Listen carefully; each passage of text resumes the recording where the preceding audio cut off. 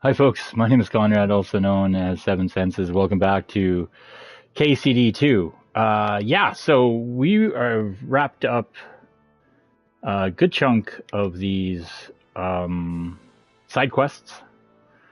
We haven't really pushed too much of the main story forward in this new region. Obviously, Hans is still kidnapped. But we got a couple more side quests as well. I want to do as much of the side quests as possible. I want to do as much of this game as possible on the initial playthrough. It's already like pretty cool how some of these side missions have paid dividends with other side missions as far as reputation or just further engagement with other characters in the game. It's pretty cool. But yeah, we found that gate to hell. Found the knight that was locked inside there. Turns out it was a knight that had made an oath, a vow, with a former priest who is no longer alive, and the only people who knew about the vow were the dead priest and the knight that was in the pit doing his job. So we got rectified that situation. It's pretty cool. We also got another mission from Menhard, the new Swordmeister of the Gutenberg Swords Guild. It's kind of cool too that Menhard was one of the first people that we had met when we first got to the city, and I didn't think that he was going to have as much of an impact. I thought, it was kind of like have a duel in the streets and that'd be the end of it. But no, there's quite a bit to his character. But we'll check the stream here real quick, and we should be good to go.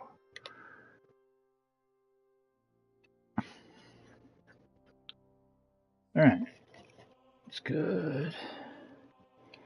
Let's kill these lights so we can see what I'm doing in the dark. All right, so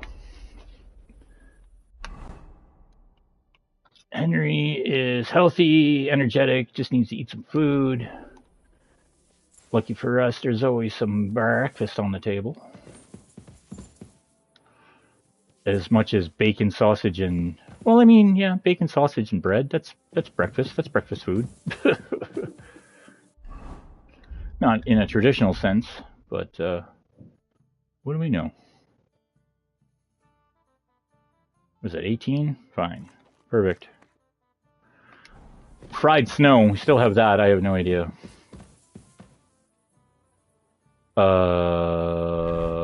There is. we're wanted. Hold on here.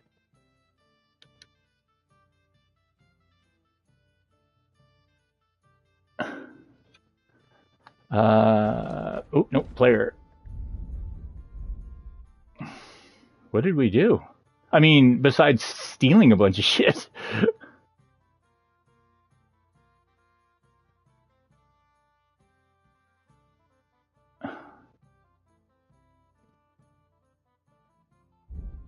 Yeah, I don't know. I guess we'll find out when we run into a guard. Oh, I'm gonna be really fat now. A cup of wine, that's not gonna help. Watch that pig grow. Boom. Well, okay, let's go outside and see what's what. Let's make sure we don't have any stolen shit on ours. Oh, we do have stolen shit on us. Oh, right. Yeah, we're probably in trouble because of what we did with what's his pickle at the smithy or whatever the hell. We basically choked out a dude in front of another dude to steal some shit for the Thieves Guild. I'm assuming that's what we're in trouble for. And of course, Strange Little Verse 5, we kind of lucked out on a couple of those. Everything else looks good, besides my Kuras. Fuck. I should just move it to the horse just to be safe. I don't think even keeping it on the horse guarantees its safety. But I don't know. We're in possession of some stolen shit. But I will... 134, yeah.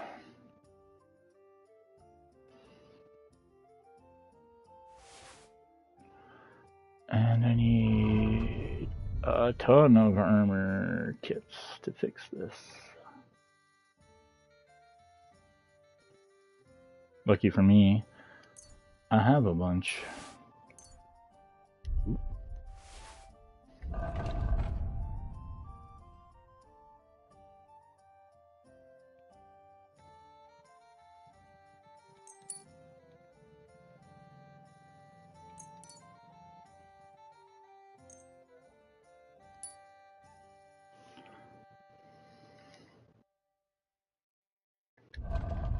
Oh, I need armor smith kits. More armor smith kits.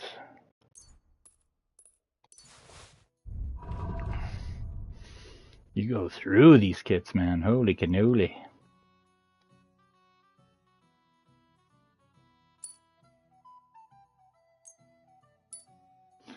Okay. So, worst case scenario, I'm using this for the time being. All right, well, it is 5:30 in the morning. We're a wanted man. Oh yeah, and we have this duel to deal with that we got from Menhard for a woman's honor.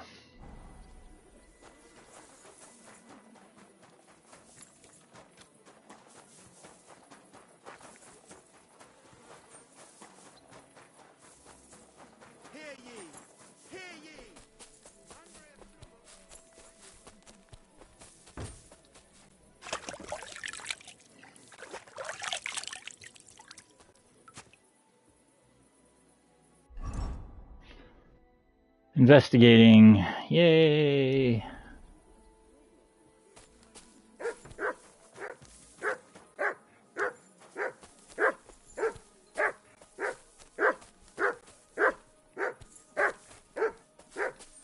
Mutt!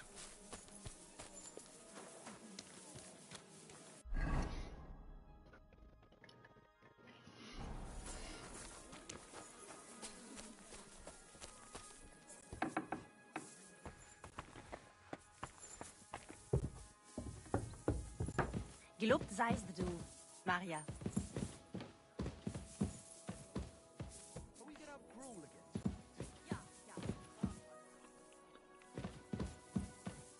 This is the guy? I come on behalf of Widow Gerda. I will stand for her in battle. What terms shall we agree to? So she went and found a swordsman anyway. I had hoped that it wouldn't come to this. I won that money fair and square. But you don't have a witness, or any document. No, I don't. Just my word. And I will gladly even swear on the cross. But once I pay the guild dues, they'll make me a master and I'll finally open my own workshop. I swear before God I'm in the right. And if there's no other way to defend my good fortune than with a weapon in my hand, so be it. Unless you would show mercy and let me win.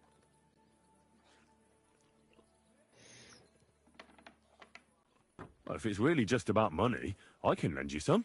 You're kind, but now I can't back out. It would look like admitting I was making it up the entire time. I don't intend to break my word. And I certainly don't want to ruin my reputation by throwing a duel. As you wish. Right is on my side, and God will certainly guide my hand. We just have to agree on the weapon you want to use. Oh, that's easy. I choose sword. Which weapon is best for you? I'm a cobbler, not a swordsman. I'll have to borrow a weapon and armor from somebody. Go back to Gerda and tell her we're agreed and that we'll meet there. Southwest of the city is a large solitary tree on a hill. Gerda will know where, so come together. I lost reputation because I chose the sword because he's a poor man. I don't know what the fuck's going on, but he doesn't want my goddamn money, so fuck him.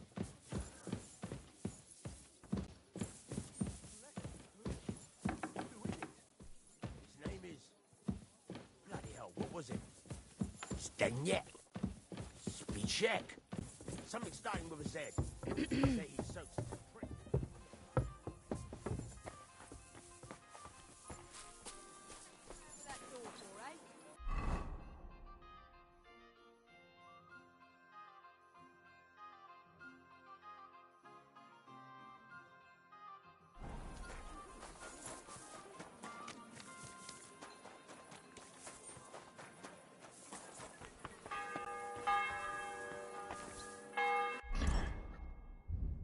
What is that buff? Whoops.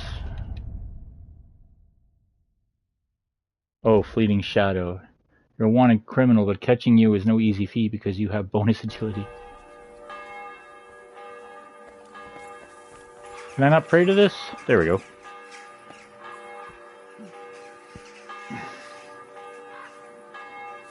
I believe in God, the Father Almighty, creator of heaven and earth, and in Jesus Christ, his only Son, our Lord, who was conceived by the Holy Spirit and born of the Virgin Mary. He suffered under Pontius Pilate, was crucified, died, and was buried. He descended into hell. On the third day, he rose again. He ascended into heaven and is seated at the right hand of God the Father Almighty. He will come again to judge the living and the dead. I believe in the Holy Spirit, the Holy Catholic Church, the communion of saints, the forgiveness of sins, the resurrection of the body, and life everlasting. Amen. I feel like I'm back at Mass. Alright.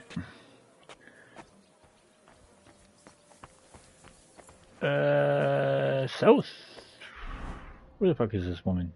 Oh, she's the yellow one. This way. Greetings. Good to see you. Good day.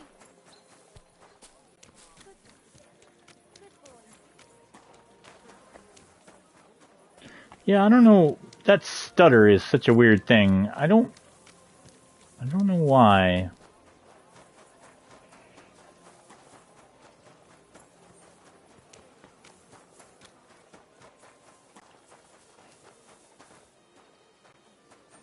We got you now, you bastard! Surrender at once! Fuck off! Fine. Oh, no. That was the wrong button. That was the wrong button. That was the wrong button. That was the wrong There's button. no point in resisting. You will be justly punished for everything you've done, for all to see. What did I do? List crimes. Oh, theft of the book. Assault on the minor. Yeah. Theft. Yeah. Trespassing. Yeah. Perk. Basics of law. So that drops the fine $125. Okay. Well, these are all very hard. We're good at everything. Speaky. Charisma? No, we'll do speech. Wait, no! You're wrong. Do you mean to tell me that a man has no right to protect his honor? I was insulted. And in a country that honors God, to protect oneself from offense is a divine right. But I reckon none of that applies here. How shameful. Hold on now. We're all decent folk here. If your deeds were truly committed in defense of your honor, then we'll leave things be for now. These days, no one's ever really safe. God be with you. Greetings to you two. And this is what happens when you become a bookworm. You can just talk your way out of everything. I would like to use the book more often, to throw that theology shit in their face. It's kind of funny. But yeah, that makes sense. It's all for those yerd crimes. we thinking we're being like super sneaky, but yeah, he caught us how many times in the basement before I finally like got the job done. So, you know, it's fair, it's apt. I'm like running around, what do you mean? What's going on? What happened? Oh, I'm going the wrong way.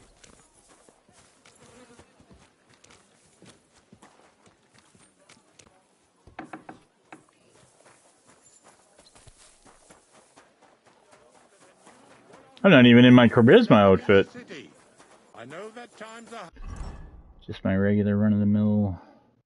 Okay, well, now that the coast is clear, I can actually put my...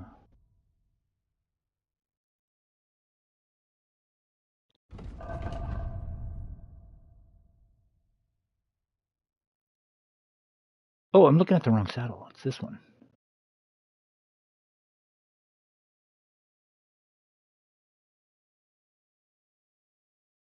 Yeah, oh yeah, it's got like a high thing to it. Sure, why not? Try it out. It's the exact same. Carrying capacity doesn't change. And none of us has much to spare, but look around. Crime of all kinds is surging in the city. Oh, well now our stuff kind of matches a little bit better. Charlatans, sellers of worthless tat who charge He's a little dirty. crooks one and all. The tax will allow the city authorities to strengthen our defenses and protect you and your neighbors.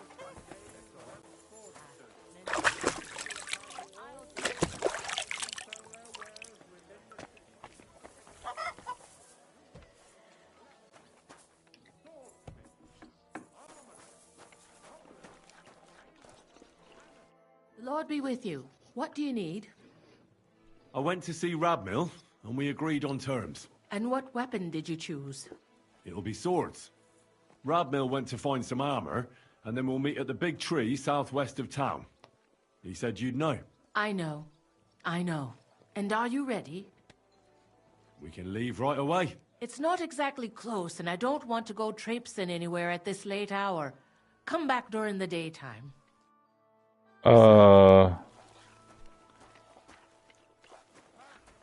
What? Daytime? What the fuck? Is it too early? She thinks it's like early? I don't know.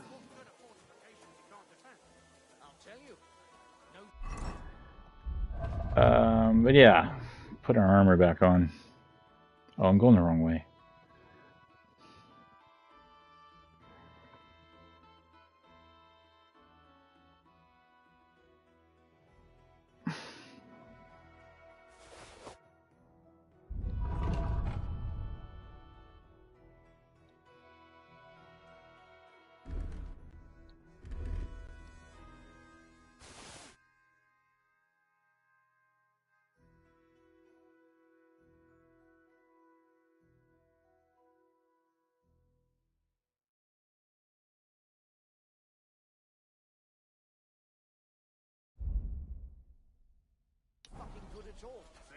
I didn't say I wouldn't contribute, but I'm not... Good doggy, good boy. Till I see cut stones, line, scaffolding, and 20 men.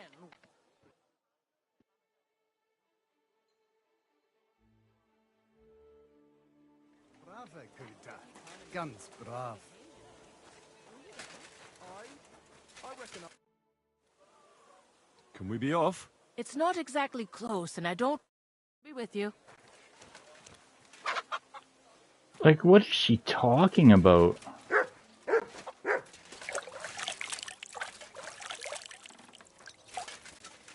Christ, pardon me.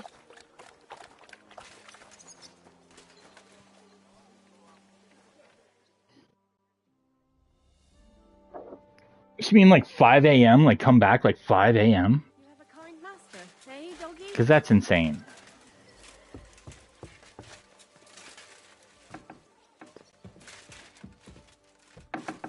Like, this is some arbitrary shit right here. Can we be off? Then let's go, so I can finally have some peace. See what I mean? She doesn't want to, oh, come back in the morning and then wait 2 hours longer into the morning. What the fuck? Today, the dispute between Gerada and Radmil will be decided once and for all. If necessary, I will gladly testify as to the recipient of God's favor in this duel today. Radmil will fight for himself, and Henry will take up arms for the widow Gerada.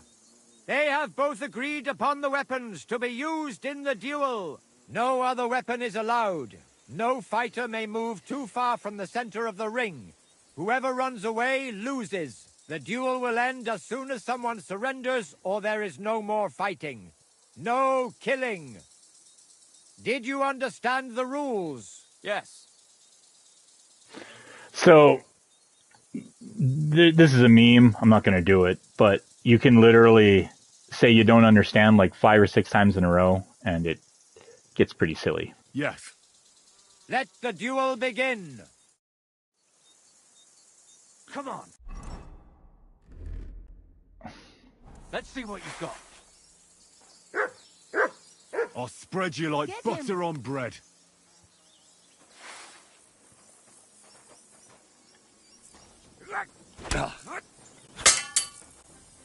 Henry, come on. God, I always... Mercy! Thank Spare you. me! I knew that the truth was on my side. Oh, you certainly know how to fight. So it's decided. Unfortunately for me. Let's go to the others. Radmil, Henry, you both fought valiantly, but God has decided the truth lies with Goodwife Gerda. The dispute has thus been justly settled in her favor. Yes, that's right. Did you hear that? Don't you even think of trying to get money out of me now. I've got a witness that you lost. Don't worry. I honor your victory. You won't hear from me again. And you, Henry, here's your well-earned reward. If you ever need to lay your head down in the city, I'll tell my cousin at the Tarmac Tavern. I'm glad to have helped settle this. This duel was guided by the hand of God. If necessary, I will testify to everything. No women? Trial by ordeal. Oh, we leveled up. No money?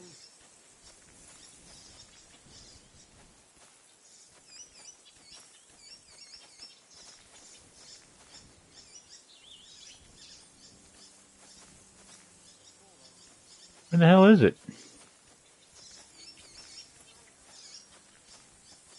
Oh, is that it? It's kind of hard to see.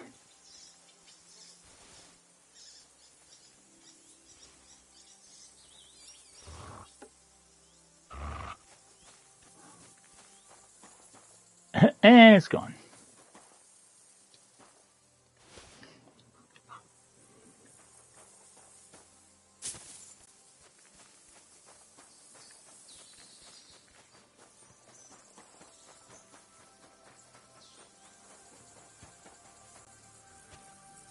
What's done is done. That's the end of it. What's done is done. That's the end of it.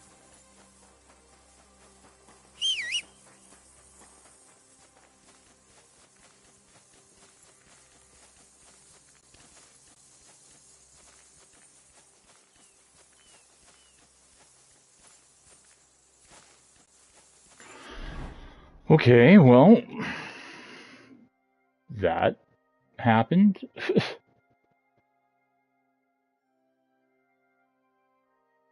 Oh yeah, we gotta go pick up the sword.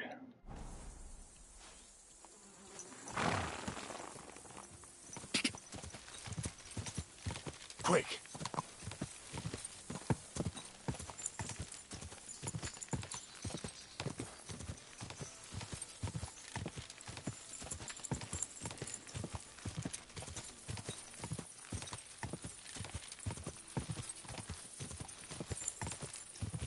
God. God.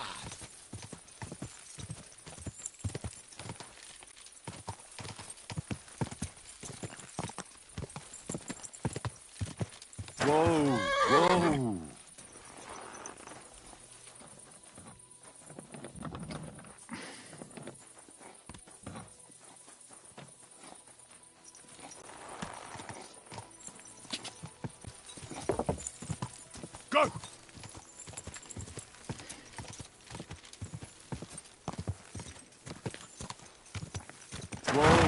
Whoa!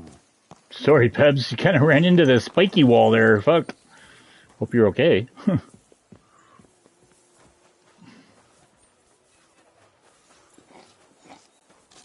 you hear about what the Bailey?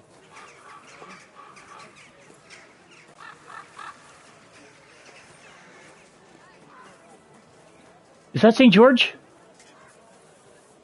Is that the dragon? Is this the picture?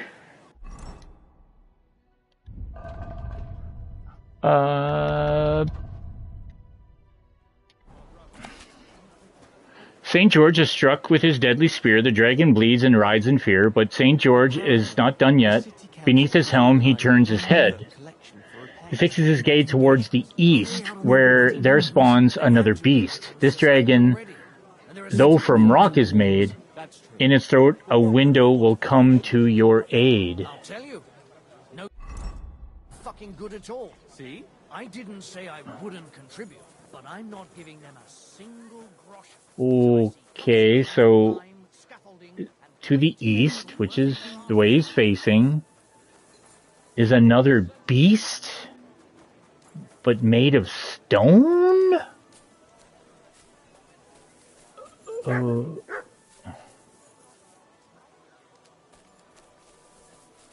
shouldn't be walking around by yourself. Awful things happen.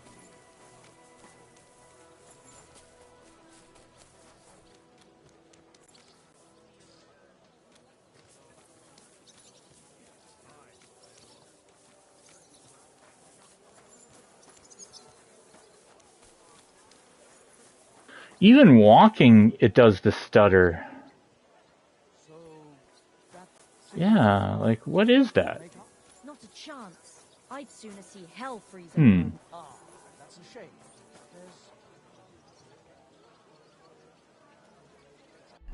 How did that end?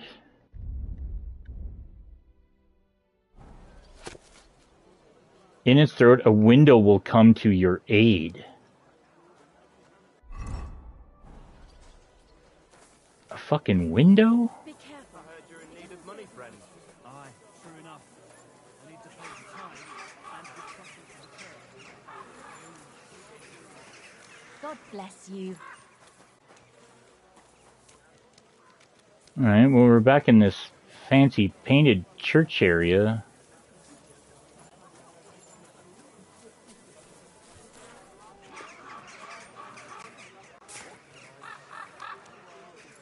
Muslim, Bachit, the strongest Bachit from Kasho.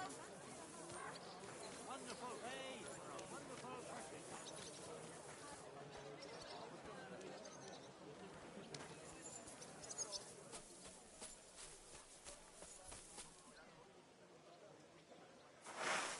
Oops. Put it away, Henry. Fuck.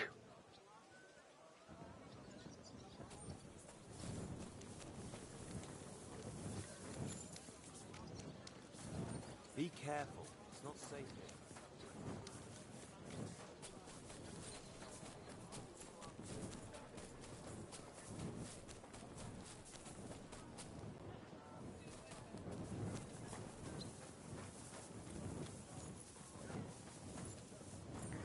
Man, I don't know.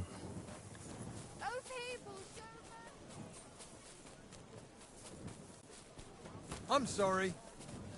A fine day for some fine wares. Come and take your pick.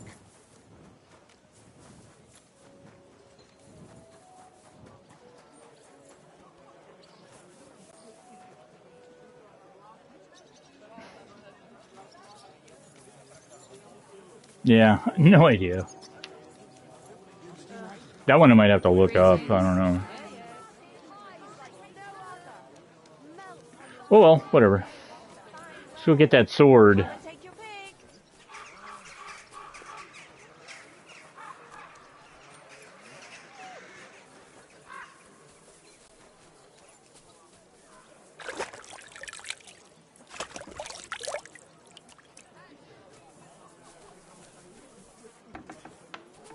My respects. Take a look around, but no fooling about. Menhard sent me. He said you still have the sword-fighting Brotherhood sword, and it belongs to him now. Henry is just... That's going to be a little bit of a problem. I don't have the sword anymore. What? Who'd you give it to? Nobody. I was so angry when they appointed Menhard to run the guild that I threw it in the rubbish heap outside the city. What? Wow. You have no idea how much I regret it. Especially now. I'd rather put all that bad blood behind me. Do you think you could forgive me? So we could be friends again? All right. The sooner we stop arguing with each other, the sooner will the sword fighting hall function properly. So where is that sword? Like I said, I threw it in the rubbish heap. Right behind the city gate, next to Routard's. It must be there somewhere. You can go and get it. Me? Don't worry. You'll find it easy enough. I threw it next to a big bush. It might already be buried a bit, but if you dig down a little, you'll find it.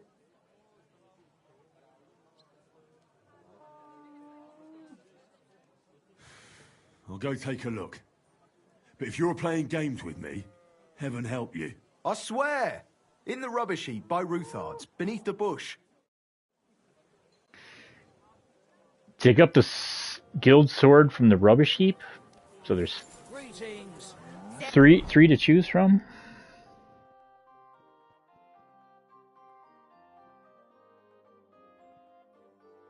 Oh yeah, this is where we ran out of town when we busted into what's his name's house. Come and take a look. Quality good. Juicy apples. Yellow and red. Same to you.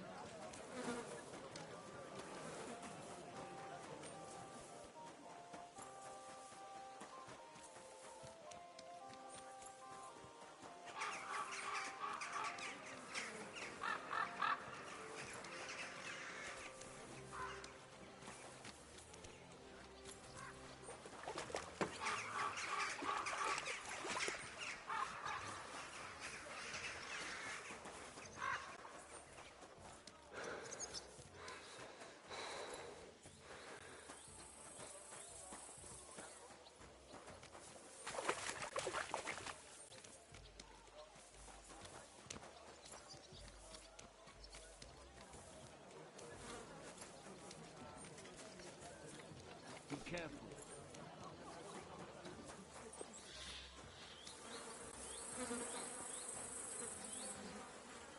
Yeah.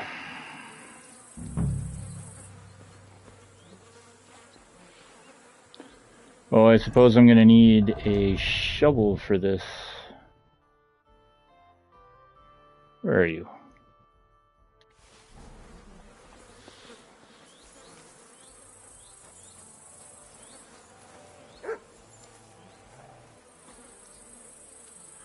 A goddamn dog.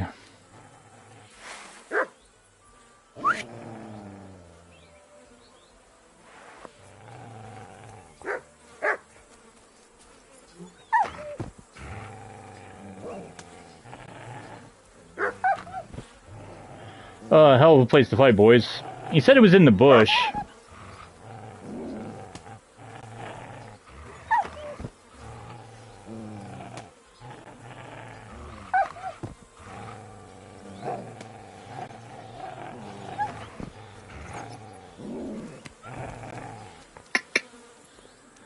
Never doubted you there, Pebs.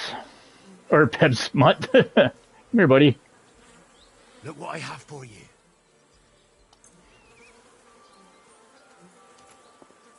Yeah, that's the non-rolling down the hill meat. Quick, before the rat gets it. Ow, you little...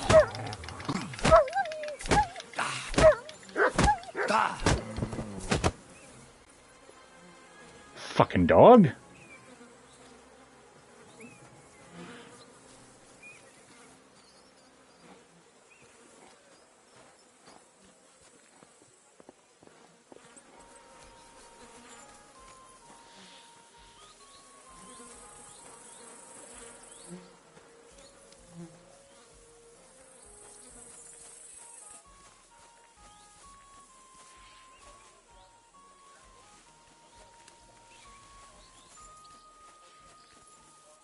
Oh, I'm out of the zone.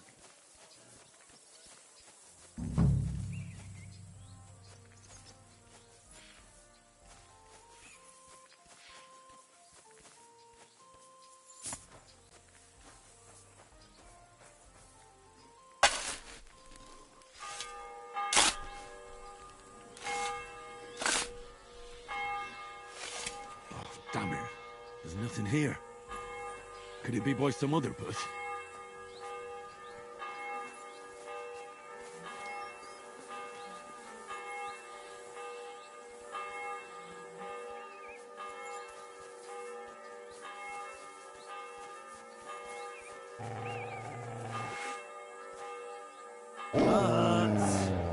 Hey!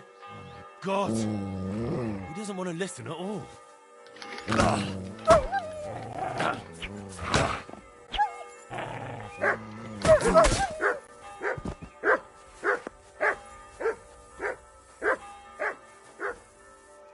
Yeah, thanks, Mutt.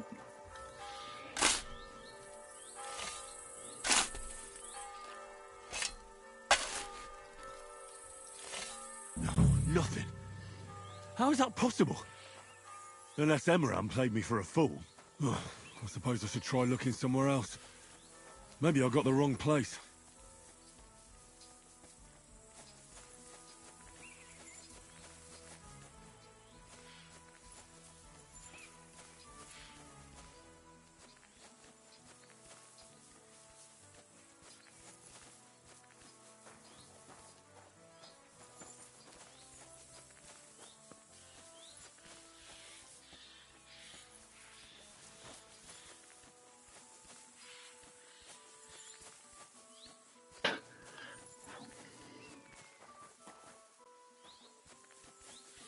I mean, it would have to be pretty level ground, right?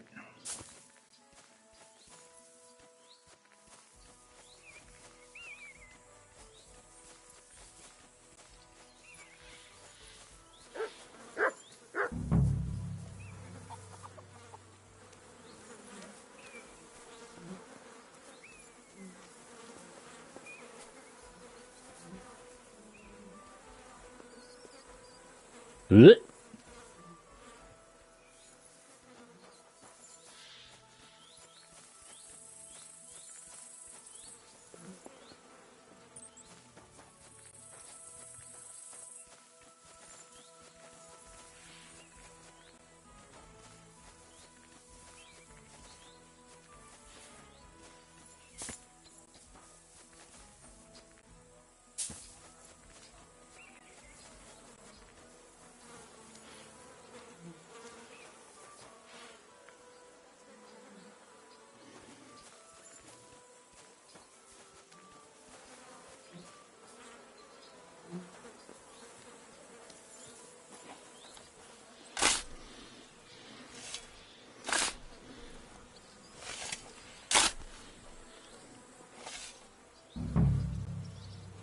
There's nothing here.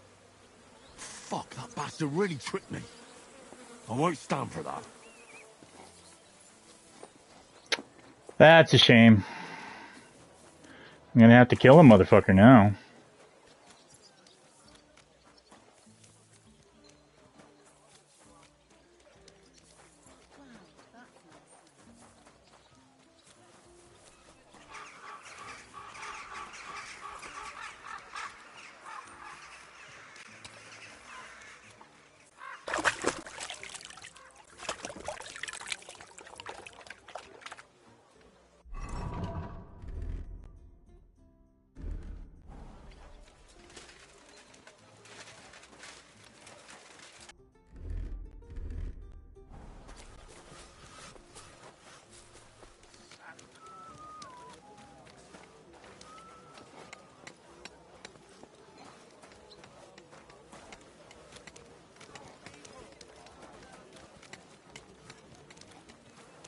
Keep close to us.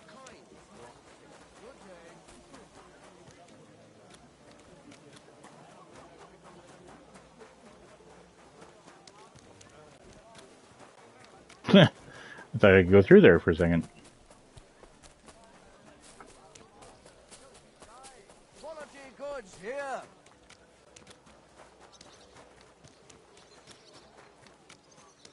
A wonderful day.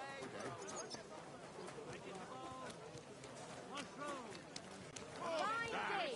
Some fine I'm weather. telling you, nobody gives a shit.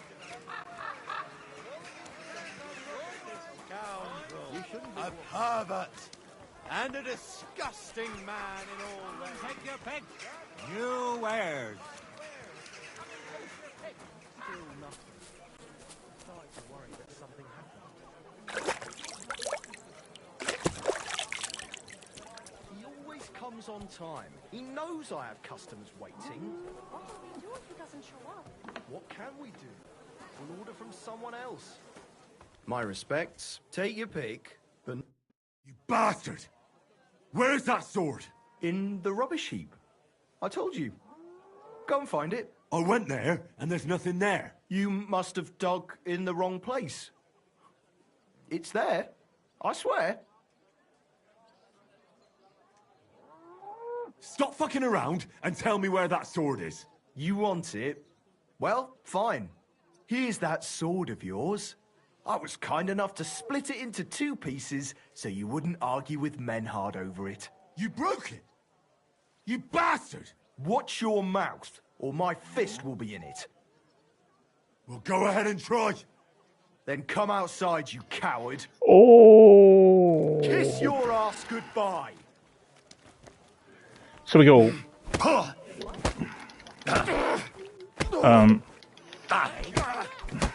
Yeah, how did I do that? Jesus! Stop beating him! Hey! Stop fighting! Shame on you. Hey, what are you lying here for? Sit somewhere else. Yeah? Is there no one else? Are you all right? Hey! He might have hit his head, but that was his own volition. Just Are these- watch where you're going next. Are these community apples? Why am I on the ground? I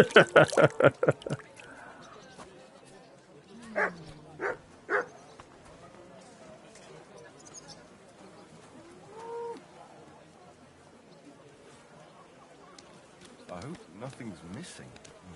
No, I have everything.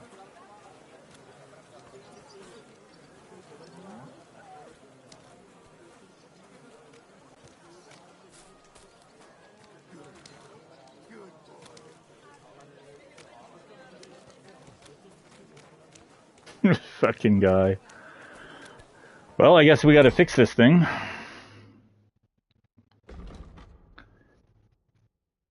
Oh, we just have to bring it to him.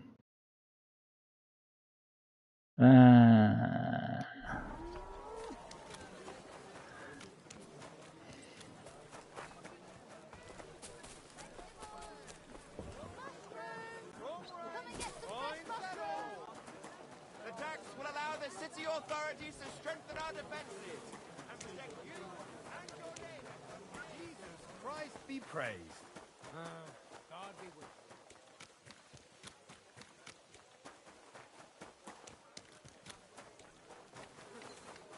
You shouldn't be walking around like...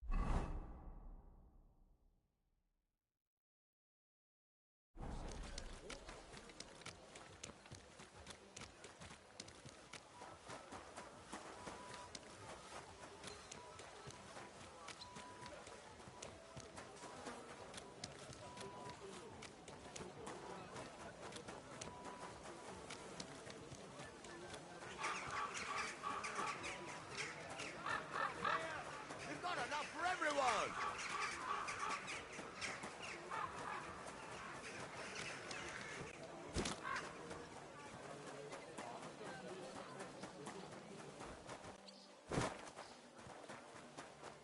You shouldn't be walking around.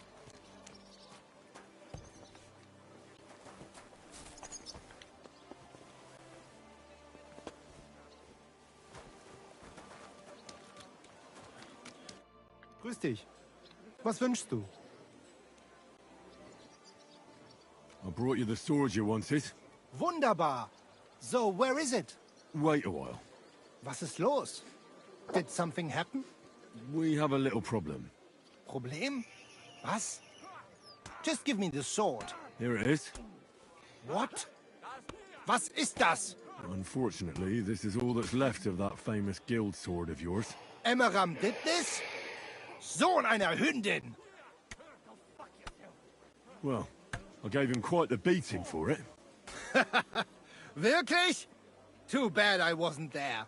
That would have cheered me up right away. And now what will you do? What do you think? Without a sword, people would only laugh at us. I'd have to find a blacksmith and... Wait a moment. Yeah. You're a blacksmith, yeah? Yeah. I like where you're going with this. Take the pieces and put them so nice back together. Das ist einfach, yeah? Well, I suppose you could weld it.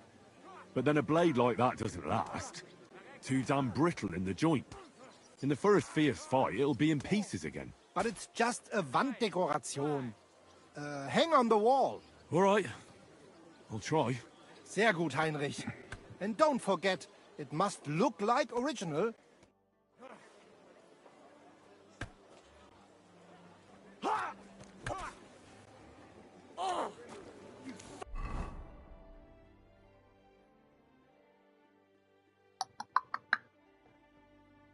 Ooh, oh, there's one.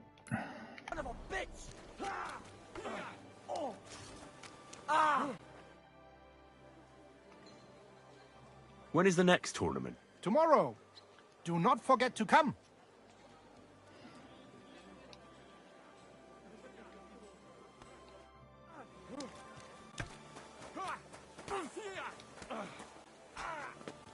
They didn't put in gates, but they put in things that you can jump over. I fucking love that.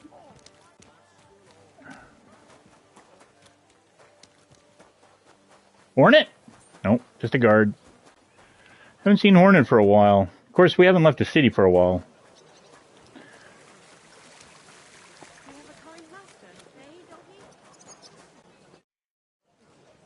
How's the winemaking going, Casper? Did the sulphur help you in any way? Henry, my lad, I finally figured it out. So, what is it for? I'm not sure if the monks use it in the same way, but I tried smoking an empty barrel with it, and the wine in it lasted a lot longer. Now I don't have to sweeten it or put any fruit or sap in it, and it tastes a lot better. Try it yourself. I saved you a bottle from the first batch. Thank you. I really appreciate that. Keep up the good work. If God wills it, yes. God be with you, good sir. Wine from Casper's Vineyard. Elegant and lean flavor. Light aroma. Think Dry Devil would like that? Ooh. My respects. Fuck, do I even have... Do I need pieces for this? What do I need? Crafting.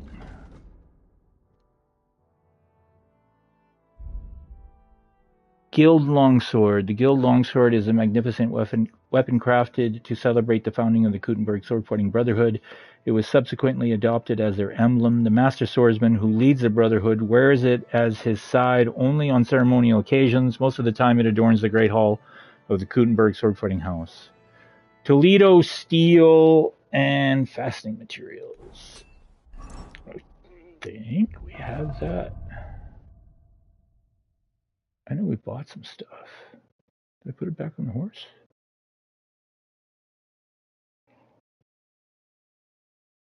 Still can't. Yeah, no. I guess we don't have it.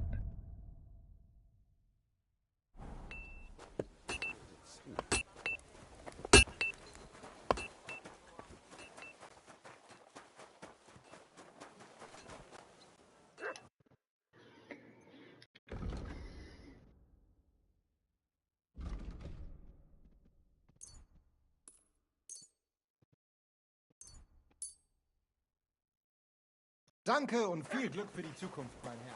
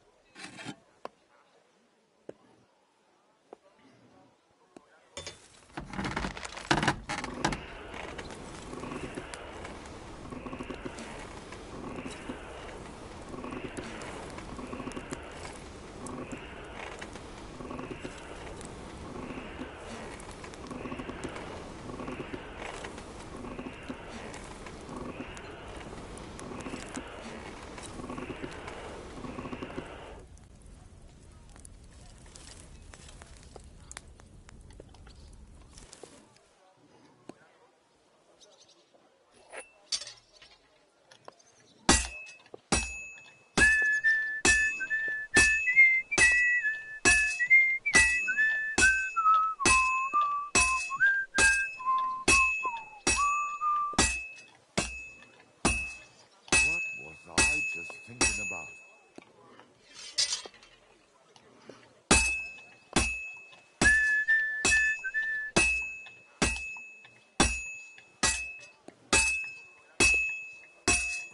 Well, I'm about halfway done.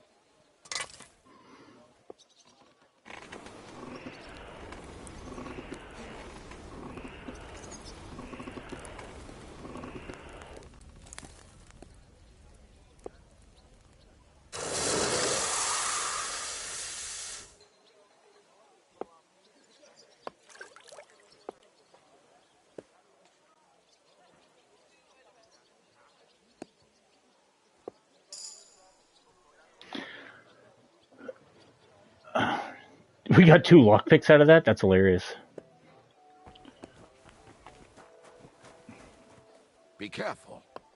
God is punishing us for.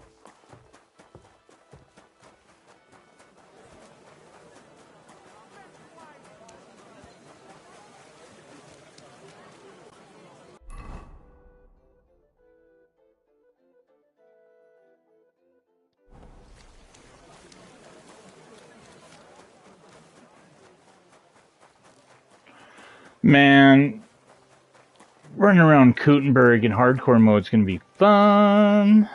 Everything in hardcore mode is going to be fun. It's going to be a long, long playthrough. They had 2 collections just like it already. Damn it. Oh, nope, here we go. No fucking good at all. See? I didn't say I wouldn't contribute, but I'm not giving them a single groschen until I see. You shouldn't be walking around. Well, I don't know how you'll like it, but I brought you the repaired sword. Gib es mir. Give it me.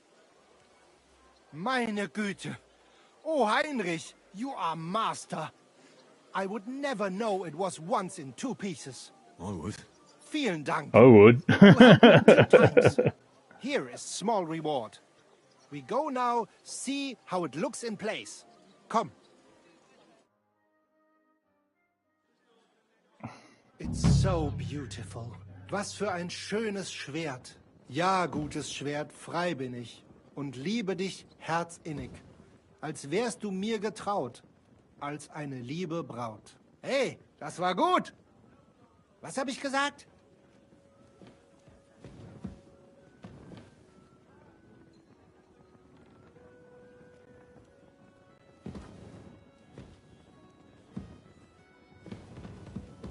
Yeah, I mean, huzzah.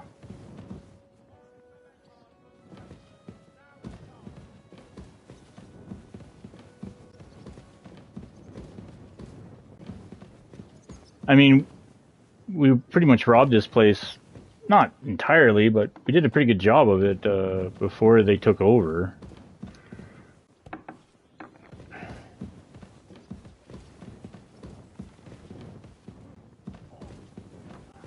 For instance, I don't think there should be anything in this room. Oh shit, it returns.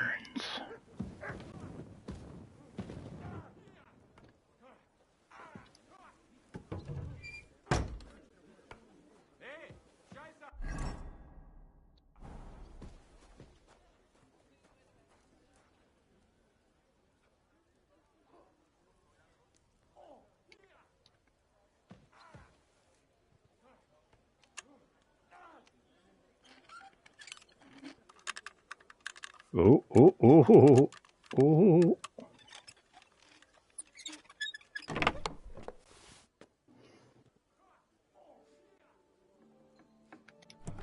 Ah! I just wanted to open the lock.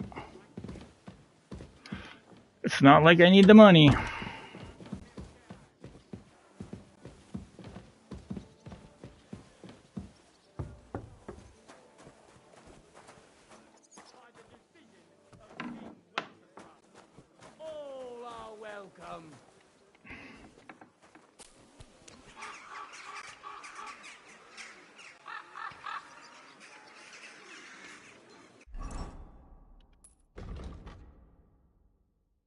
Well, the tournament's tomorrow. That's cool. But yeah, let's do some main quest. Oops, go back. Recap this. I'm not going to read this all, but we could cliff note it.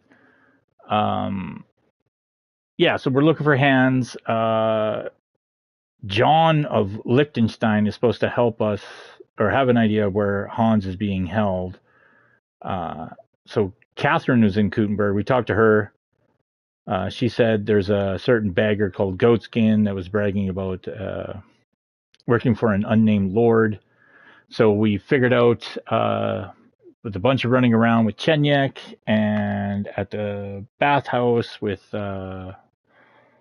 Mary, Lazy Mary, whatever the fuck her name was, Lousy Mary. Yeah, we found Goatskin, got some information out of him. Oops.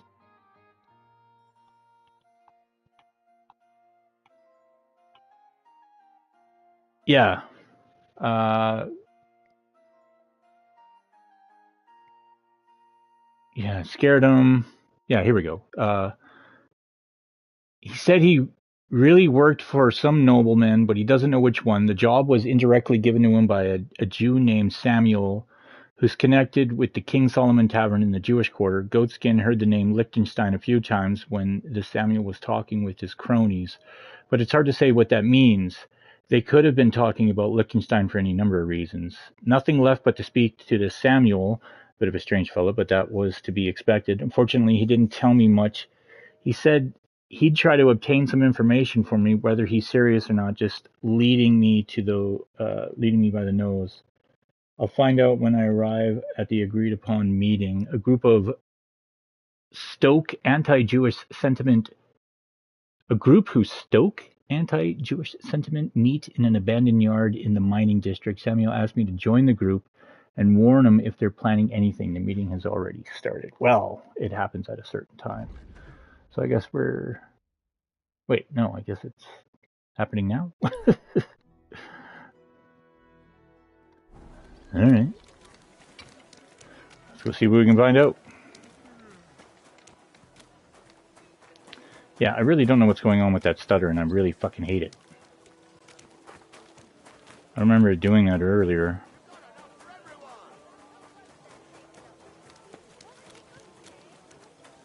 I mean, I have it. Whoops. I have it on... Yeah. Performance. This is their, like, you gotta buy a PlayStation Pro, man. Greetings, friend. Lay off. Well, It perhaps happens. I was a Just little watch where you're going next time. I was just trying to be friendly.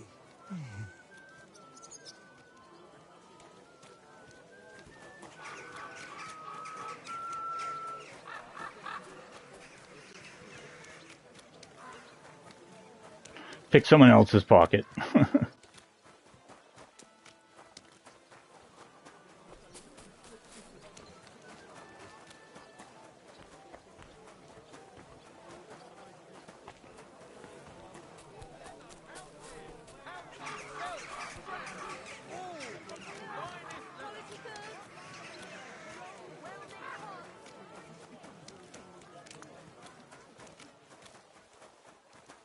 Yeah, man. Oh.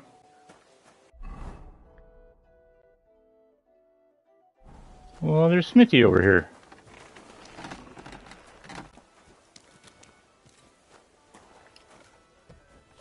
How many other businesses do I not know of?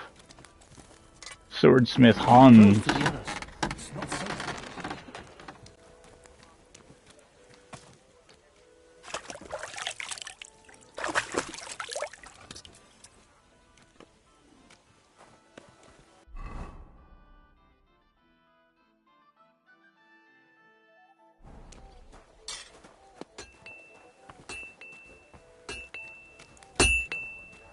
Excuse me?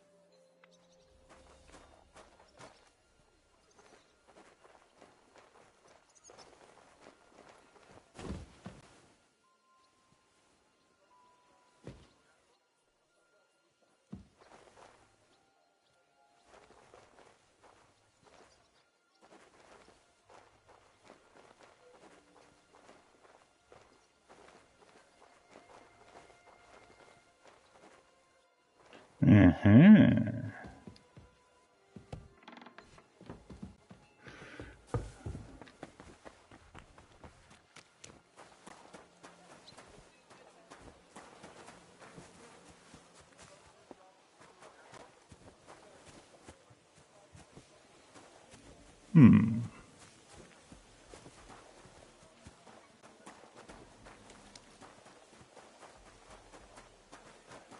Stay close to the others.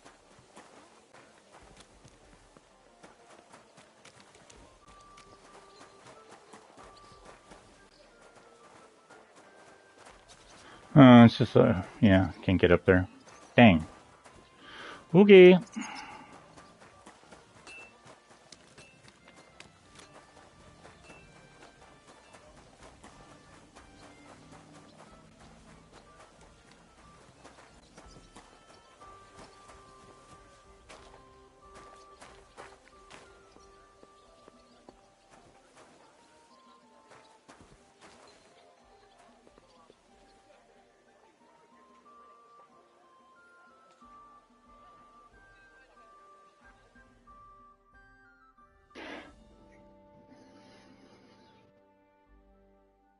It's a little later in the day than I thought it was.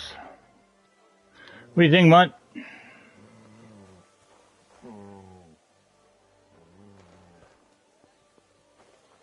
Better place to wait?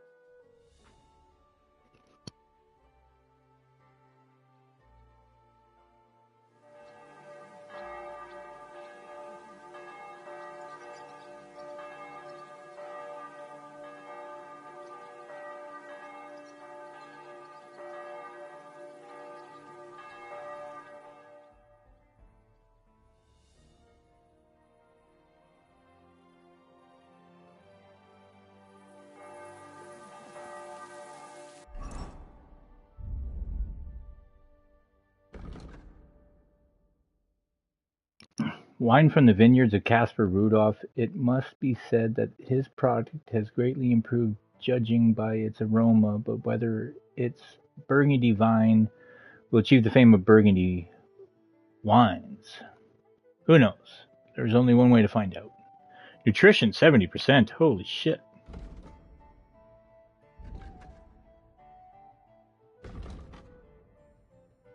$18. Any of this give me energy?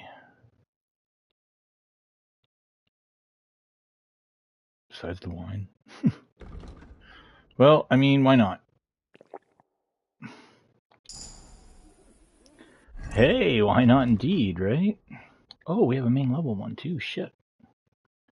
Not even paying attention. Nightcrawler at night. Yeah, that's not bad.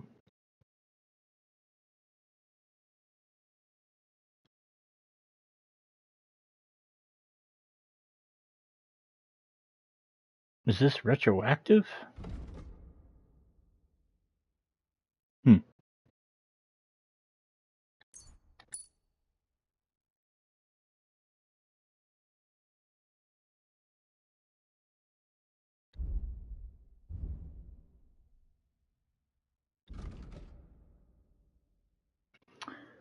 When you're positive phase of drunkenness, you'll get a bonus for up to +4. Drinking wine or beer will heal you for 5 health. Spirits can cure poisoning. Jesus Christ, really? That's cool.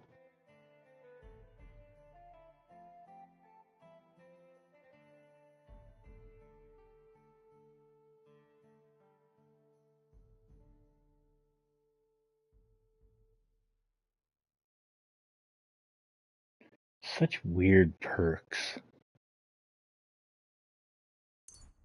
I mean, yeah, drunken fist fights. Why not?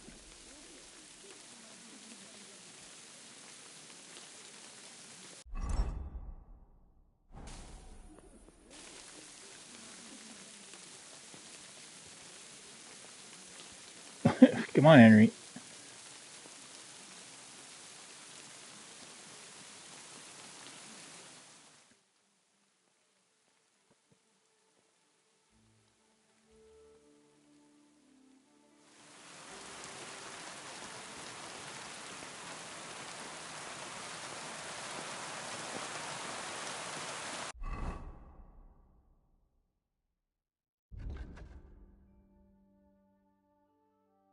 After sunset.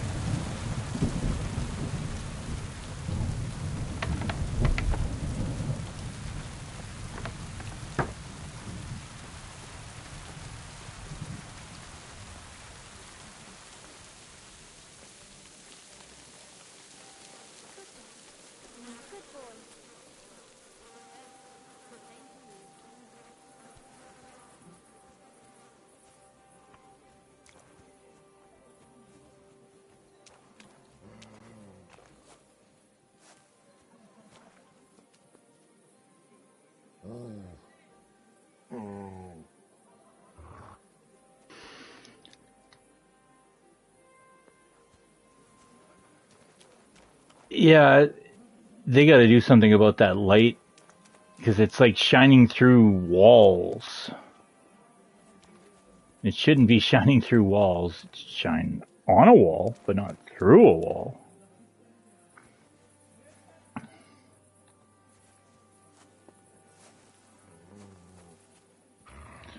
Well, Christ, people, where are you? The sun is down. Get your little AI asses moving.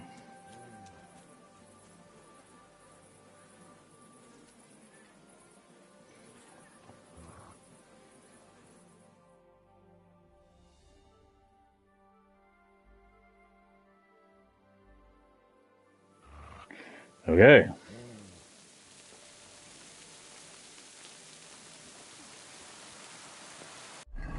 Wait, it's over here now?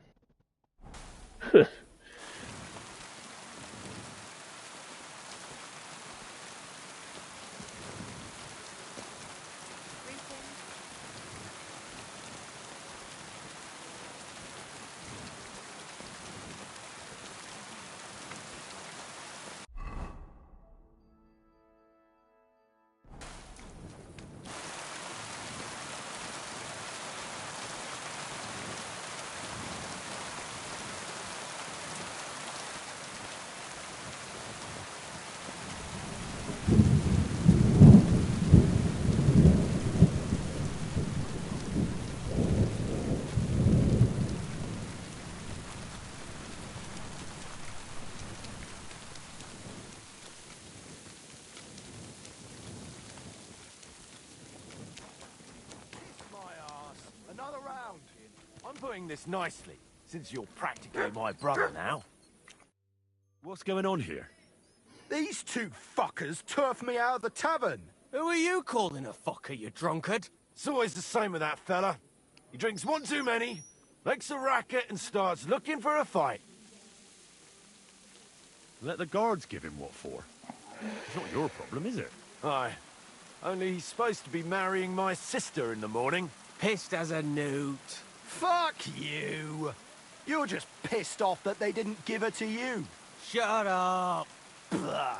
I'm in the right. You're in the shit, and with not a groschen to your name. You're getting married tomorrow in this state. Whatever will the wench think of you? I'm getting married, even if they have to carry me to the altar. Poor girl. This sack of shit will be no good for her. Calm down. Don't forget he's going to be my relative come tomorrow. What? No good for her? She says she wants a horse. I'll get her a whole stable of them. She says she fancies an apple, I'll buy her an orchard. And when she wants children, then... Then she'll come to me, because you'll be lying in a drunkard stupor under the table. Oh, yeah? Come on, then. You all need to grow up. Fighting here might make you look like tough men. But what about the poor girl? On her wedding day, her groom will be dragged in, bruised and battered by the bailiff, and her brother and his mate will be labelled troublemakers. I'm not the one causing trouble here.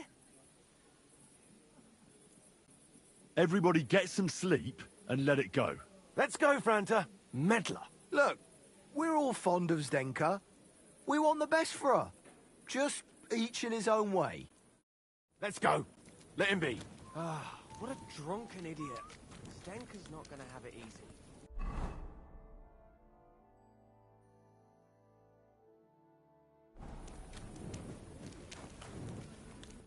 Where have you been, Goy? They have been waiting for you.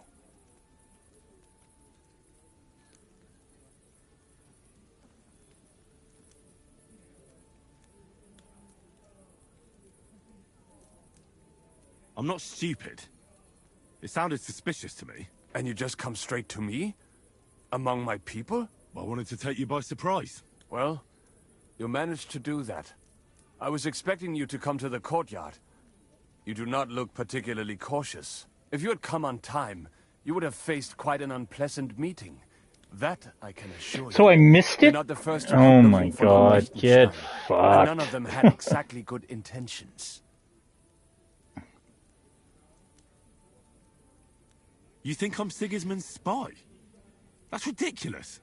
Me, of all people. It seems you think rather highly of yourself. But to me you were just Plony Almoni, young man. Plony who? It is a saying of ours. It means I simply do not know you. I've never seen you, nor heard of you. All I want is to speak to Lord Liechtenstein. The ones before you said the same. Honeyed words and a dagger behind their backs. But it seems luck is with you, though. While you were gone, I asked around about you. Somebody saw you at Zuchtol in the company of the Margrave. That is some high-born mensch. How do you know him?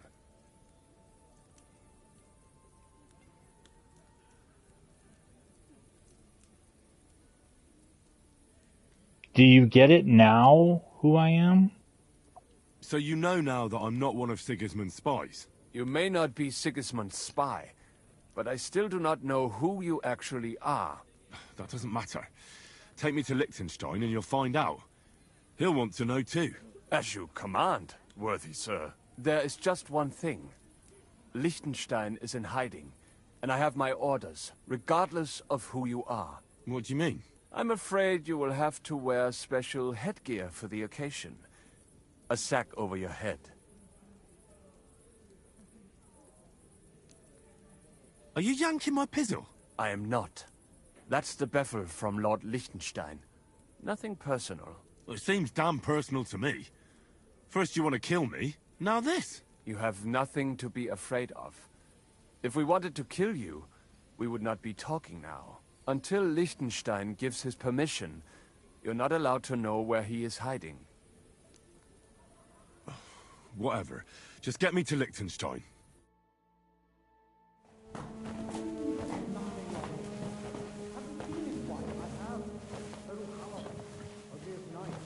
Wait. Who is that somewhere? We will soon find out. Let us in. Wenches or the neighbour's daughter, any dirt you can dig up. Off you go! Oh, who have you brought now, Sam? I'm not entirely sure, but he says he knows you, and absolutely insisted he had to talk to you.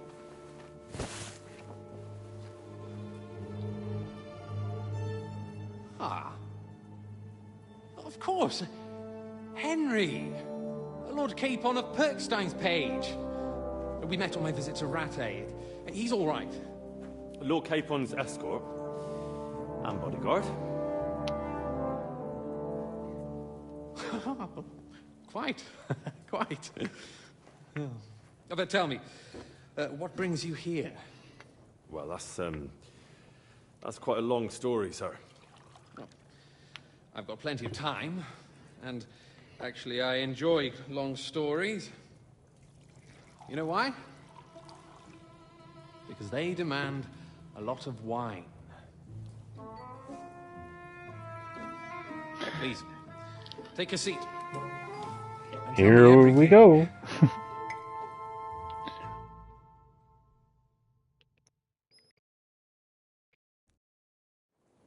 If I'm not mistaken, Jobst sent you to von Berkhoff with a message. How did that go? In a word, badly.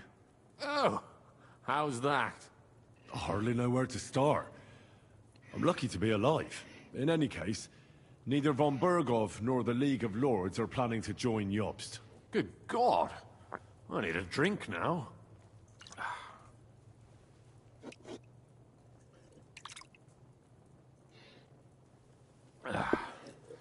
But did you manage to deliver the message in the end?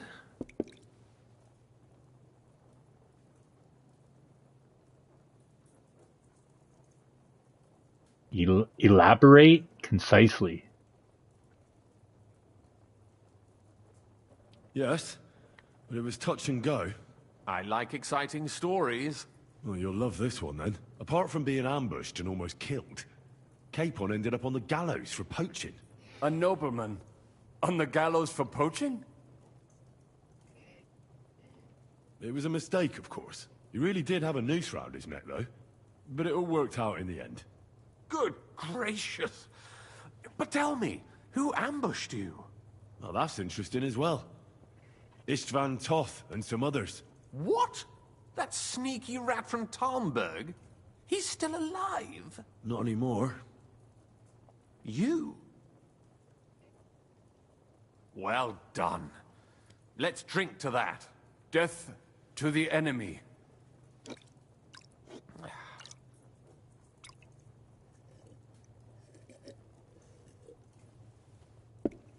What happened next?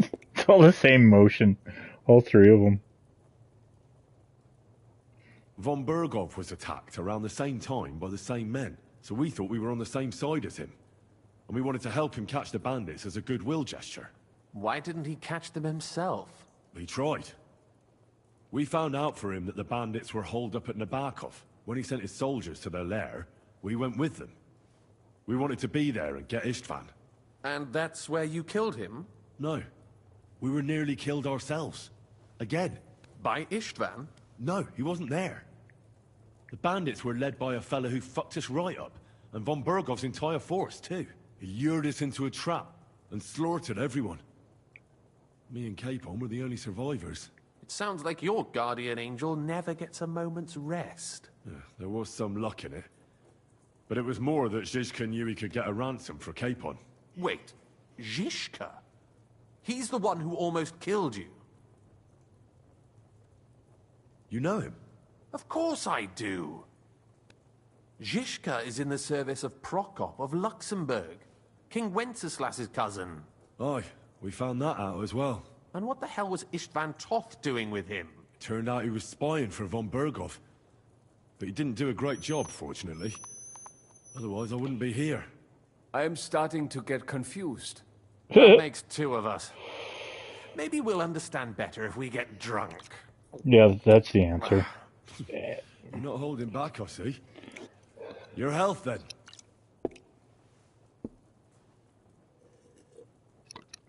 After Zizka took us prisoner, it finally became clear we were on the same side, and Istvan had to flee. So when did you kill that bastard? Not till some time later. Just when we thought we were out of the woods and Istvan was gone, he appeared outside the walls of Nabokov again, with von Berghoff and Markvart von Aulitz. Von Aulitz was on his way to Kuttenberg with reinforcements for Sigismund. And with the finger of God. With the what? A bombard. Good lord! Have you ever seen one? I hadn't, until they used it against us. I've heard about the bombard. An infernal weapon. Then what?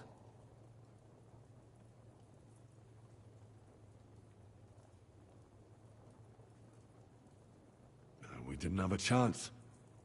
They blew the tower to pieces and took us all prisoner. They took us to Trotsky and tortured us. But with the help of a woman who works with Zhizka, we managed to escape. Zhizka. That man always has a trick or two in reserve. Thank God.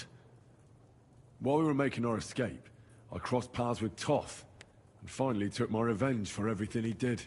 Dull moment with you, I see. To happy endings, then. Swirl, sniff, And where drink. is Lord Capon? Or should I call him the Prince of Poachers?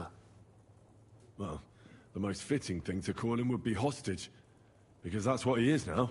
A hostage? That's right. Von Bergov took him with him. And that's why I'm here, in fact. Your original plan went badly awry, I must say.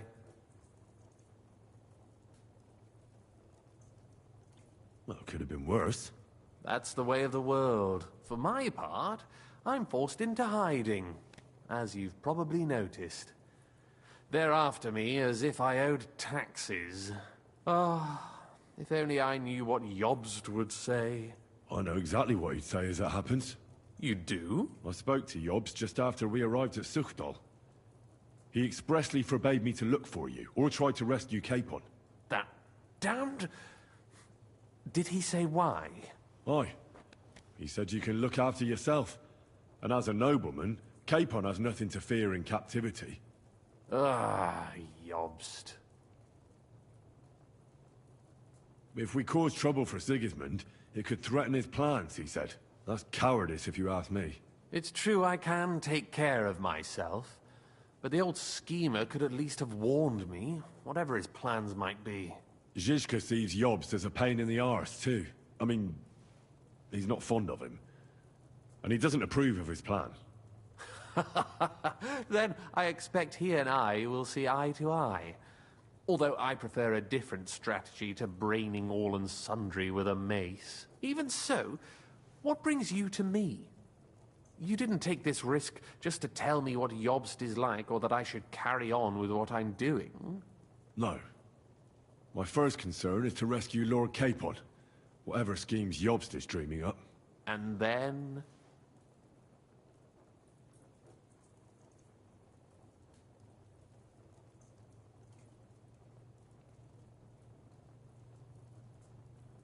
And also, it's about your safety. My safety? You know, they tortured us. Zhizka, Godwin and me. They asked about Jobst's plans and about you. I'd have held out, but Godwin... He told them where you were. Where I am? In this city, you mean? That's not such a terrible betrayal. Gutenberg is a big city. It's like looking for a needle in a haystack. Not that they have not tried. They almost caught you a couple of times. If it were not for my people. That's true, of course. But I'm not going to bear a grudge. The executioner always gets what he wants. And if he hadn't, we wouldn't be talking right now. I apologize. No need. It's not your fault. Nevertheless, let's turn the page. Capon. How do you plan to free him? That's exactly why I came to see you. Oh. How's that? Because you know how to do it. Don't you? You have a lot of confidence in me. Well, I don't have many options.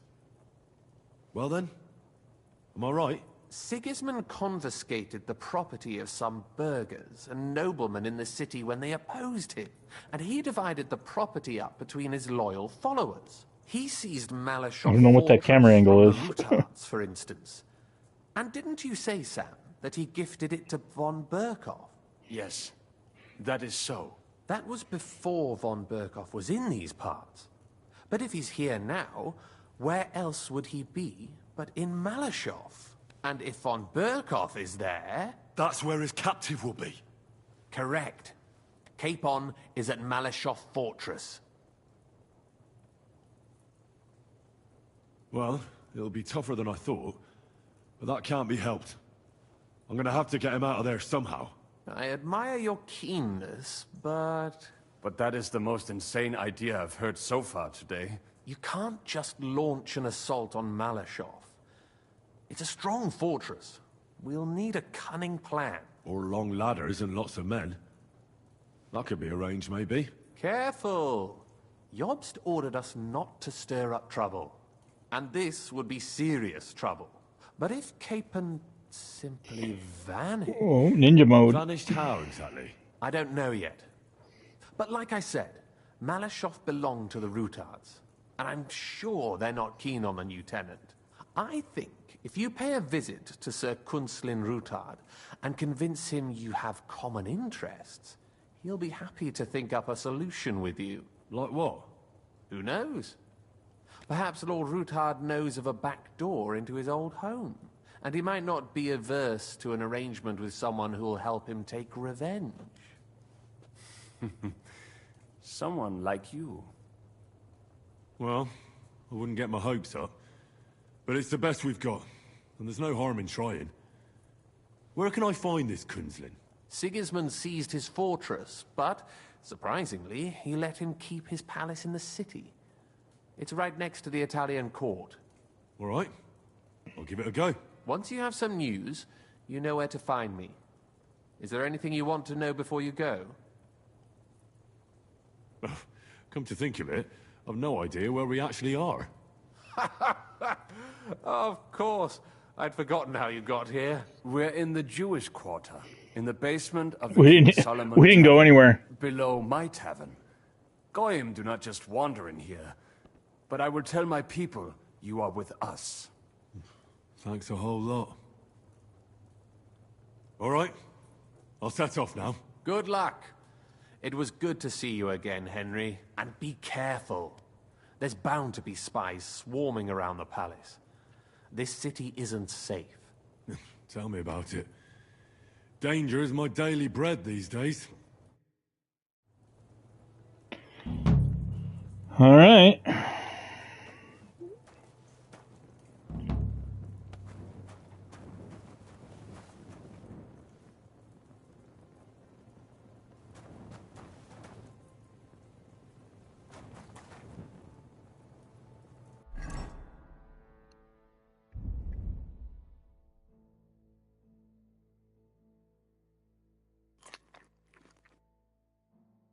Oh. Controller died.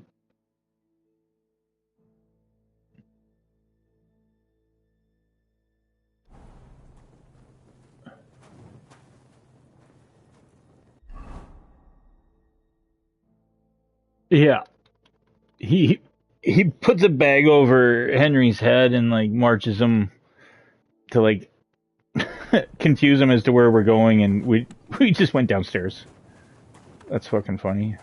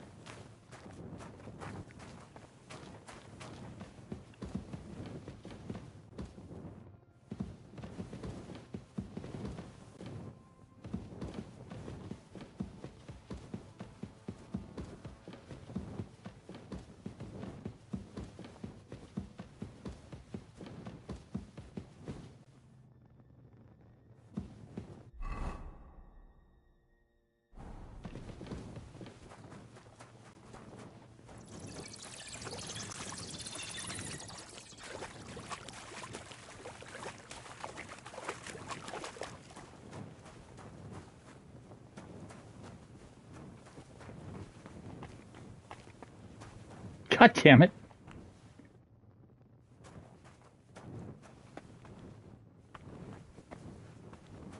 Fuck your arbitrary story mode bullshit doorway stoppage.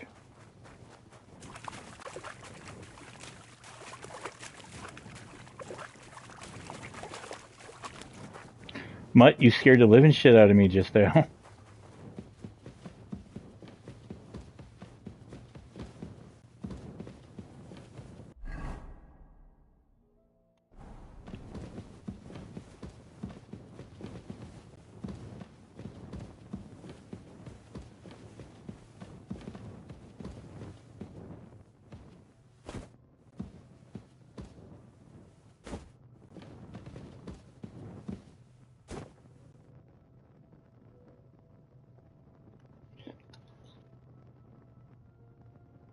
Hey, Dard. Yeah, man, it's awesome, dude. It's so much bigger than the first one. I don't know if you played the first one at all, but yeah, this game's awesome. Pretty good surf sim. Like right now, I just had a fucking meeting in some basement that led to some cave that absolutely leads nowhere. Like there's nothing down here. Fuck. Really cool. Yeah, man, it's badass.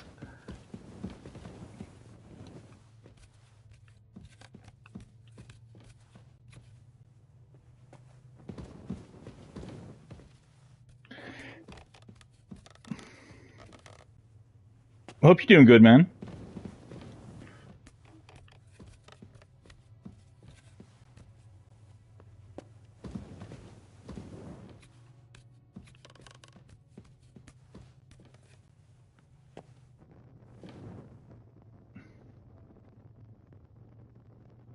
Did play it, had fun, but was just a notch too sim for me. Yeah, a lot of people do complain. Like a coworker of mine, he never played the first one, but he's definitely playing the second one, and that's his complaint with it, where like for him it can get pretty tedious with the shit. But yeah, you just kind of dig into it though. Yeah, man, it's awesome. I don't get too hyped for too many games this day and age, but I was definitely looking forward to this one.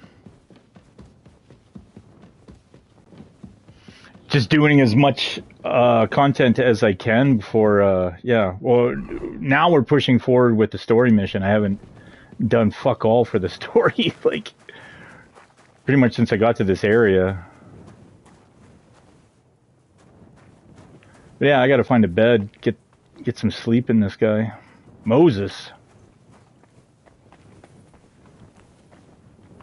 Where the fuck is the exit? Oh. Oh, no. Yeah. This is the door. This is the way out. Here we go.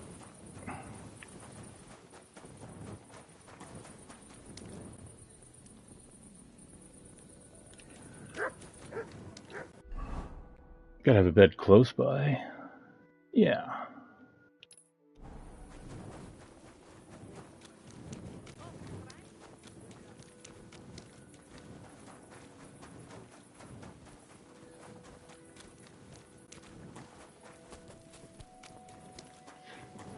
Yeah, they really amped up the way that you just the interaction with the people in the world and stuff like that. Like how like there was one mission I did where I was helping these two brothers deal with they had something stolen from them, and first we had to rescue the one brother because he was kidnapped. And then, so I did that, helped him rescue the brother from the kidnappers. And then after that was said and done, they stayed at the bandit camp where we rescued him from. And then I ended up looting the one brother's armor. And then, like, days later, we had another mission, and he shows up, and he's got, like, fuck all for gear because I took it all. So that's kind of cool how, like, you know, like, this guard right here, we could wait for him to walk into an alleyway. We can rob him, kill him, render him unconscious, take all his gear. You know, it's kind of neat. Yeah, it's very immersive in that regard.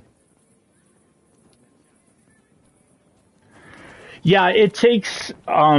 It honestly, dude, I had the game like the first one came out, and I slept on it for a bit. I didn't. It took me like 3 or 4 attempts to finally like I tried firing it up like 3 or 4 different times, and I'm just like, I couldn't get into it. I'm just like, ugh. There's so much going on here. This game wants, like, it demands your attention. Like, you have to pay attention. Like, even for this, like, this is a prime example right now. I'm doing these stupid fucking things, strange little verses.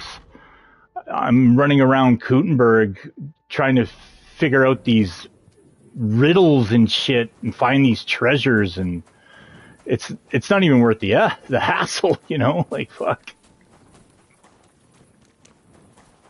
But yeah, I did one mission, like, the immersiveness, like, this guy's like, oh, I want you to find out this information from, like, this vineyard.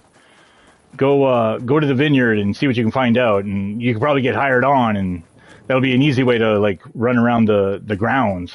And I'm like, oh, okay, sure. And I get a job there, and I'm just like, yeah, you guys hiring? And they're like, yeah, take a job. I'm like, okay. And then I do the mission, and then just ditch. Like, it just, all right, I don't work here anymore. But yeah, you don't have to play the first one if you own the first one, if you have access to the first one, yeah. They always have it on sale. The game's, like, always dirt fucking cheap. I think I went up one floor too many. But I love it. I slept on it for sure when it first came out. No, it's this stair. Oh yeah, this is my room.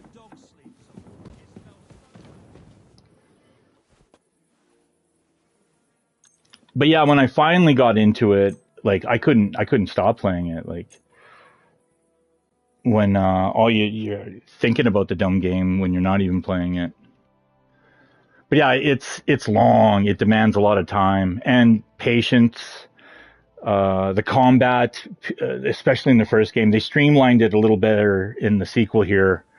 But the combat in the first one, yeah, it's anyone that has any complaint about the game is the combat. But once you figure out the mechanics and you know what you're doing, it's not so bad. And of course, it's a level up system, just exactly like how Skyrim is, right? Like, the more you do a certain skill, the better you get at that skill. So of course, out of the gates, you know, you're a 16-year-old fucking schlub of a son of a blacksmith. You don't know rat shit from Rice Krispies. Of course you don't know how to swing a fucking sword, but by the end of the goddamn game, you're just fucking two-hand wielding a longsword or a mace over fucking enemies' heads and dropping them in like 2 hits, and yeah, game's great. Yeah, it is demanding. Like, yeah, 4 times until, like, the last time I finally got into it, and then, like, once I sunk my teeth into it. But yeah, it's easy 70, 80, 90, 100 hour playthrough if you really want to, you know, especially if you got the DLC. Some of the DLC is some of the best shit in it. Like, the dog was DLC from the first game, but now he's just in the base game, you know? So that's pretty cool. Combat was killing you. It felt like regardless of how good you were at the game, it would just care about your level. Yeah, it kind of feels like that too. Like, even in this, like, the combat didn't really start clicking for me until, if you look at on the bottom right-hand corner, the strength, agility, vitality, until my stats started getting around, like, the high teens, early 20s, did things start really working. And I'm using, like, my strength is my lowest skill, and I think that was a balancing thing that they did here in the sequel, because in the first game, you know, you just swing a big heavy weapon and your strength just maxes out and then you're OP as shit. But I'm struggling to get my strength up because every weapon that I'm using a longsword, but it's more agility based. But if I was, you know, swinging around the Ravensbeak Warhammer, but I can't do master strikes with a Ravensbeak Warhammer. Can't drop dudes in one fucking attack.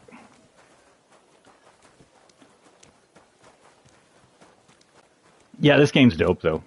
I fucking love it. Like, I'm 120 hours in. The game tells me I'm like 80% complete, but there's no fucking way I'm 80% done.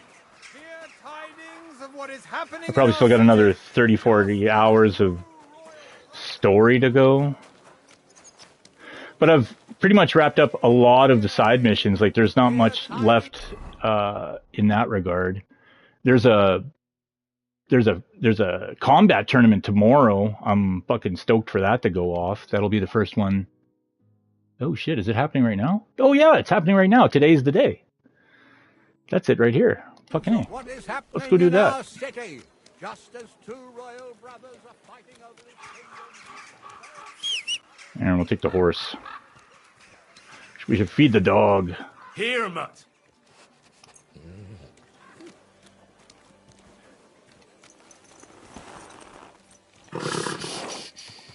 Easy, good horse.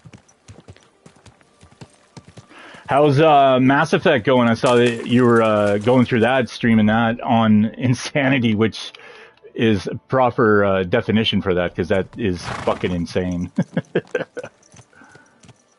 I never played Andromeda. I played the trilogy, obviously back in the day when it came out, and then redid it again when they did the remastered, but I don't know, it wasn't clicking for me the second time around. I definitely enjoyed the trilogy way more the first time around. Look at this. This is awesome.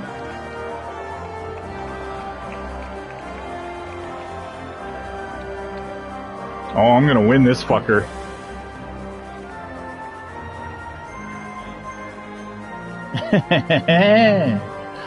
Oh shit, Henry.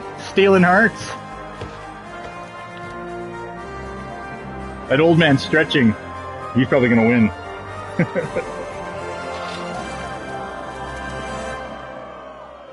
Hear ye!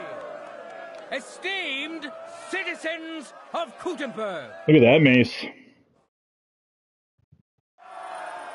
Gutenberg is a great city, famous for its wealth and the diligence of its people. But its citizens excel in more than just mining, trade, and crafts. Nice, They yeah. also excel It's like riding a in horse their or riding a bravery. bike. That's why they didn't hesitate to take up their arms and show off their skill in a friendly competition. Glory to them, and glory to Gutenberg. I see you're eager, but you don't have any tournament gear. Don't worry, we'll fix that. Fighters will first compete in sword and shield combat. Coordination and timing is paramount in duels like these. Excuse me. Now let's see which of the contenders has mastered the art better.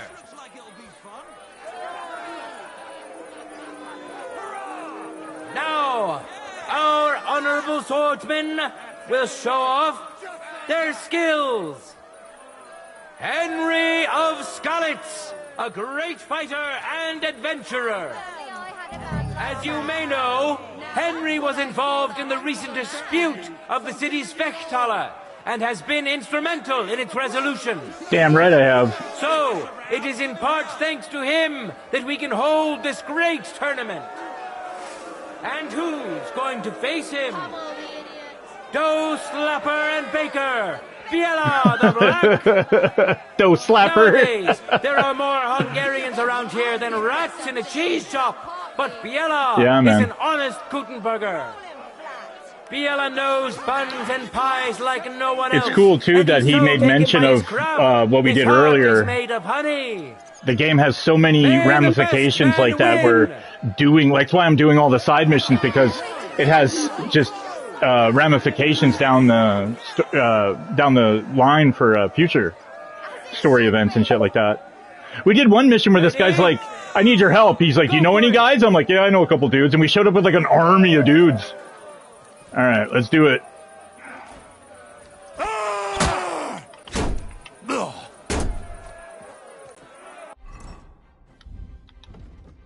I have all these combos. I never use a one-handed sword. I have 6 of the 9 one-handed combos. I don't know how to do any of these things. This one, left strike your opponent, face pommel to the sword now. Let's do the knee strike. Left head left. I can do that.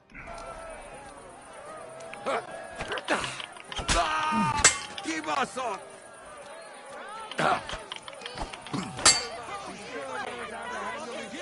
Fuck, Henry's quick.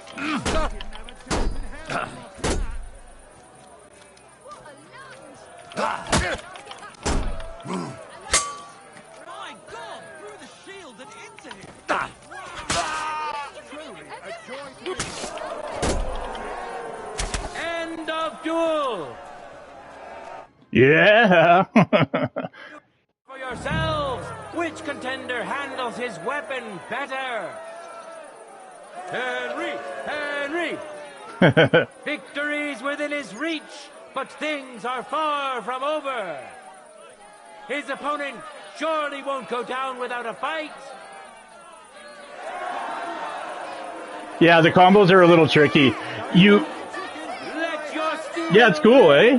It's so immersive. They're so fucking loud. For the cross! Oh, I'm in photo mode.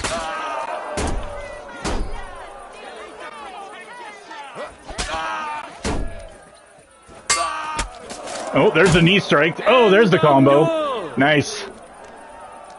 Pulled it off with the combo. You both put up a spectacular fight, but there can only be one winner. Henry of Skalitz. Oh, it's all good, brother.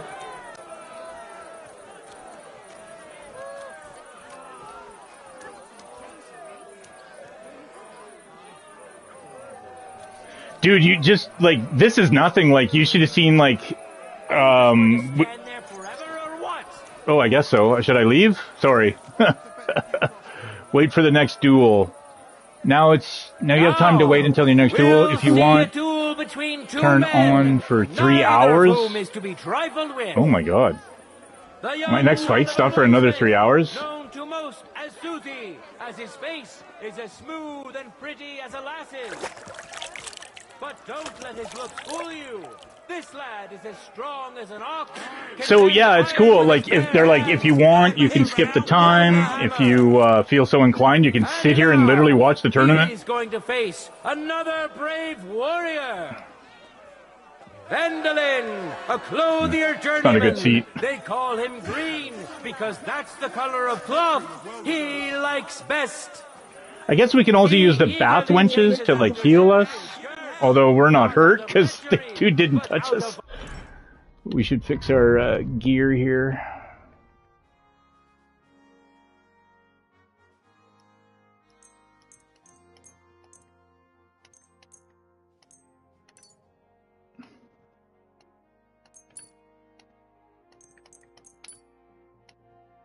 Oh my god.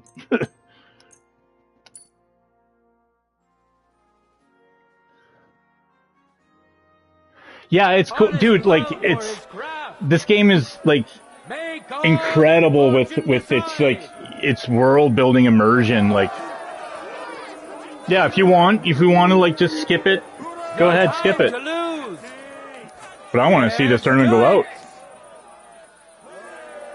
So first round seemed to be like short sword and shields. Next round might be long swords. Round after that might be maces or pole arms. I hope it's not pole arms. I've barely used a pole arm. I'm just really good with a sword. Snuff him out like a candle.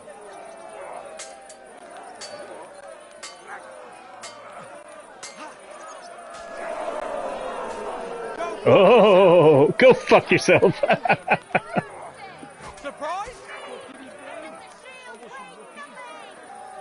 Yeah, there's been some comparisons with some of the streamers, some of the bigger streamers that were comparing this to RDR2, but putting it on a higher echelon even for like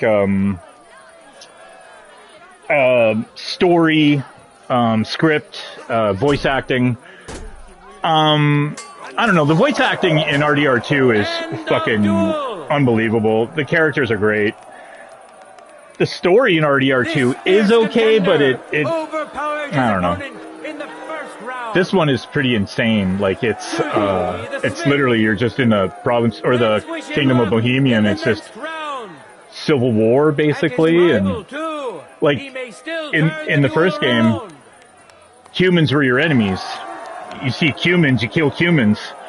This game comes out, I'm riding my horse, I'm like level 3.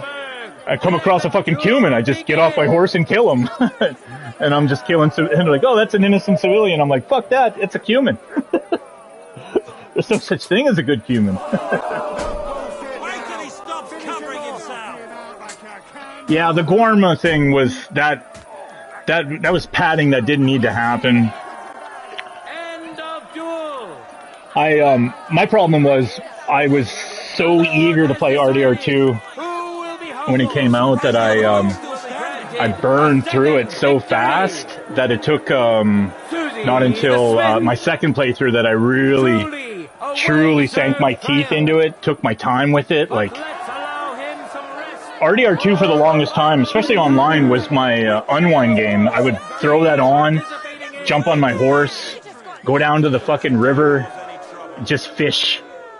Just sit there and fish. And it was fucking awesome. I'm just passing through. Welcome to those Keep who up are the good yet work, to meet Mr. their Guard. match.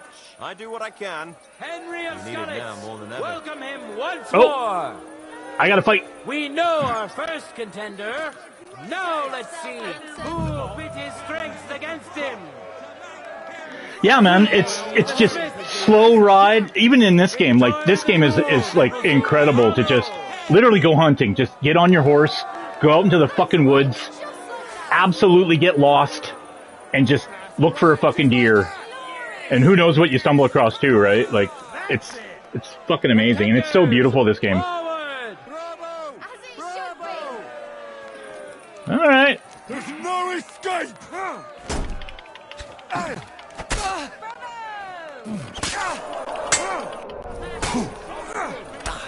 Go block!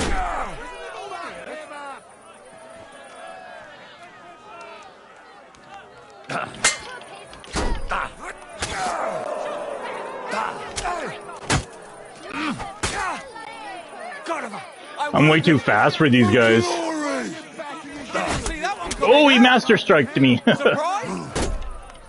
You won't get. End of duel. Yeah, exactly. Like, yeah, it's just, In the first round. it's good, man. It's fun. Of Scarlets. Hey, He hey. clearly has the advantage, but will he be able to use it? We shall see.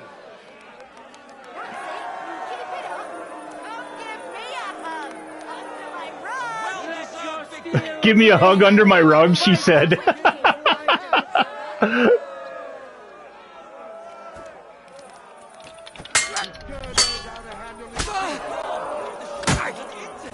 You won't get. Take that!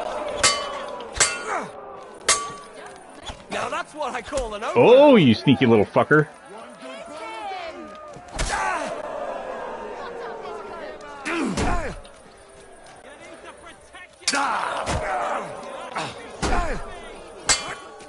Go fuck yourself!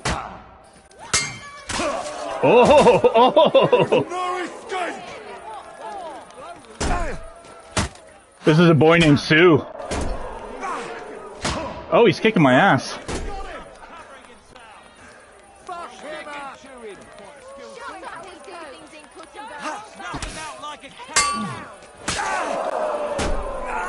Fucking hell! No bullshit now!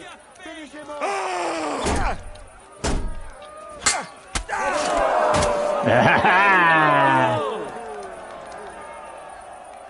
Oh, right. I signed up for all three there's 3 things in the tournament. I forgot about that. Yeah, I signed up for all The deed 3. is done.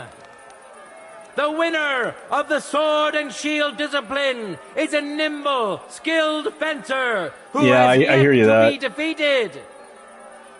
Henry! Henry! Yeah, exactly. Patch yourself up. No shit. The time has come for our contender. I took a bit of a beating.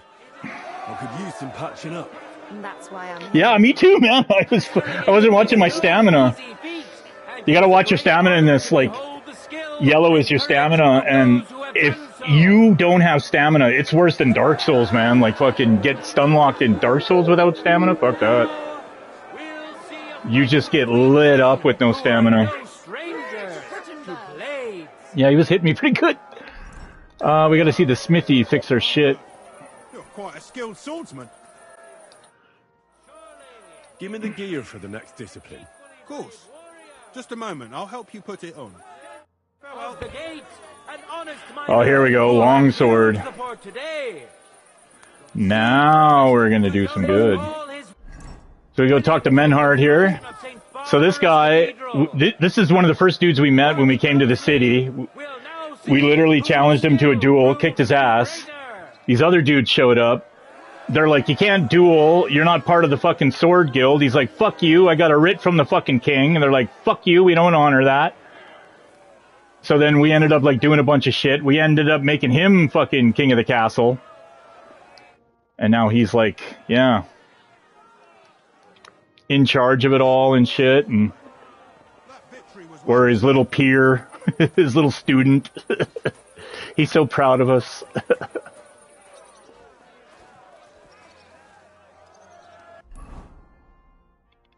Oh, going the wrong way. Collect your prize. Oh, collect my prize. Shell hunting sword and 200 bucks. So if I win the long sword, this will be my prize, and if I win the mason battle axe, this will be my prize. All right, let's do this. Oh, I should oh no, I have new gear on. It should be. Ready? Oh, no. I didn't get to show off. No mercy!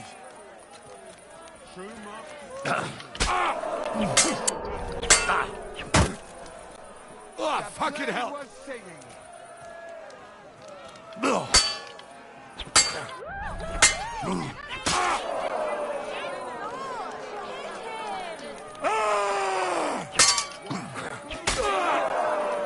End of duel! Yeah, I'm a little OP. For yourselves, which contender handles his weapon better? Henry of Scarlets! Let's wish him luck in the next round! Yeah. Oh, longsword is a joke for me, man. It's the only weapon I've been using pretty much the whole playthrough. No shield. Use the sword as a shield. Besides the shield, I can't see shit. It's exactly like how Skyrim was. I didn't use the shield inside Skyrim because I couldn't see anything with it.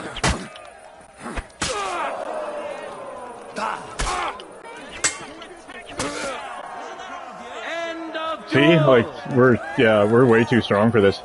Of course, the next discipline I absolutely suck at, so it's going to be a little tough. To the stronger of the two contenders.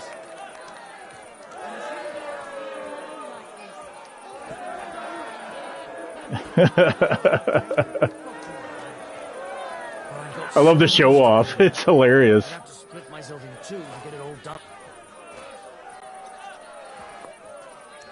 And now, two great fighters go head to head. Susie the Smith. And who? Yeah, it's awesome, right? It's the little touches I absolutely love in games like that, man. Like, I'm a huge fan of environmental storytelling, and this game is chock full of it, and yeah, just those little touches, little notches. Even breaking a sweat. It's fucking great. His thick head, however, is so big it makes for a huge target. Make His head's so big it makes for a huge target. Just cold. Let's go, boy named Sue. Ready? Go for it.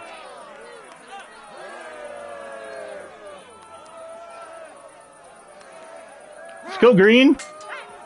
Oh, that's not how you do it. Oh, you fuck. That's not how you do it. Wanker.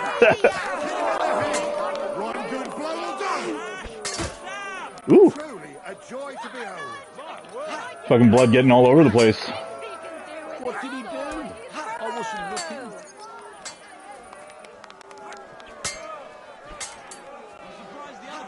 The blade was singing! That's how you know a true master! What a magnificent story.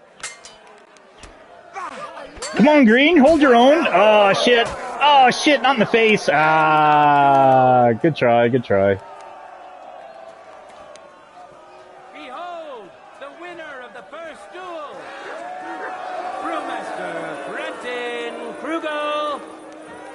Let's wish him Oh yeah, we have some booze. Get out of the... And his rival too. Share the communal wine, motherfucker. Thank you. You can get absolutely shit-faced in this game, too. There's perks, too, where you can fight better. Forward.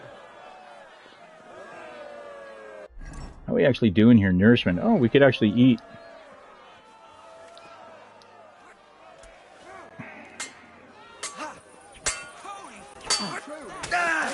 Surprise?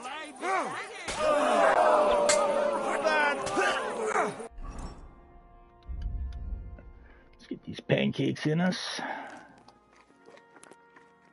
Oh, this gets to 7? No, we're good. Oh! Yeah, Susie! Way to go, buddy. Evened it up, man. As is often the case, fortune's wheel is spinning and things are taking unexpected turns. Susie the Smith. Each combatant has won once.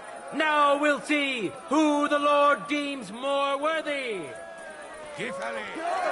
That's another funny thing about this. They're all like, they just throw it into God's hand. They're like, well, excuse me, they're like, I know I'm right, and God will prove that I'm right, because I'll win, and that means God was right too, and then I win. They're just like, whoa, see? God has smoted you. Block, Susie. Yes. Truly a joy to behold. Fuck you. Oh, the back and forth, the riposte. Riposte after riposte. Holy shit, yeah, man. Did I get that right?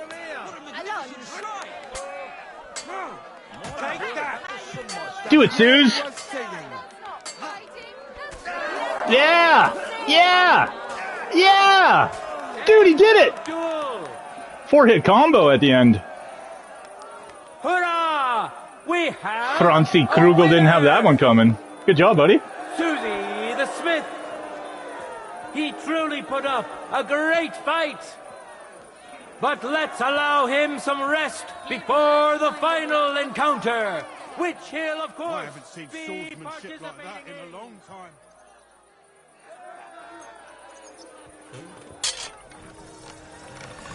Here we are. We'll soon know the winner of the long Yeah, empty barrel of wine.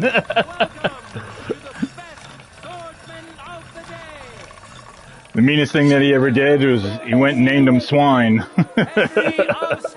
Oh, I gotta get to work.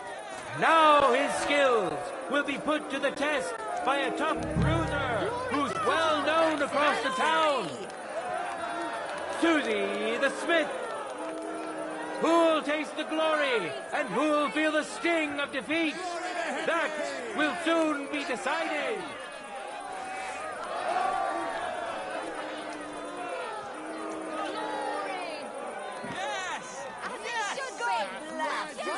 For the glory of Gutenberg, let the duel begin.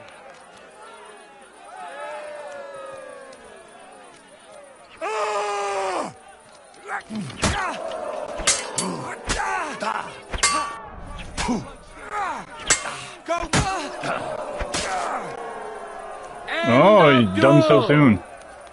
He doesn't know I sharpened my sword up in the last round. In the first duel went to this skillful swordsman who displayed truly beautiful technique. Henry of Skalitz. Let's wish him luck in the next round. And his rival too. He may still turn the duel around.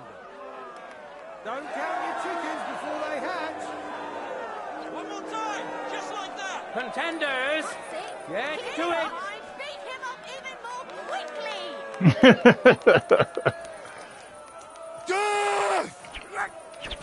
Oh.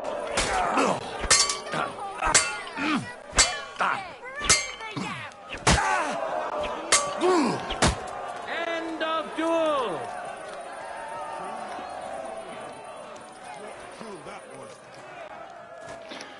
Fuck you, pay me. The final duel is over.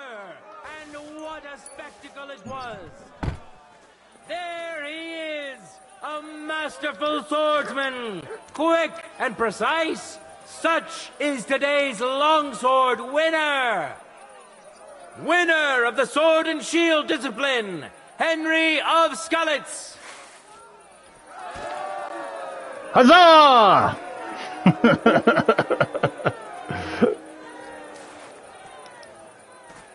We'll finish up the tournament with the free combat discipline. Beautiful sword play. Each contender That victory was well deserved. own armor, using...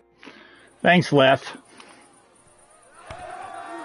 I'm here to return the tournament gear. Great. Glad to hear it.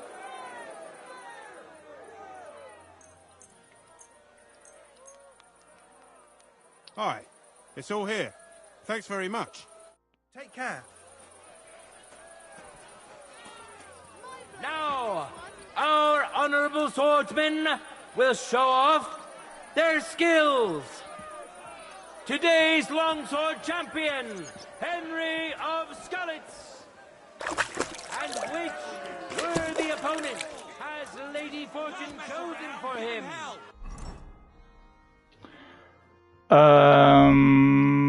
Why? The fuck's going on here? Oh.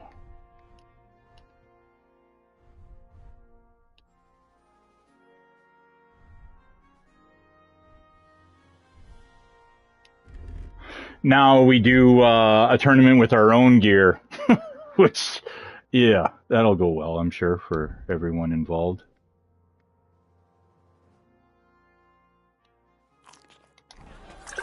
Green Vendolin. Enjoy the duel that will soon follow.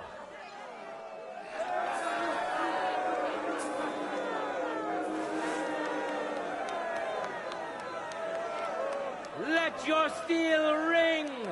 Fight.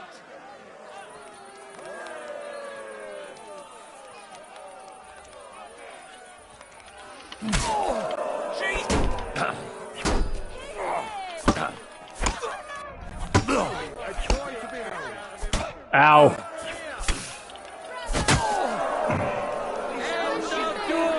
Mace is hurt. they hit you in the head really hard. In the first duel, went to this skillful swordsman. Yeah, I actually get a little perk bonus when I do the war cry. You can, and if you taunt, it actually baits them into attacking, so you can like set up a master strike. Wish him luck in the next round. And master strikes are just this overpowered counterattack. Still turn the duel around. Glory to the victor. No time to lose. Get to it.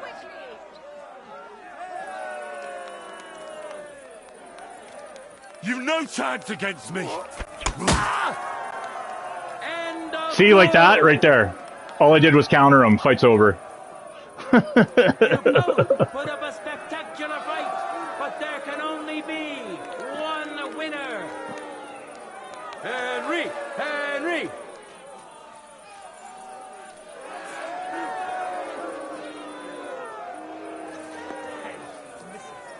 Say thumb. Thumb? Oh, he didn't finish the rhyme. Moment. We'll see a duel between two skilled and seasoned fighters. Stendek of the Gate. $3,000 armor piece just sitting there. Now let's see who'll pit his strength against him. Brewmaster Threnton Krugel. Watch closely. We'll now see whose skill proves to be greater.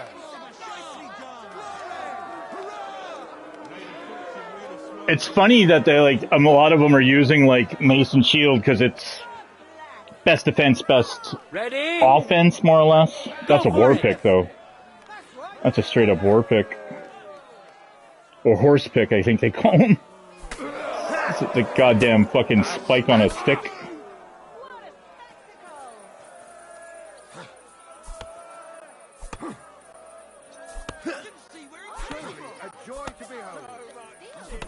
Yeah, they're tricky. It's the timing is brutal, and the window of the opportunity You just basically just, you know, you could watch for the little symbol in the center, but just gotta watch their motion.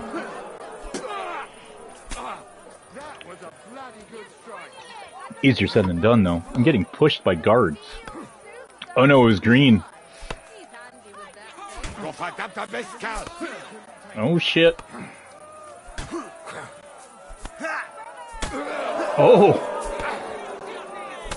Oh! He doesn't even have his fucking guard down on his helmet. Oh, it's over, it's over. Stop hitting him. This fierce contender overpowered his opponent in the first round. Brewmaster Brenton Krugel. Victory's within his reach, but things are far from over. His opponent surely won't go down without a fight.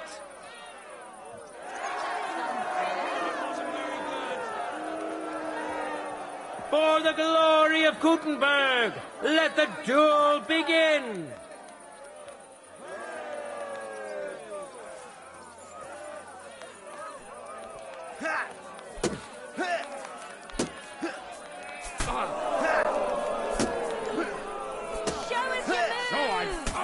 Oh!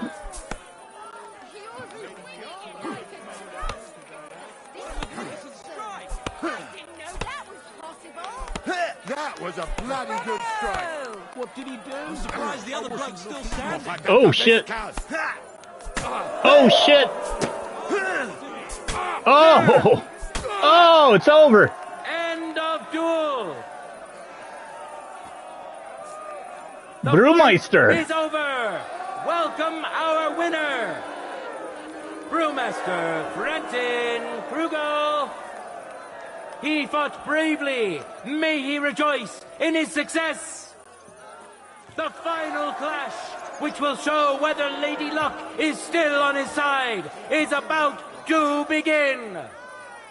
You've no equal in all of Gutenberg. Fantastic! Now, let's move on to the final duel. Right, yeah. The finest warriors we have seen today.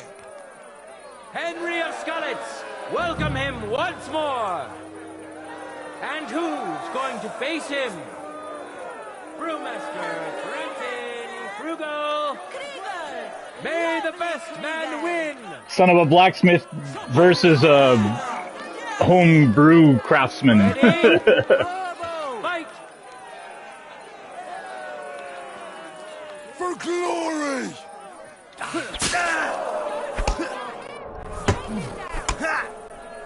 Ow!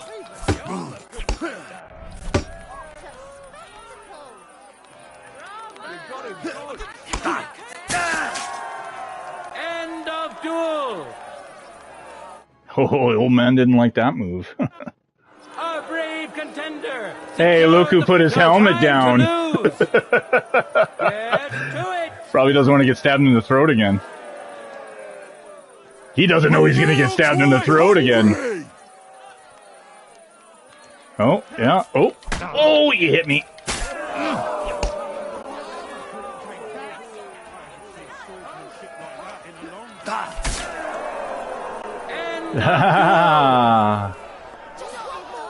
Fucking triple discipline, baby. People of Gutenberg, behold, undefeated and indomitable, nimble and strong. Those are the qualities of today's free combat champion. Today's longsword champion, Henry of Skalitz.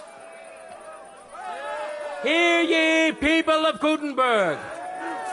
This day has come to an end, and so has our tournament. But the glory of those who have excelled today will not fade with the setting sun. It will endure until they are finally overcome. God be with you, good people of Gutenberg. GG, Susie.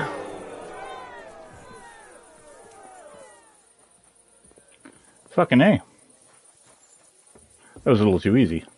But I am a little overpowered. Oh, you got nothing to say there, Meister? Fair enough.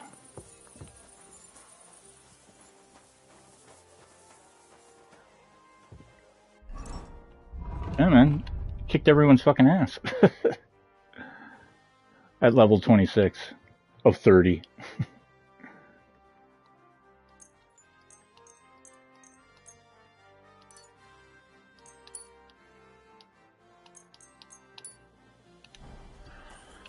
Alright, well, let's figure out what we're doing now. I have no more side missions available. That's hilarious. Oh yeah, we gotta go to Ruthard's place. I learned from Liechtenstein that my best option for to rescue Lord Capon is to contact Kunzlin Ruthard, a wealthy nobleman and mine owner, because of his loyalty to Wenceslas. He fell from grace and lost a number of holdings, including the Malashov fortress, which Sigismund then gave to von Berghoff. If anyone knows how to get into the fortress undetected, it's him. I must visit him in his Kuttenberg residence. Alright. Now that the tourney's over, which way did we come in?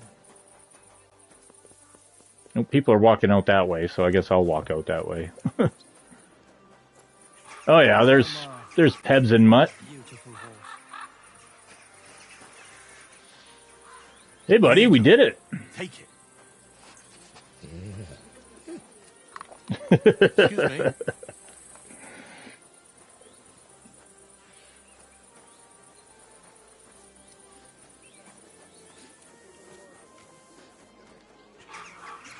You never go full Ruthard.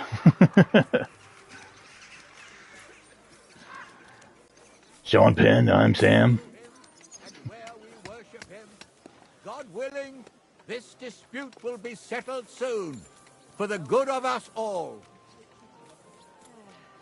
I'll just get the corner over here.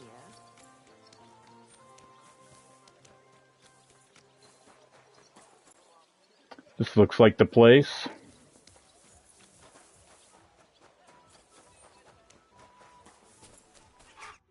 Oh shit, cutscene. I have not changed my answer. I will not sell you the rights to my mines.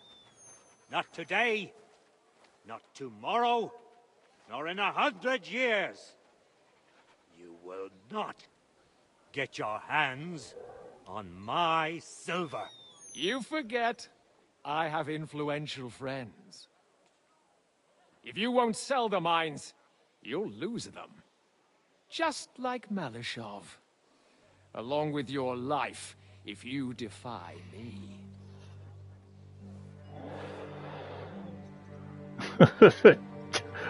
Hold my drink, bitch!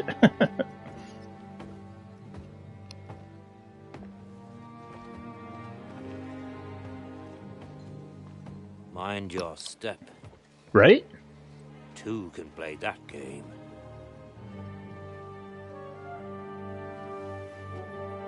Did you really think that I didn't know you were stealing the royal silver, eh? When your self-proclaimed king finds that out, your head will be on the chopping block. Are we doing the Fredo thing from Godfather 2? Oh. Seize that traitor! Oh shit! Oh shit! Oh shit, she's got a crossbow. Not another step. You'll get yours too, turtle dove. Oh shit! Oh shit's going down! Can't you see? She didn't kill him, she definitely maimed him.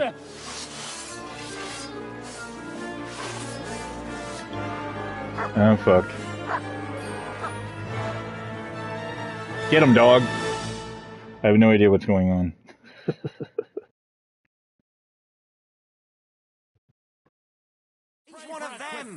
Oh shit! Oh.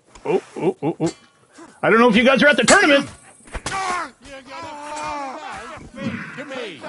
Crash him on the head! Come and help me with this bastard! Sorry, fucker! I'll hack your ass off! He's got no chance to learn! I'll beat you to a bloody pulp, fucker! You're a dead man! You know that? You're outnumbered, you Didn't shit! see that coming, You haven't eh? a chance! Slice him up! Damn. Oh, swords up. They gave me a going over. Good thing you showed up, lad. You alright, sir? Looks like you took some hits. It's just a scratch. Yeah. Well, the timing of it all, eh? It's impeccable. I'm all right. Undefeated, mind you. Hell was that, Rosa? And still. I saved your life. Didn't you notice? Lineal. Would have been in the right if you hadn't taken the shot. Now we have the blood of the king's men on our hands. Do you have any idea what this means? Was I supposed to let one of Sigismund's lackeys insult us in our own home? And you I think we can thought bang her. this was a better solution? You know what? Let's just leave it be. I don't want to argue in front of the young man here. Apologies for the mess, stranger. There aren't usually so many corpses strewn about our courtyard. I should be the one apologising. Some of it is my handiwork. It won't be your concern, though. I promise. We'll call the guards and tell them what happened. That Ulrich Vavak and his men attacked us for no reason. You think that will make them let us off the hook? Not for free. But knowing young Plimo, the commander of the guard, I'm sure he won't refuse my coin. But back to you, lad. Who are you? And why have you graced us with your visit? I'm Henry of Skalitz, squire to Lord Capon of Perkstein. Pleased to meet you. Conslin Routard. And this feisty creature here is my daughter Rosa. Like Giggity. father, like daughter. Why did your master send you to me, Henry? Those freckles. He didn't, sir. Unfortunately, he's in enemy captivity. We're sorry to hear that. But I plan to rescue him. And I believe you She's can head to help me. toe in those freckles. Can? How? Lord Capon is held at Malashov.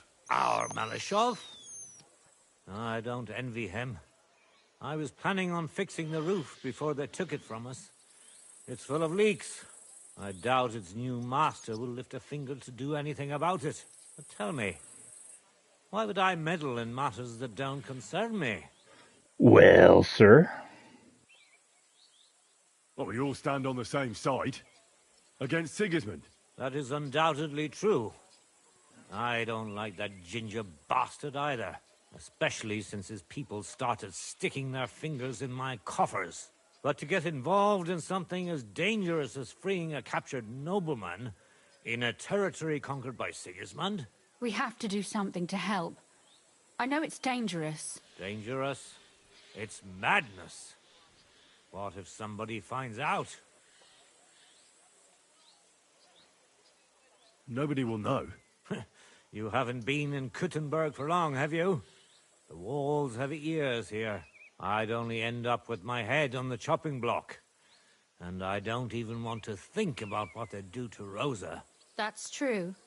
As long as Vavak's breathing down our necks, we have to be careful. Who is he, anyway? Ulrich Vavak von Neuhaus. The new mint master appointed by Sigismund himself. He's had it in for us ever since he took over the office. He's been pressuring me to hand over my mining rights. It seems he'd like to see me reduced to a beggar. And now we've killed his men. The king's men. I'll have to reach deep into my pocket to get out of that. Like Rosa said, lad. As long as Vavak is around, my hands are tied. I'm sorry.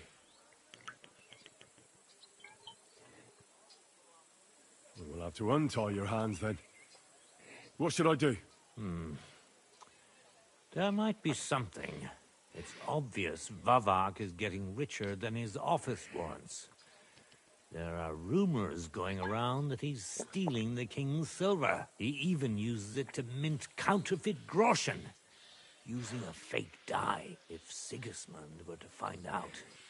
he'd have him executed at once, regardless of his noble blood.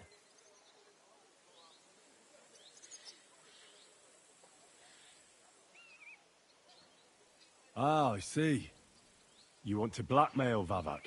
It certainly wouldn't hurt to have something on him that would put him in his place for good. Some kind of evidence. But how do we find it? Some of the silver goes missing somewhere along the way to the mint. And we have to find out where. Find out? But how? They don't let just anyone into the mines and smelting works. You're right. Only authorized people are allowed in. Fortunately, we have an ally. My friend Peter of Pisek. They ousted him from the Mint Master's office, but his brother Christian remained in the Italian court. He wanted to become the Mint Master himself, but because of Vavak, he had to settle for the steward's office.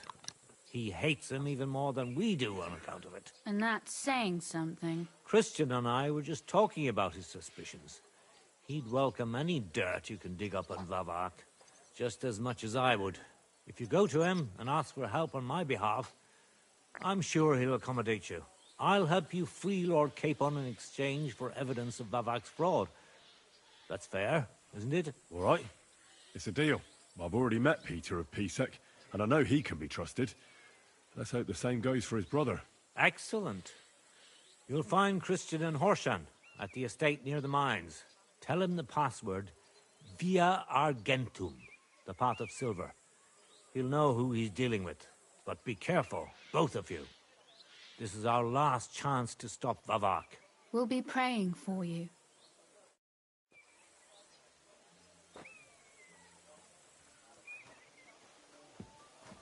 Wait, I want to talk to you. Wait. Hate to see you go, love to watch you leave. Come back. I can't engage in conversation with you yet. Come here, come here. There we go. Take care of yourself, Oh. stranger. I hope you come back to us soon. That's it? That's all you gotta say? Why are you still here? Alright, fair enough. Uh-oh, uh-oh. Everyone's glitching out in the doorway. Shimmick them all. Where can I find Christian? You'll find Christian at the estate by the Horshan mines. That's where he works and has his chambers. And what about the corpses here? Are you sure you won't get into trouble for that? I'll do everything I can to avoid it. But I'm also sure Vavak won't get off my back. That's why we need to uncover his fraud as soon as possible. Well, what should I say to him? Tell him the password, Via Argentum. He'll know what to do. With you. God be with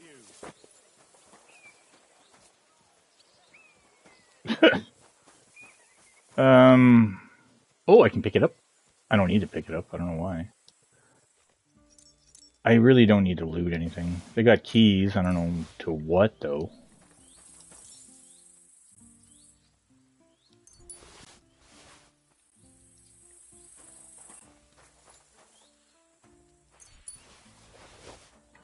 Take your booze.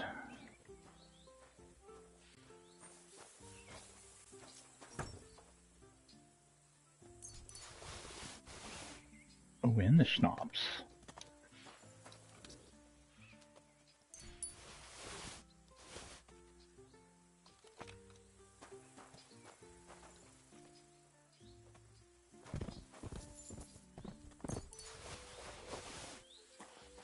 Here, Mutt.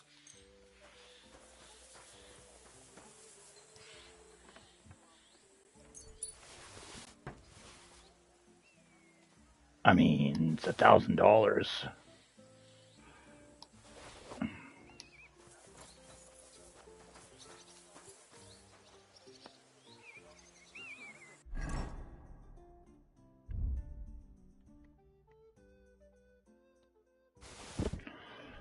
So we got this heater shield. It's worse than the shield we have. Alright, fine. Shell hunting sword. Beautiful hunting sword with a hilt made of deer antler will not disgrace even a nobleman. Is usually used to finish off hunted game, but it will also help against uninvited forest visitors. Oh, it's just a fancy, yeah, just a noble shitheads. It's cool though.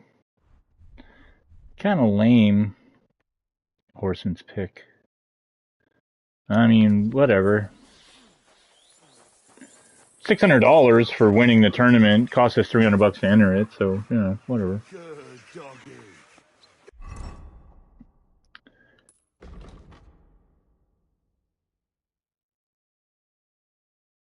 Talk to Christian and get evidence.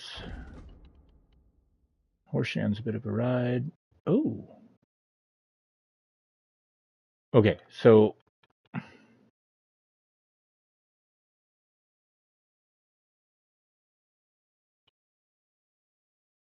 there is,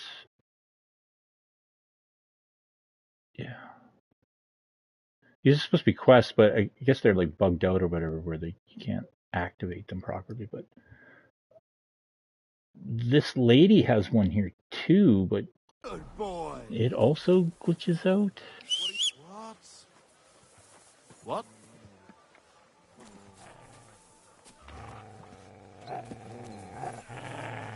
are you growling at? Mutt!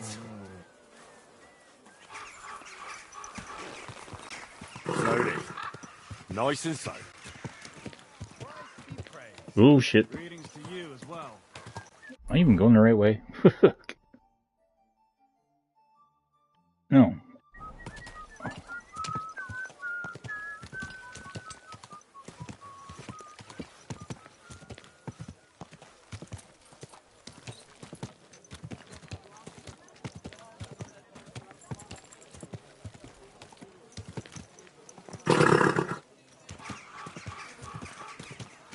Do you have a kind mom?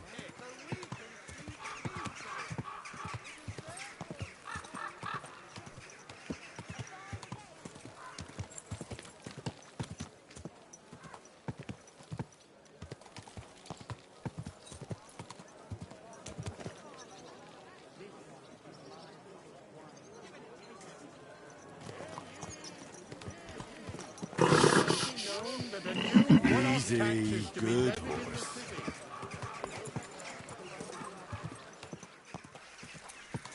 Oh shit, look out!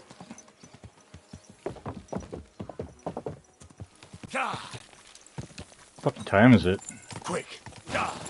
Guess we'll never know. You can never check the time on the horse.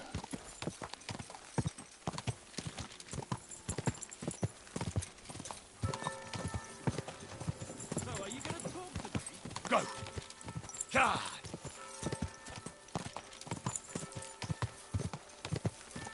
Whoa!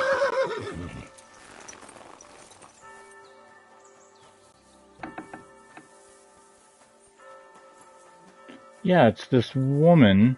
You're new here, right? Can I have Wait. a word? Wait, no, this is a new mission. All right, man. Was there something you wanted? Maybe. Maybe Ooh, not. right on. We'll see. What's your name, pal? Henry. Kvietoslav. Pleased to meet you. Well, Henry, you can't read and write by any chance? I can. Brilliant. You're just the man I've been waiting for. Really? What do you need? Someone trustworthy who could help me write this business letter. And you were just waiting in case one happened to walk past? Isn't there a scribe in Kuttenberg? Of course there is. It's just that I don't trust the bugger. And his assistant, even worse.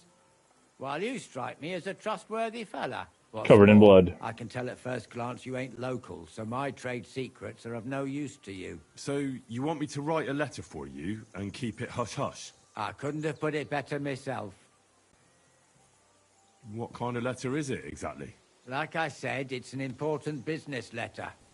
There's some matter I need to settle with this Kuttenberg burger. Are you offering him something? Aye. You could say that, actually. It's kind of like a business offer.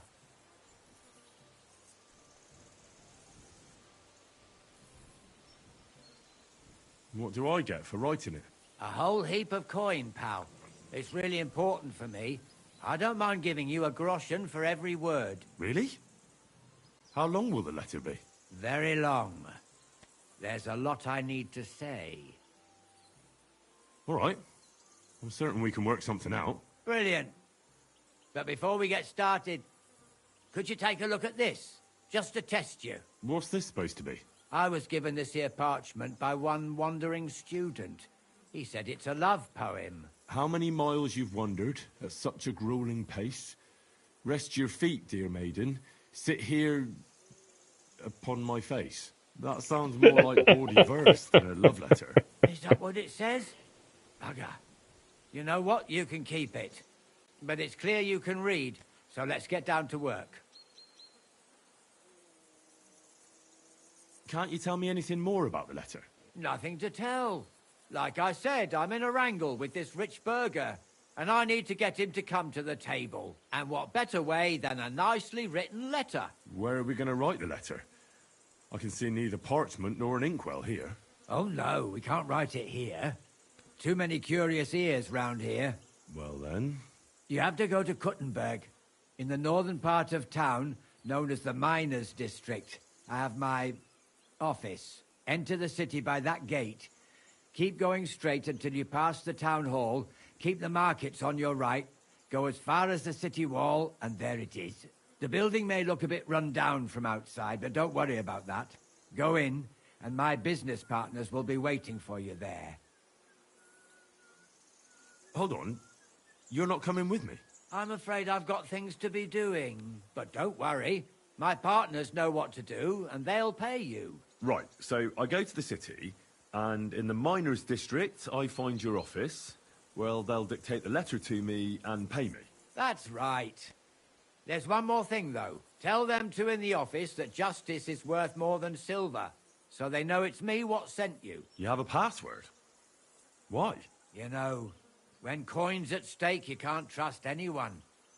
But that's enough chit-chat. Off you go, don't keep them waiting. And welcome to the world of Kuttenberg businessmen. Care, sir? Well, if this isn't sketchy, I don't know what is.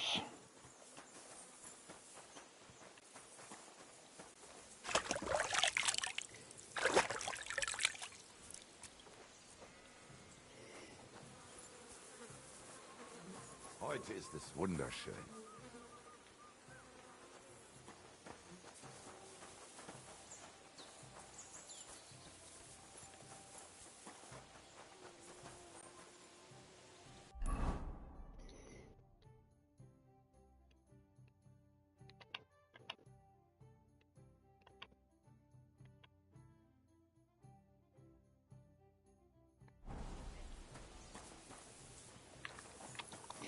All right, Pebs. Let's hit the road. Watch out, doggy. Quick! Die!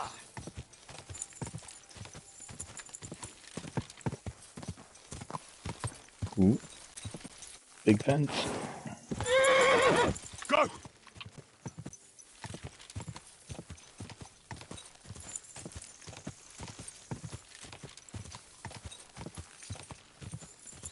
Die!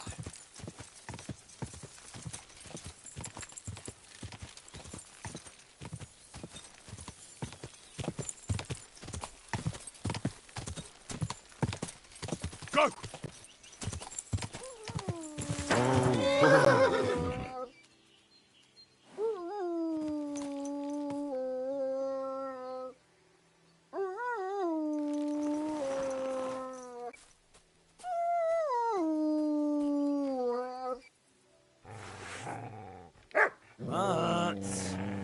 Hey! Oh my God! He doesn't want to listen at all.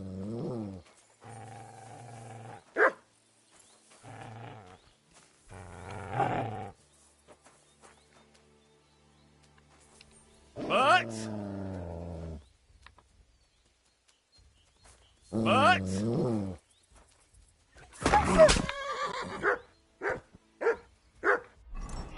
Why is my dog not listening to me?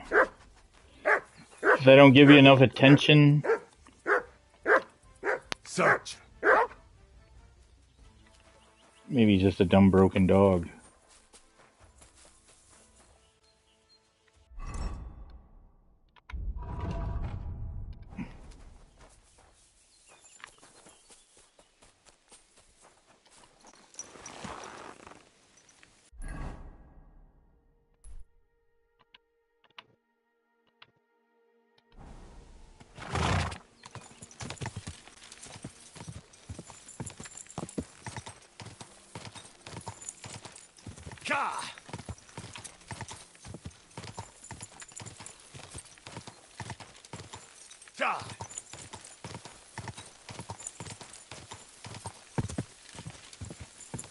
Ooh.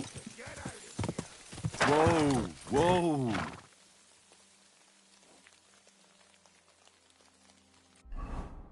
What's going on here? Oh, a bandit camp. That's on my right. Sorry, Pebs. I think we're going to be a little advantageous here. I need food.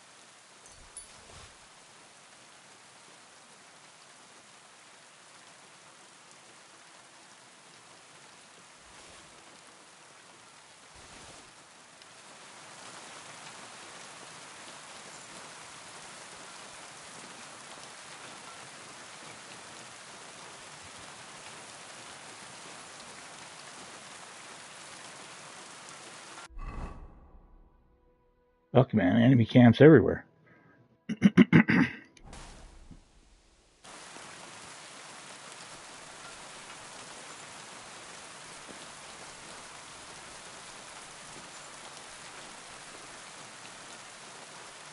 Oh, does he see his dead buddy?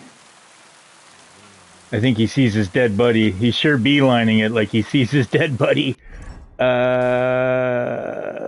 Let's do this real quickly. Yeah, he sees his dead buddy.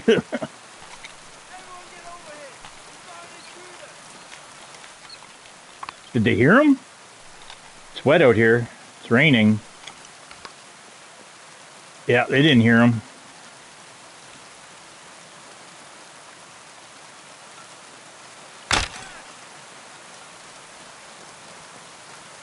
Fuck, we hit him.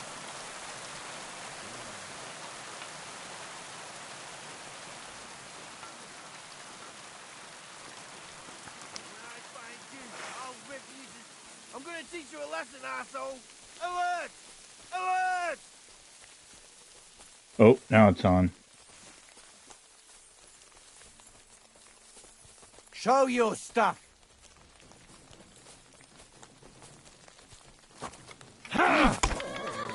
Go fuck yourself! It's getting warmed up, you shit! Oh, you fuckers. Oh, he died. The wounding. Oh, now who's in the fight?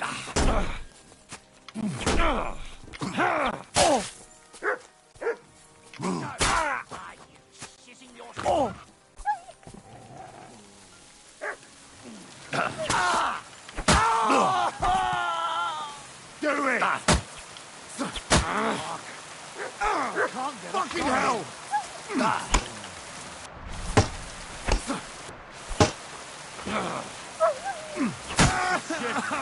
I'll kill you for that! Piece of shit!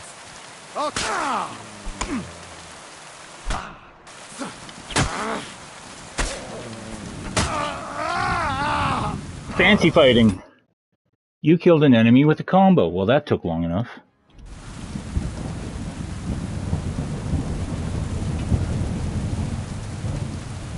Yeah, we're a little overpowered. But that's okay. That's okay. Oh, I really don't need this shit. It's nice shit. I really don't need it though.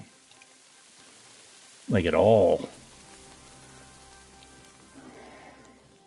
Ooh, a master hunting bow. Oh, I'll take that.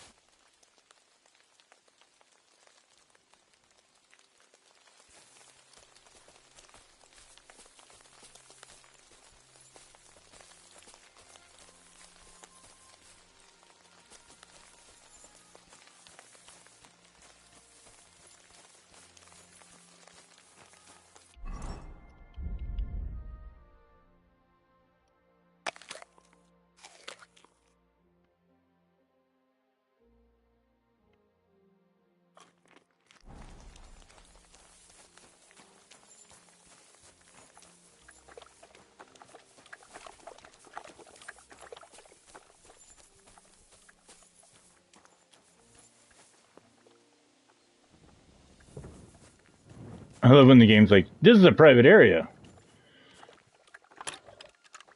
Yeah, bandit's private area. The bad man might get mad at me for being in there. Oh, look at that. We just got this too.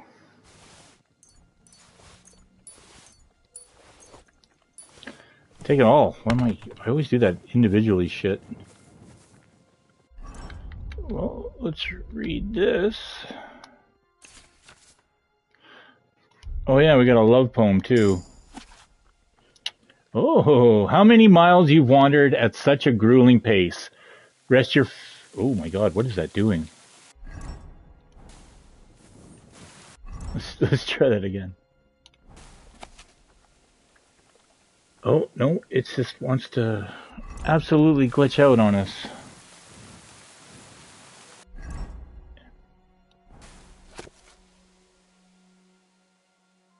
We're good? Yeah, okay. How many miles you've wandered at such a grueling pace. Rest your feet, dear maiden. Sit here upon my face. Leave me gasping for breath. Torture and torment me. I shall drown you in your lap and drink aplenty. Let me lap the drops of dew that trickle down your leg. Kindly sit, dear maiden. Do not make me beg. How many miles you've traveled, I pray thee stop and stand, as upright and as cheerful as my little man. Yeah, that's a love poem, all right. I mean, it's not a love poem. Ooh, what do we got going on in here? Wait. Ooh. What? Oh! Hey, guy. You're in for an arse kicking, you piece Yeah, of shit. I bet.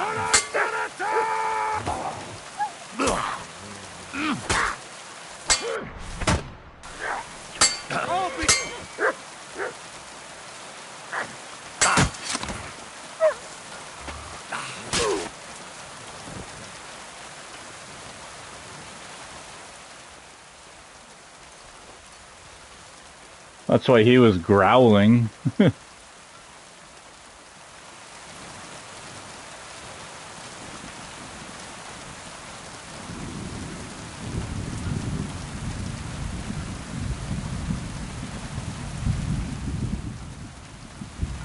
That is a bag of apples.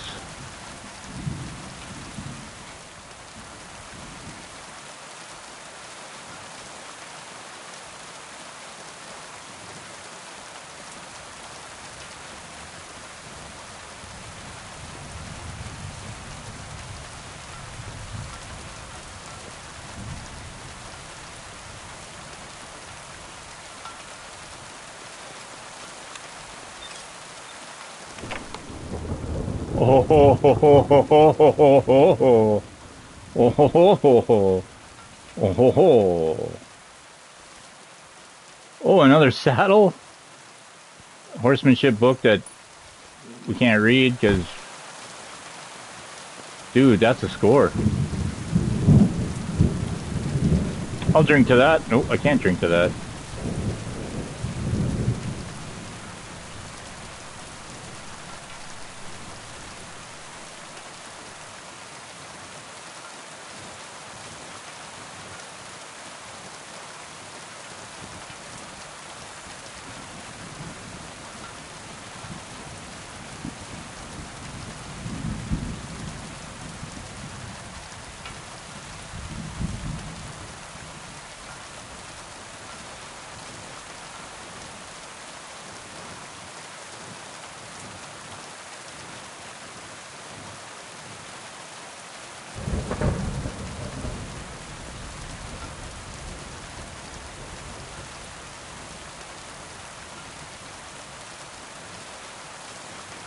Well, it is 9 o'clock.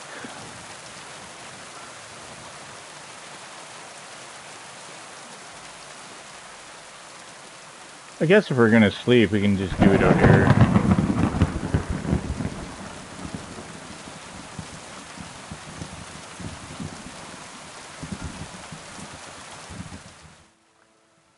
Nice 8-hour sleep.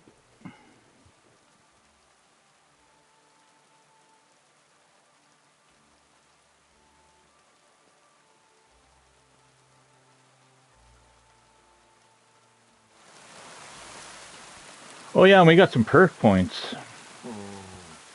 Oh, someone here?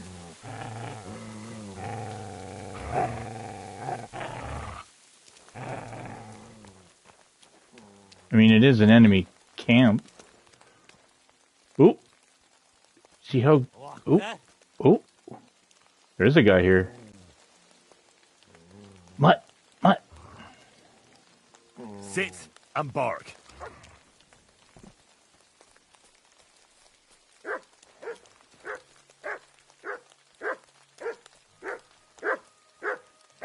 Shut up! Such a naughty dog. Oh, good doggy. Good doggy.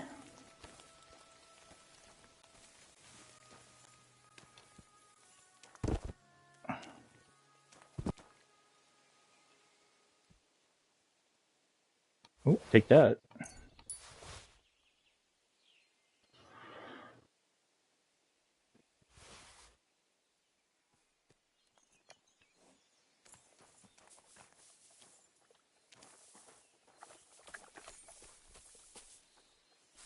Oh, there you are. I was like, where'd you go? Look what I have for you.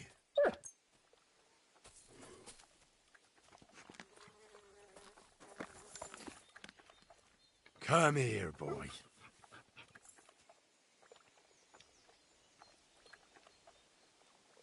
Search.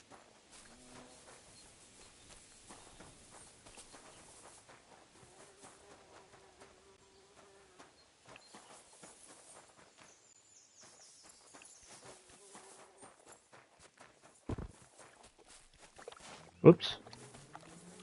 Ah, get on the horse. Oh, wait, that's not my horse. My horse would be mad at me if it found out. I mean, it's not even the same color. Trying to say all horses look alike.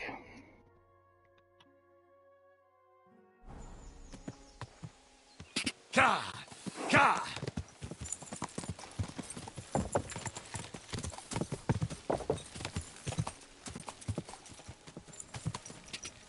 Ka! Go!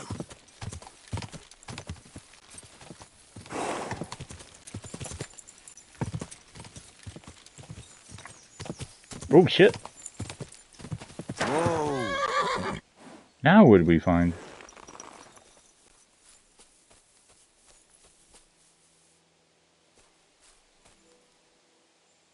Oh, man.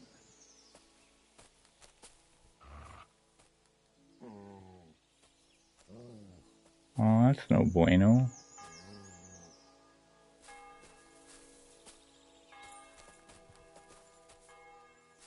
A lot of herb Paris. Bowl full of sausage? Is it like a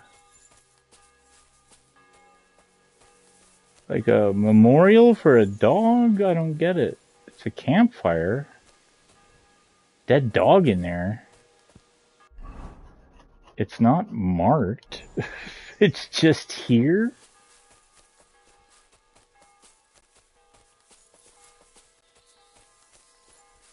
Well, that's just fucking weird.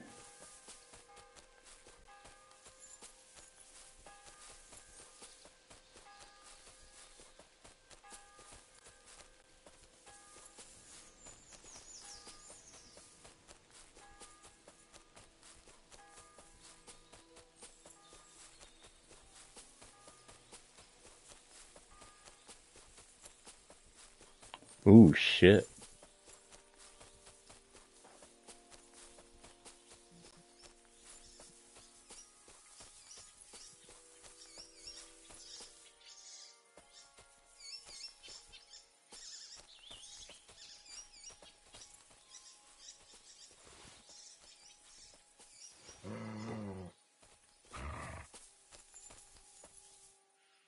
Oh, neat.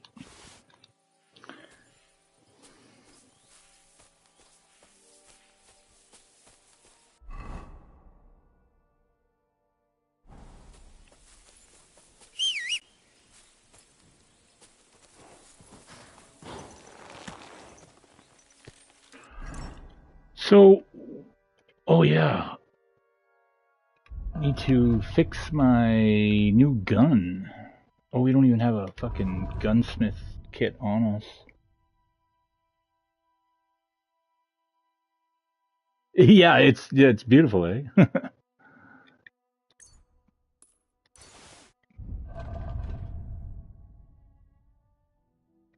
Let's see.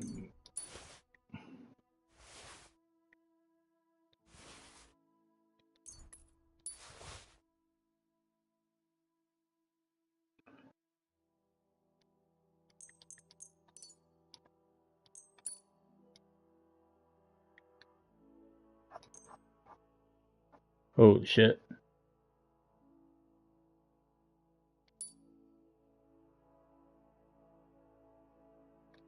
Is that it for my gunsmith kits? Must have more. Oh no, I got this one.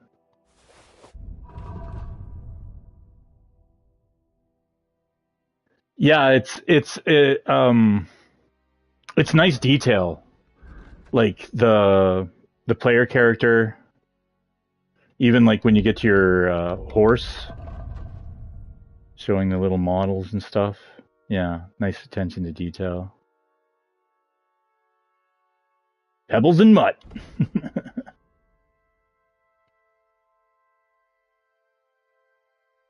So we found another, saddle.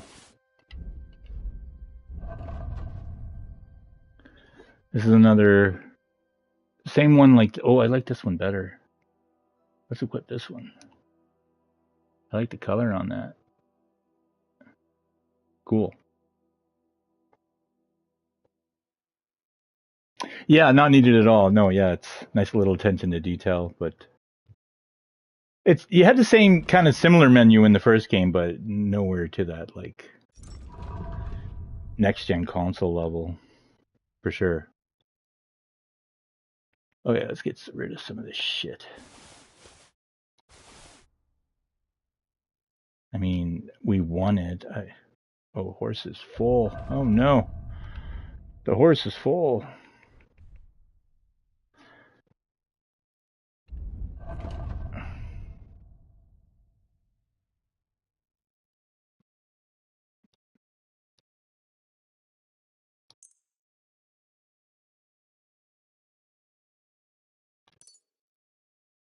I need more gunsmiths kits.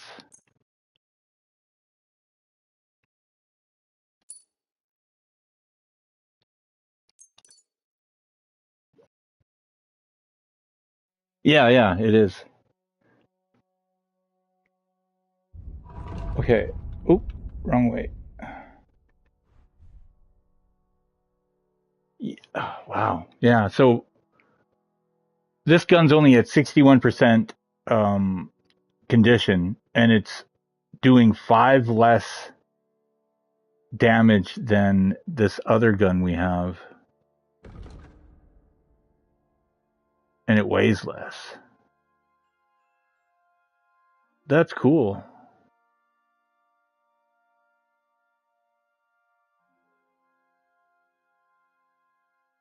Fucking guns are so heavy.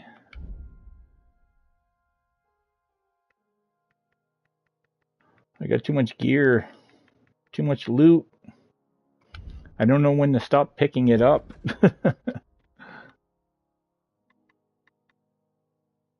14.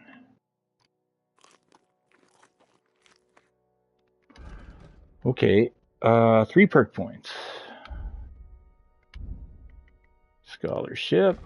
Oh, I think I'll finally reveal the map in all of its glory, because I don't need to improve survival and alchemy. Survival is one... We're like 1 away from maxing that out, and alchemy we're not even worried about.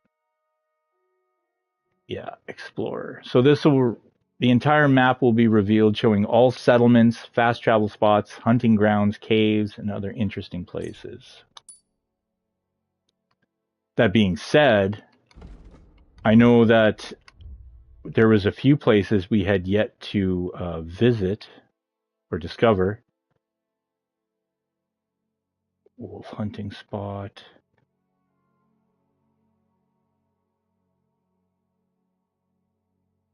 Yeah, dude, the original guns. Yeah, it's crazy. Literally, they called them bells, because if you, yeah, it's literally just on a stick. It's all it is. This one has a hook on it. Let's see here. Where is it? Active belt slot. Oh, no. Yeah. This one has a hook on it so you could plant it up against. It's basically like a bipod or whatever. You just have a hook on it. And even like our like look at this. I don't think I have it loaded. But this is it. Yeah. So yeah, I don't have it loaded. I got scatter shot. So it's like buckshot. And then you literally have like, it's supposed to be a heated piece of metal. And then you just, of course, you don't have an aiming. Yeah. Dude, when I was in Kuttenberg, I saw a sign on it was the gunsmith, and I'm like, what is that? Tiki torches? There's actually a trophy. I don't know if we can do it. If you killing a rabbit with this fucking gun. But you wouldn't believe how hard it is to kill a rabbit with a fucking gun in this game. They have a amazing self-preservation. And then even like this crossbow is a heavy artillery crossbow. Like, look at how you load this fucking thing. He attaches the thing to it. Pull the lever. All right, you ready? No, hold on. Yeah, there. Now it's loaded. And if you get on your horse, like if I put this away, switch to the sword. See, he takes the bow out, takes the bolt out, got the sword out. I'm like, all right, now switch back. Oh, yeah. Oh, you want to use that? Oh, yeah. No, well, we had to take the thing out, right? Because this is the real world. What are you going to do? Run around with this thing loaded on your back? Are you insane? I even have quick load.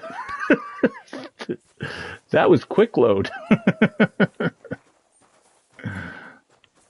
There are obviously, there's lighter versions of this. This is like the biggest crossbow in the game. And it does. Base damage is 550, and then the goddamn sharpshooter bolt does an additional 125 on top of that. Things don't have that many hit points. Yeah, and it was still easier than a gun back then. Yeah, and quiet too. It's funny when they introduce the guns in the game. You're with the one guy, and he's like going through the tutorial with you, and after it's all said and done, Henry's just like, "What? I don't know how you expect to hit anything with this fucking thing, let alone hear anything." Oh, I'm going the wrong way.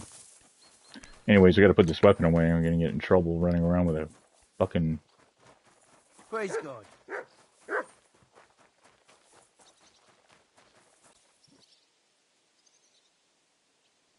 First army who figured out guns that were not a chore to use must have just wrecked everyone for a while. Yeah, dude. Well, it was the Chinese with the, and you know, and cannons and stuff like that. And of course, they were just kind of fucking around with like fireworks and shit. And then white man's like, yeah, I bet you we could kill things with this.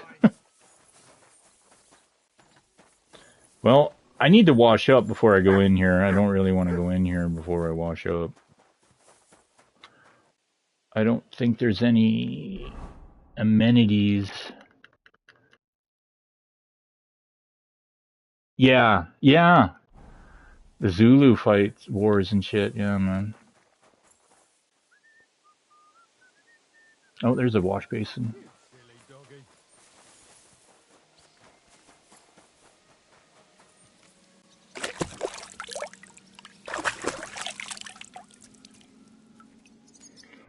Well, we should put on the diplomatic outfit.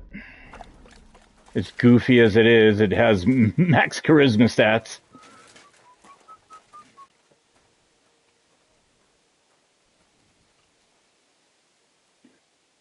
Yeah, that's crazy. It's like when the U.S. Army sells weapons of mass destruction to foreign sovereign nations and then invades them 20 years later with, you know, 20-year-old tech. And they're like, you know, we might actually have a fighting chance in this. We know exactly what we're up against. It's brilliant. What a great strategic war. I'm always glad to see polite people like you.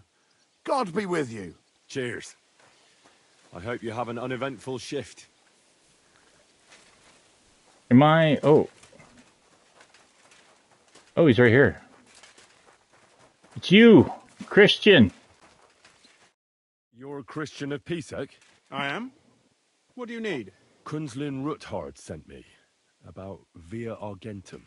I see. But I'm afraid I don't have good They news. do get up to some I haven't made much shenanigans. progress regarding the matter we discussed. I just don't have the time to investigate.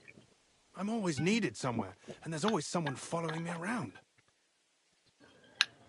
You mentioned the CIA, the shenanigans. I I don't know how legit it is, but I've found some like PDF files that are like,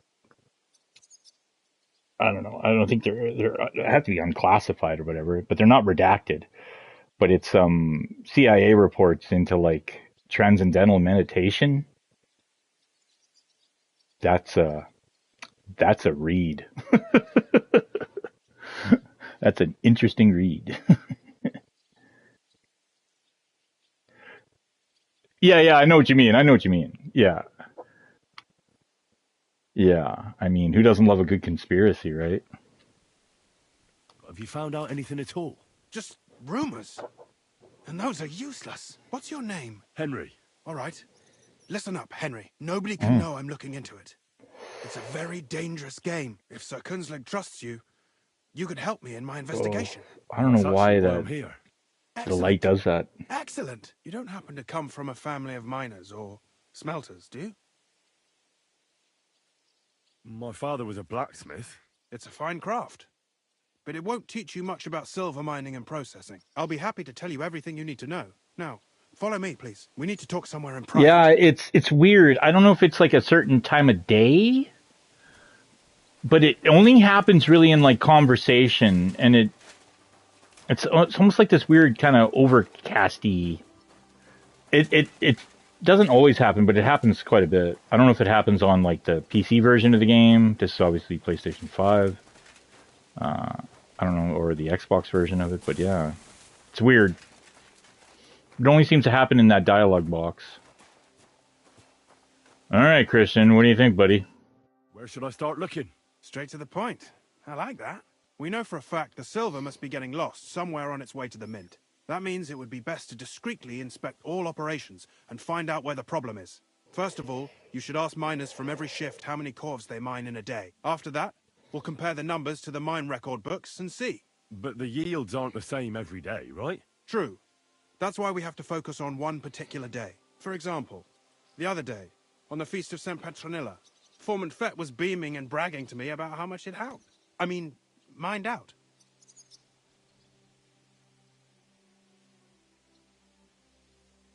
Won't they be suspicious if I ask those kind of questions? Of course.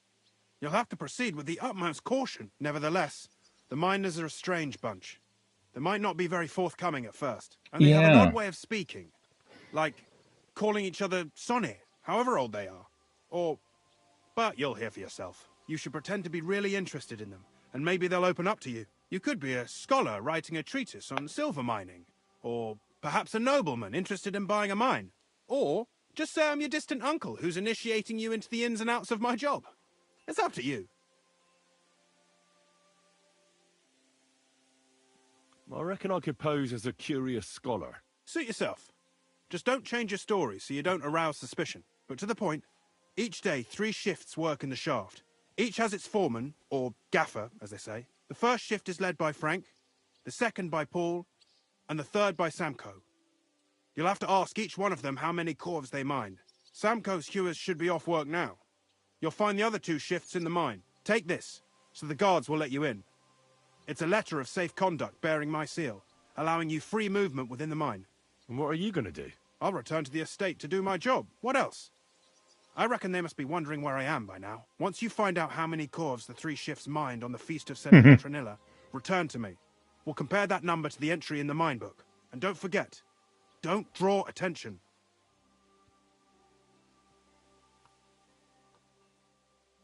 Who owns the silver that's mined here?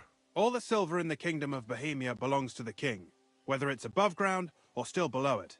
Though I'm sure you understand, the king has a lot on his mind, and he can't be expected to worry about mining, so he leases out the mining rights to his tenants. It's called the Burgergal. There's a lot of money in it.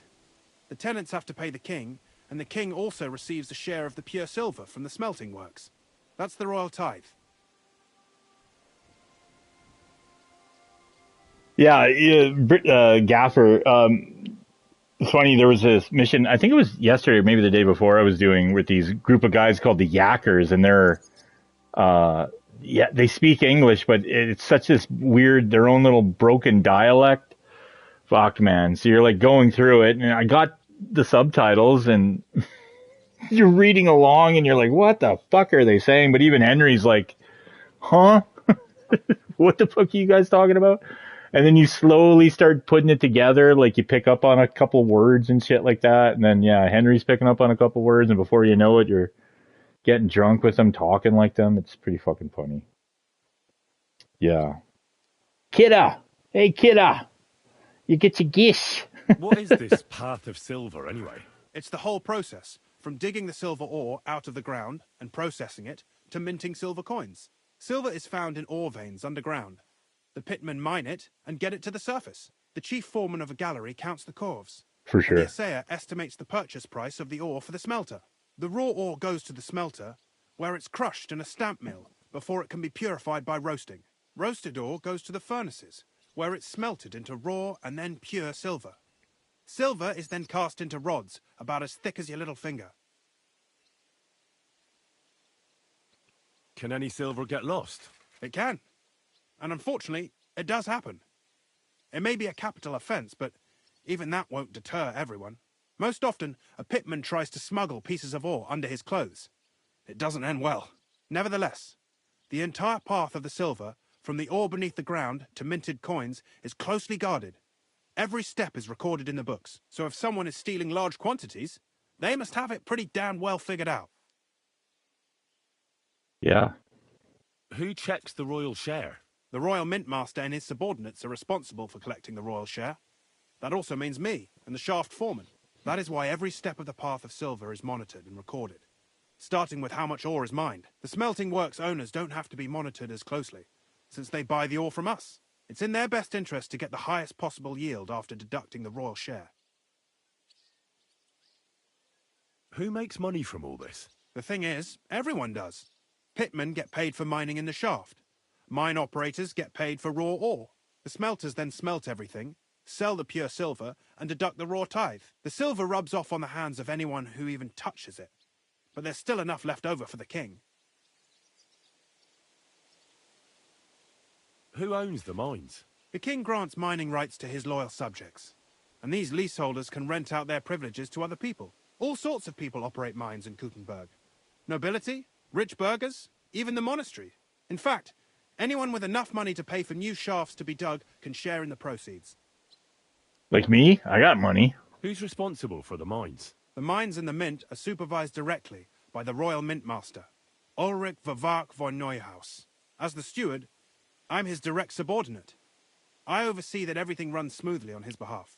Then come the chief foreman, then the other foreman, and finally the ordinary pitmen in the shafts. But I don't come in contact with them very often. We follow the path of silver until the moment an ore merchant buys the ore from us and takes it to a smelter. How much do the mines pay to the king? That depends on whether it's a royal mine or a mine in the hands of a mining guild, meaning the leaseholders. I thought all mines were owned by the king. That's right. But it's much more profitable for the king to grant mining rights to rich mine operators. They bear the cost of mining themselves and pay him a share. The king receives 1/3 of the profits from his own mines, but only 1/5 from the leaseholders. That's how he gets what's his from all the mining. What about the other 2/3 of the profits from the king's mines? Those go towards the costs, of course, for operations, wages, and shaft security.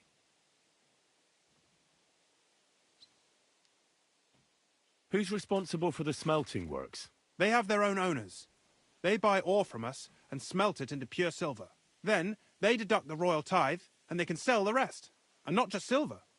Processing the ore yields a variety of other materials that can be sold just as well.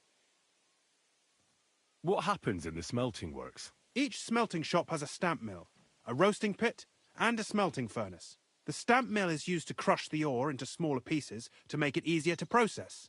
After that, the crushed ore is roasted in a roasting pit to remove most of the impurities. Finally, everything is smelted in a furnace to separate the pure silver from the slag. So it's processed similarly to steel for smithing? Yes, but in steelmaking, you don't have to weigh and record every step thrice. How are groschen made from the silver? The royal share from the smelting works goes to the mint in the Italian court. Yeah, there, dude. The coiners hammer it out into silver sheets for cutting the coin blanks. Yeah, it took a village, right? Like it literally took a village. Cut out and punch new groschen. Everyone had a job. How many mints are there in total? Only the main one is left. The one in the Italian court. There used to be more of them throughout the kingdom. For sure. But King Wenceslas II united them all. I love Japan. It was he who contributed the most to the There's a new Basho sumo tournament like just around the corner. I fucking can't wait. Too. New Yokozuna, everything, man. It's awesome. It's a beautiful culture. By the way, I've had the honor of meeting your brother, Peter. Well, well. Small world. He was a great help to us at Sukhdal. Even though we had some disagreements, I respect him for everything he succeeded in doing. If it weren't for him, I'd never have been able to do what I do. Okay, autosave. So, get evidence against Vivok. Find out the amount mined by Frank Sonnies. Find out the amount mined by Paul Sonnies. Find out the amount mined by Samko Sonnies.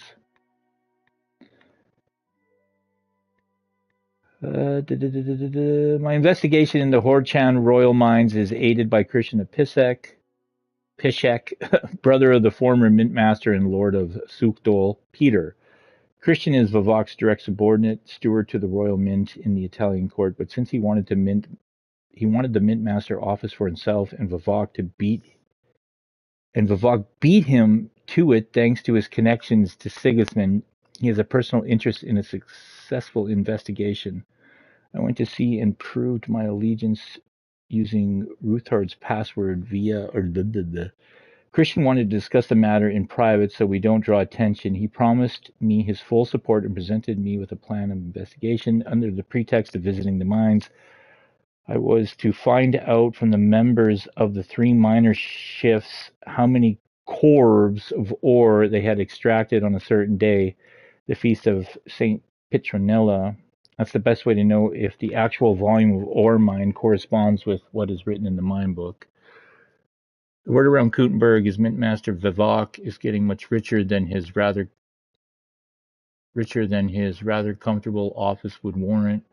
Apparently he even steals royal silver, which is a capital offense. There is no evidence, though. If Ruthard had such evidence, it would solve his problems with Vivok once and for all, so he instructed me to get him the evidence.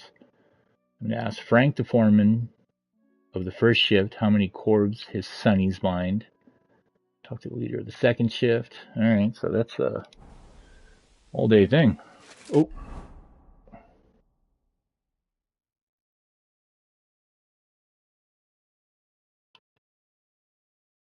Oh, there. And with you?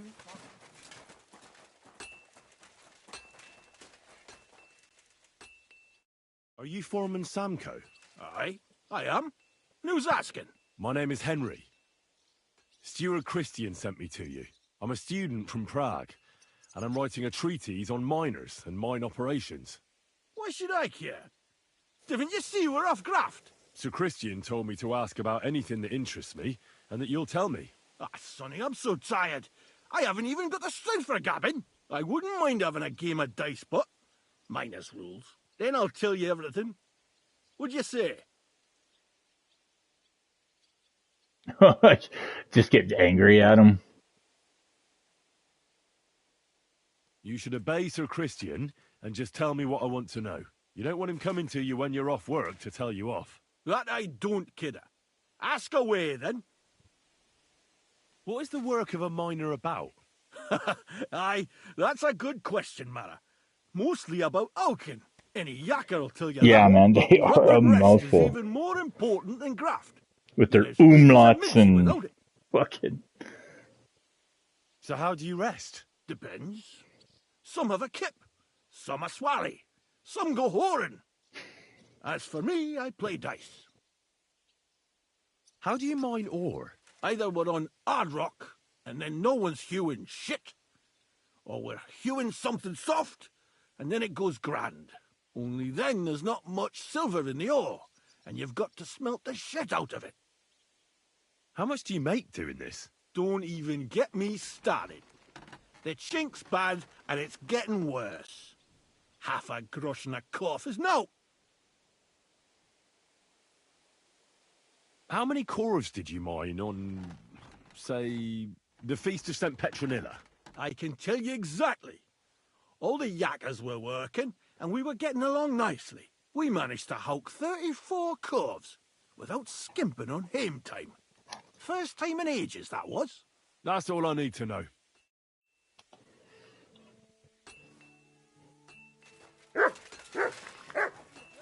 We have such an ability with like speech or intimidation and shit like that. We like, dude, I got busted for like robbing houses. In fact, I robbed one guy. He caught me in his basement like 3 or 4 times. He kicked me out like within 5 minutes, like 3 or 4 times. I ended up choking out one of his fucking workers and then pickpocketing him while he's sitting in the dark. And then like the next morning, there's like right next to the compass on the left-hand side, there's a little symbol with bars, which means you're going to jail. And I'm like, what did I do? And I'm like, run into a guard, and I'm like, oh yeah, all that shitty crime that I botched. Yeah, I could understand you wanting to get fucking arrest me for that. Touche. But I just sweet talked my way out of it. Oh, they're underground, these guys. Oh, right, he gave me a letter that allows me into the mine. Can I read it?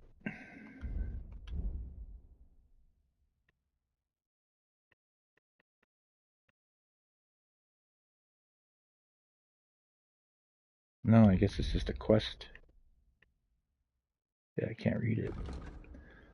A letter of safe conduct entitling the bearer to move around the royal mines. Okay.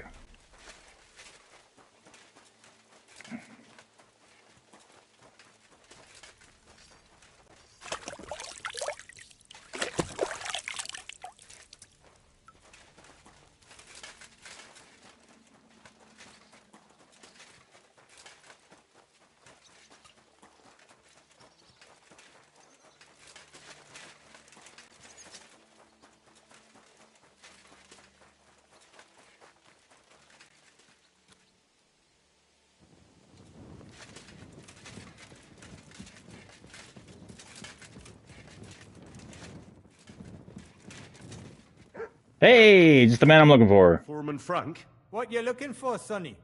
Can't you see we're Hewin? Sir Christian of Pisek sent me. I'm a student at the university in Prague. Henry, I'm writing a treatise on silver mining. I didn't know you scribblers were interested in us ordinary yakkers, but you can't just amble around. You'll cap your creels. I just have a few questions. The more we gab, the less we gar. But make it snappy, man. What do you want to know, like?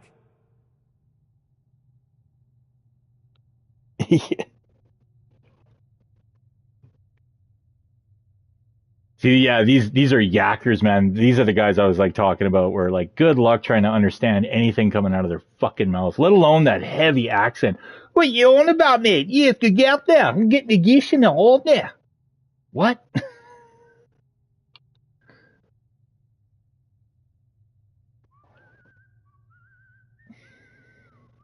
What is the work of a miner really about? What's it about? A boot? All kidder. No great You know that word, Dard? A boot? The roads, Bella. Hewing off from rock in the dark Mr. and breathing Quebec? in the sty. I suppose that, you know what's funny, because like everyone gives the Canadian do booty, but I've only ever heard in my life people that people from Ontario. I've heard that from like Southern Ontario, more of an not East Coast, but Eastern Canada thing. And I think maybe that's just the fact of like with New York and Michigan, all those states being like right there across with the Great Lakes, that they have these run-ins with these Southern Ontario guys, and they're like, "Oh yeah, new dude beauty," and they're like, "All these Canadians with their weird dialogue." How exactly do you mine ore? Bloody hell. Have you never seen a yakker graft, kid ya? You take a kevel and ding away at the rock till it crumbles. And if you keep ganning at it for a couple of years and don't croak from the stithe, then you'll keel over from exhaustion or get scrushed by the ceiling of the road you're hewing. What? How do you get the ore outside? Same way it's hewed, in the dark and in coves. On top of that, you spend a lot of the bloody time on all fours. Once you get out by with the corf, you get a tally, and you can get back in by. How much do you get for your work? I'll tell you, man. Them deputies up at bank make a howfin' pile of chink. But us buggers, the ones doing all the graft, we earn a pittance. Can you give me a more specific number? Sometimes, not even half a grosh and a corf. That's near way to make a living, man. I wonder, how much do you mine in a day? That depends on how much ore you howk out of this or that face. It varies. How much did you mine, say, on the Feast of St. Petronilla? Listen, kidder. Aren't you a bit too curious? Why do you need to know that for? Them numbers won't be useful to nobody. Our book is above 30. I didn't know we could go above. That's crazy. I really need to know it for my work. My treatise won't be complete without it. Est rerum omnium magister usus. Experience is the best teacher. And you have that experience. Aye, well, a clever head but a gawk-handed, eh? Alright, I'll tell you. It was a good gar on the Feast of St. Petronilla. Our yakkers hewed 36 corves. Thanks. Nah, thank ye.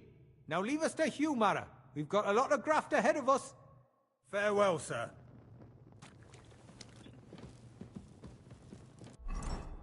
In Quebec, our English is so different too. We learned it with U.S. English mostly.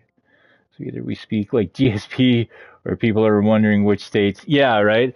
You got such the heavy accent. It's almost crazy how hard it is for you to pronounce the letter H. GSP is just like, come on, bro. It's not, come on, man. Or like, no, I'm a foreigner on your soil. It's a hard language. Fuck. Or maybe, I don't know. His English is a thousand times better than my fucking French. I'll give you that. French is hard for me, man. We had to take it. It was mandatory in grade 6. That's when they introduced it to us. It was mandatory, but it didn't count or matter towards your grades or anything like that. But then going forward, you know, it was an option to you. Like if you wanted to pursue learning it as a second language, go ahead. It's up to you. And at the time, I was like just kicking and screaming, trying to get through the 6th grade of it. And I was like, fuck it, I don't want to learn French. And obviously, in hindsight, I absolutely wish I would have fucking stuck with it. Because, yeah, bilingual, who wouldn't want to? Yeah, see, like, and even like your written is phenomenal, Dard. Like, fucking, you'd never know that you were. Yeah, like I worked with a couple dudes from. This was a couple years ago. Oh, Doggo found something. Grade 2? Yeah, that's crazy. What are you barking at, fucker? Mutt, it belongs to somebody, and that somebody isn't us. But thank you, all the same, Doggo. See, we can't even take an apple. That's stealing. They won't even let us eat from the fucking communal pot. And you're here barking at fucking treasure chests.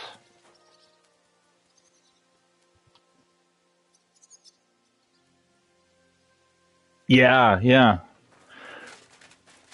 But it's good, like we have like French immersion schools where like the city that I'm from, where I was born in, there's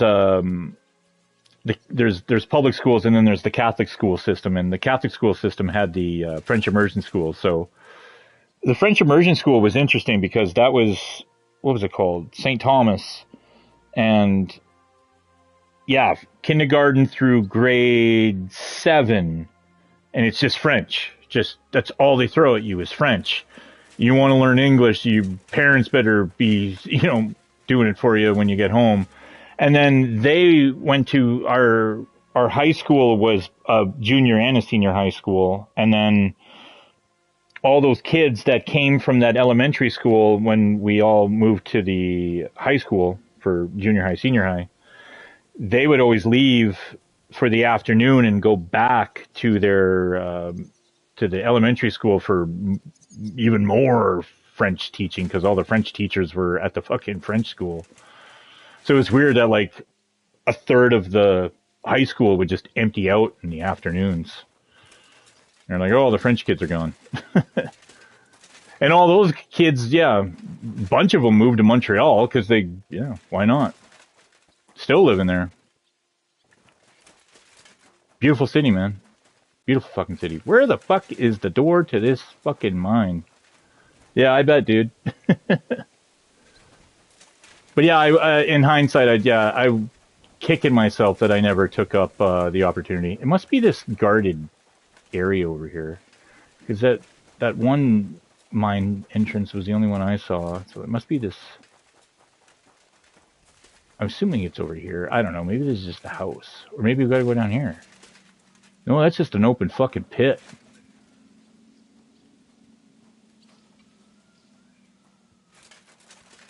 Nice. That sounds picturesque, like almost Bob Ross-esque.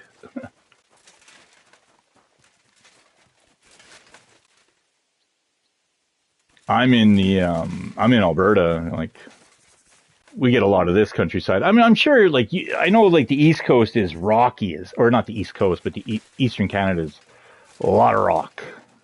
I remember that because obviously, like, we're in the prairies over here. And the mountains are a little further to the west, not too far away, but flat as fuck over here, man. Like, my friend, my old roommate, she's from New Brunswick, and she was always commenting on how just endless skies it is out here, because, like, when the sun sets, it sets forever on a summer day, because there's just nothing to get in its fucking way. Yeah, it was crazy, because I remember, like, my mom's originally from Ontario, my dad's from out west here, and there was times when we were kids, we'd go visit her family every now and again, and we would end up, driving cross country, and just the change of scenery, like, you knew you were in Ontario, because, like, the highway would just cut through these fucking jagged slated rock, just roadside. It's quite the thing.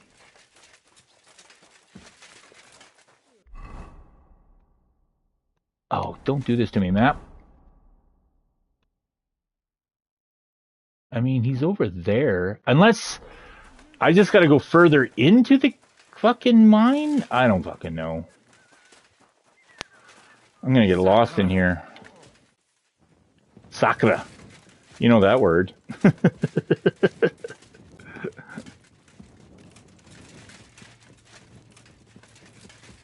It's cool too. My job, I do courier service, and one of the shops I go to, this game's Warhorse Studios are from the Czech Republic, and he's from the Czech Republic, and I was talking to him like, man, you got such an accent. Where are you from? He's like, the Czech Republic. I'm like, get the fuck out of here, man. I started talking about KCD2, and his face just lit up like a Christmas tree. They take such pride in this game, man, because of the history of it and stuff like that. And me, like, just telling him little shitty bits of trivia that I know about Czech history, and yeah, his face just lighting up. It'd be like someone walking up to me and be like, I know who Wayne Gretzky is. I'm like, yeah, that's cool. I'm like, whatever. Good for you. Yeah, it's his English is phenomenal, man. Like, some people have, like, you know, like, their attempt at English is like, yeah, you got a grasp of the language, but your accent, holy fuck, I literally have to put you on like a 3 to 5 second buffer to, like, decipher what you said and translate it again. Where can I find your foreman, Paul? What you doing here, kidda? Who let you in, bay? I've got a letter of safe conduct from Christian of Pisek. I'm a student from Prague. I'm trying to get to know the miner's life from up close. But yeah, his name's Pavel, and every time I see him, I just go, Kurva! He just laughs. To ask your foreman a few things. Kurva! Our gaffer's gone down there to pray. I don't know if he'd be up for talking, but... Why wouldn't he be in the mood for talking? Young Jaybird, one of our marrows, got scrushed the other day. He hadn't even had a full week on the graft, poor lad. It happened the day before the feast of Saint Petronilla. You'll find Paul at the lowest level by the roof fall. He's praying for the salvation of his soul. You'll hear the wind howling in the adit down there. It can be heard as far as that. Is it really? Road. I didn't know that. It's haunted. Cowtown's, it's beautiful, man. And you're literally like an hour from the mountains. Like, Banff is right there. It's crazy how, like, you just head out west and you drive for like 40 minutes. You listen to, like, you know, an album or whatever, a podcast, and you're like, oh shit, we're here. You just walk up a fucking mountain. Feed the fucking, it's national park, so all the animals are so used to tourists. So it's a fucking Disney cartoon where the deer and the chipmunks are just hanging out with you, looking for fucking food. It's surreal, man. That's crazy. That's awesome, dude. I didn't know that. Cowtown's got like a whole jiu-jitsu scene going on. My last job, the guy that worked in the parts department, he owned a gym. It's called the 110 Gym. And he, it's funny because just in conversation, I'm like, his vehicle had a decal on there, and I'm just like, oh, so you go to the gym? He's like, yeah, I own it. And I'm like, oh, no way. And we start talking about all this shit and stuff like that. And then, yeah, of course, we get on to fucking MMA and fucking, I could talk for hours about that shit with him, man. And it was funny when I first met him because I'm talking to him and I'm just like, so do you like fight and all this shit? And he's like, yeah. And he just points to his ears. And and then all of a sudden I notice how cauliflowered up they are. And I'm just like, oh my God. Yeah, you fight, dude. And you're so chill about it too. Like, of course you fight. That's awesome. She's talking about debating about getting into like bare knuckle. And I'm just like, I don't know, dude. Watch some of these bare knuckle fights. And I'm like, guys are coming out of the other end of that looking a little worse for wear. Granted, I think a lot of that has to do with scar tissue just getting tore the fuck up. Yeah, yeah.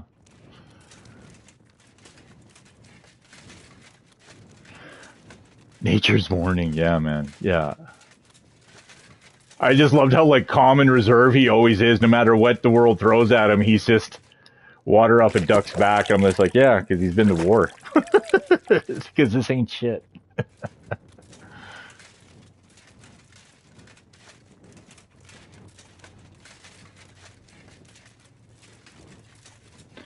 Yeah, I've been doing on Fridays. Jens Pulver, former UFC lightweight champion, he hosts the UFC Fight Pass streams on Twitch and YouTube here, and yeah, I've been doing that on Friday nights after work, just fucking unwinding. He'll throw so like the pay-per-views will be the Saturday, and what he does is he does like a hype train highlight reel of all of the fighters that are going into the pay-per-view coming up the night after. So it's, yeah, I just sit there live streaming with Jens, talking fights and shit like that with well-knowledged fucking people. You know, it's pretty cool.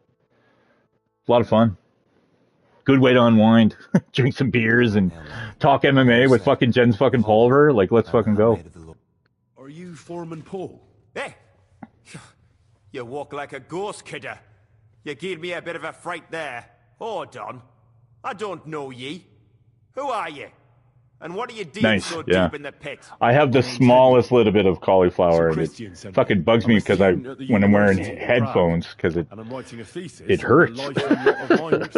I hate to interrupt your prayers for a dead friend. So I have to like But I need place to my ask you headphones perfectly on my ears and Mara. don't touch them. He were my blood. I raised him from a nipper since my sister died. He kept begging me to take him on a shift, saying he was strong as a horse. Wouldn't have taken her like. And now, I can't forgive myself. Can he? Oh, it's cannot. That's what it means. That took hours to decipher for me. Yeah, man, absolutely. Yeah, it was one of my favorite. It was one of the highlights, but that job sucked. Like working at that place, it wasn't the funnest. The job sucked, but the people I worked with were absolutely phenomenal, and him especially. Yeah, I loved fucking talking fights with him. Trying to get him into sumo and shit like that too. I'm just like, it's amazing. These fights, the sumo fights are over before they start. Like there's all this hype and build up for like, and it's over. But Kane there, she's a Kane lass. There's no pain in heaven. Come on, it wasn't your fault. Accidents happen. It's God's will. I suppose you're right. Will you pray with me for his soul one last time? Aye. Aye. I'll pray with you. Even said aye. Canny lad. Repeat after me. Canny lad. Almighty and merciful God, our Father, you are the giver of gold, silver, bronze, copper, tin, Almighty and iron, merciful God, and our all Father. ores and Oh, we're doing our own dueling prayers. Who's died in this mine. Copper, And may your holy angels save his soul from damnation. Bring his soul to eternal glory through our Lord, our Saviour and Redeemer, Jesus May Christ. your holy angels save his soul from The damnation. angel of the Lord declared Bring unto his Mary, soul to eternal she glory. conceived the Oh my Holy God. Lord, Hail our Mary. I'm gonna get Saviour and schizophrenic from Redeemer, this. Jesus Behold, Christ. I am the handmaid of the Lord. Be it done unto me according to thy word. Hail Mary. And the word was made flesh and dwelt among us.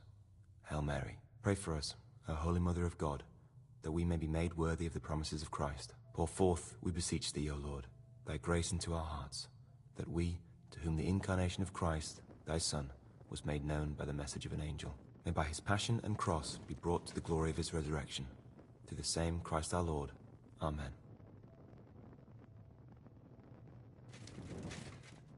I wanted to let him finish his prayer. So, are you going to answer me now? Aye. Thanks for praying with me. Ask about out.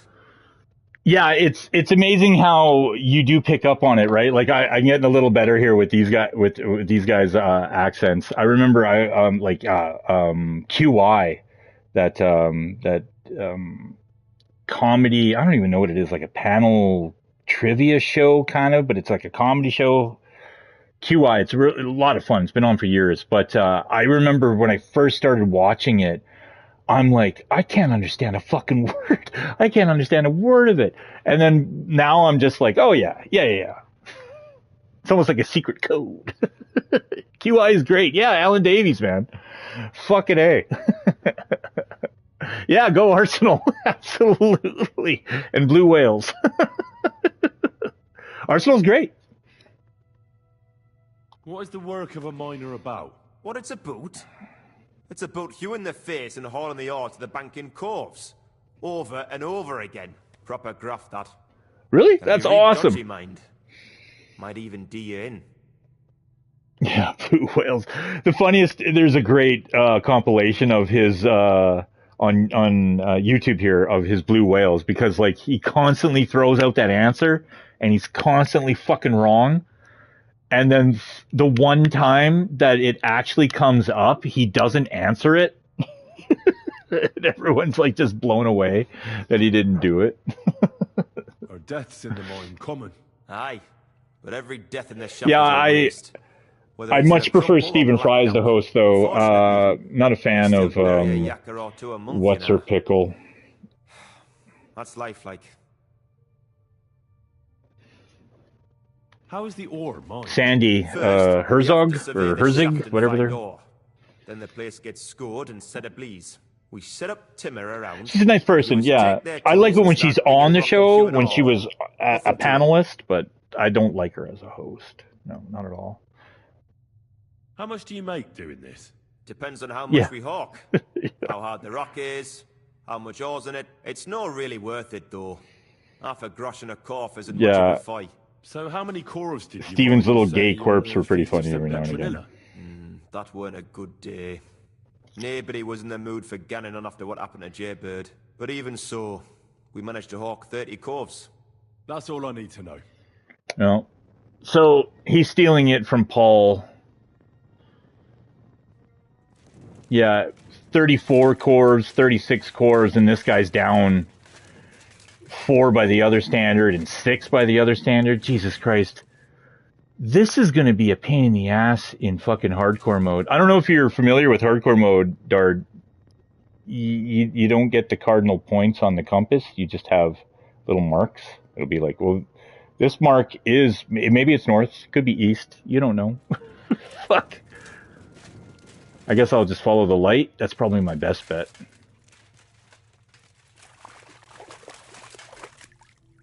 Oh, I should probably... What's going on?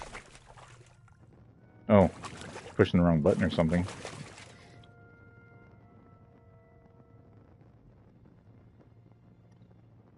Yeah, it's a lot of... It was... Steven's a great host. I absolutely loved it. And Alan, like, fucking stole the show I don't know how many times.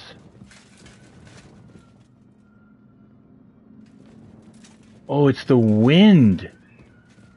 I was like, what is that screaming? But it's the wind. That scared the shit out of me. At least they found an easy way out of here. It was scaring the shit out of me. I'm like, what fucking demon of hell is in here now? Oh, I guess I still need my fucking torch out. It's a bit dark still.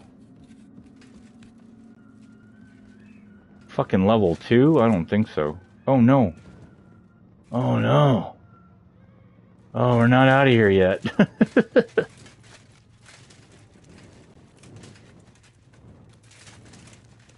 Oh, I was thinking suspicion we're going further down.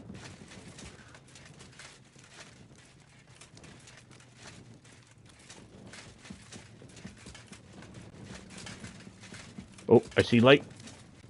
Oh, I see people. That's a good sign. I'm sorry.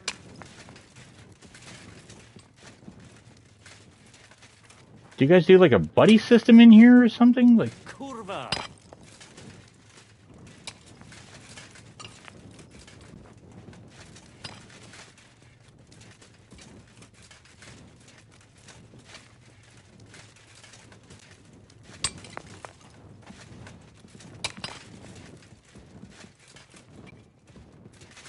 I mean, it's kind of linear, but fuck this.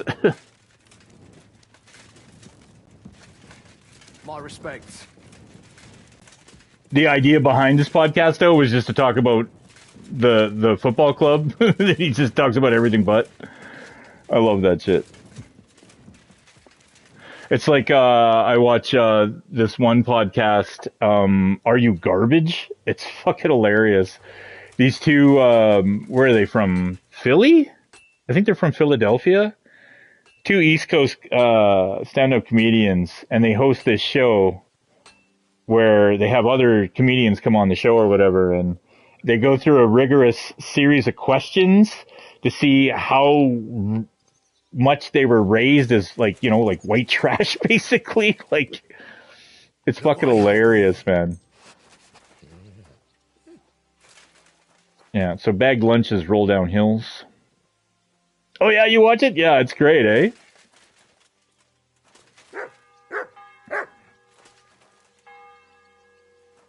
Hey, Mutt.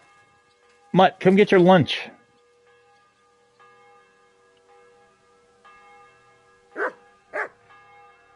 Yeah, I know, dude. Come here. Look what I have for you. I'm trying to put it in a place where it doesn't roll down the fucking hill, but it rolls down the fucking hill. All right. We should be able to pray at this. But it's, I guess it's not an actual shrine. Is he inside? Oh, he's inside.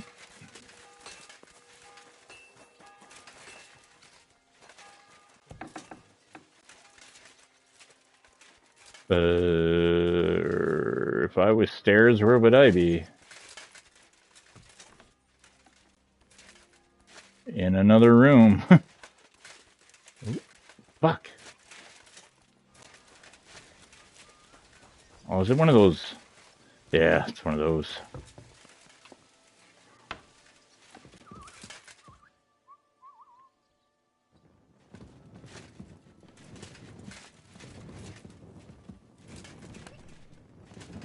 Köter.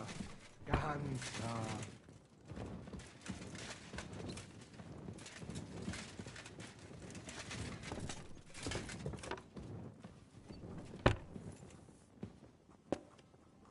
Oh, that's awesome. Do you ever watch his other show, like the TV series that he did, where he was like, I don't know, like Sherlock Holmes or something? I can't remember what it was called. I watched like one season of it. It was weird because I'd known him from QI, so I can't take him serious as an actor, especially in a kind of a serious role. Yeah, I can't remember what it's called. It was on for years. Even on QI, he had mentioned it a few times, like they would like, Jonathan Quist? Something like that. You're right. It wasn't a bad show, but I can't take him serious. I already know how many corvs the crews extracted on the Feast of St. Petronilla. It was 100 altogether. I see. Meanwhile, I looked in the mine book. How many do you think it says there?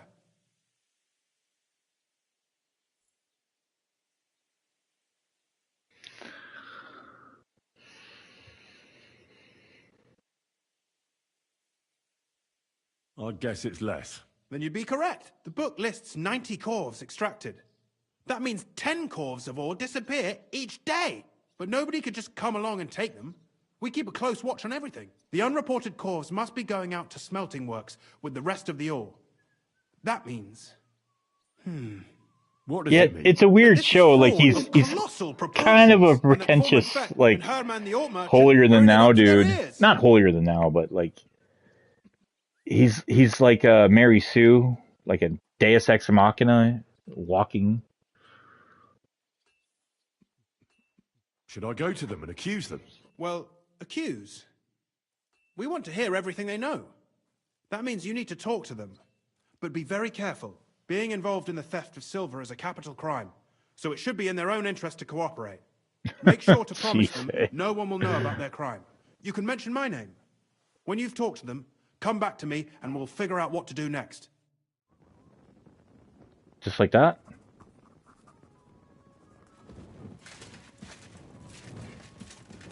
Okay. Oh hey, Merchant Herman. Gepriesen sei der Herr. Ja, holven hin helven. We need to talk, Herman. And who might you be? Henry. But that's not important. Sir Christian sent me. We found some discrepancies in the mine book. Discrepancies? How do you explain that the miner has extracted 100 cores of ore on the Feast of St. Petronilla, but the book only says 90? If it says 90, there must have been 90. The book does not lie.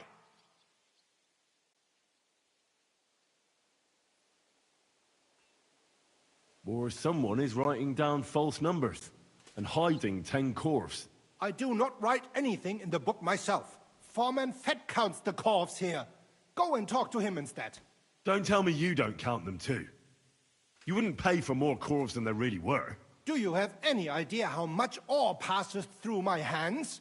How am I supposed to remember how many there were ausgerechnet on the Fest of St. Petronilla? Besides, miners can lie and say they extracted more than they did. They like to show off. All 3 crews agreed to report more. I seriously doubt that. Well, what do we want to do? I think I want to do it this way. Your story doesn't add up, Herman. We found out. Simple as that. Don't try to outsmart me and Sir Christian. I am not trying to do anything. It was Fett's idea. He came to me saying we were going to deliver more corves to the smelters than we would report, and I would get paid for it. It was going well. I have always paid for what we put in the book. Then I got some geld from Fett on the side. On the Feast of St. Petronilla, I was afraid they would be able to tell the difference. 10 corves is 10 corves after all. Nobody at the smelting works cared at all. I am sure they are in on it too. How long has this been going on? Several months, maybe half a year. About since Sigismund arrived. Is Ulrich Vavak behind this? The Mint Master? I have no idea. I am a mere assayer. I have never even met Vavak. Sir Christian and I agreed to investigate the matter in secret, so just act like nothing's going on. Keep doing what you're doing. We don't want to scare off the people who are actually responsible. Understand? Yeah, I understand. I will be as silent as the grave. Because if you're not, I'll put you in one. Don't think I won't. Don't think I won't.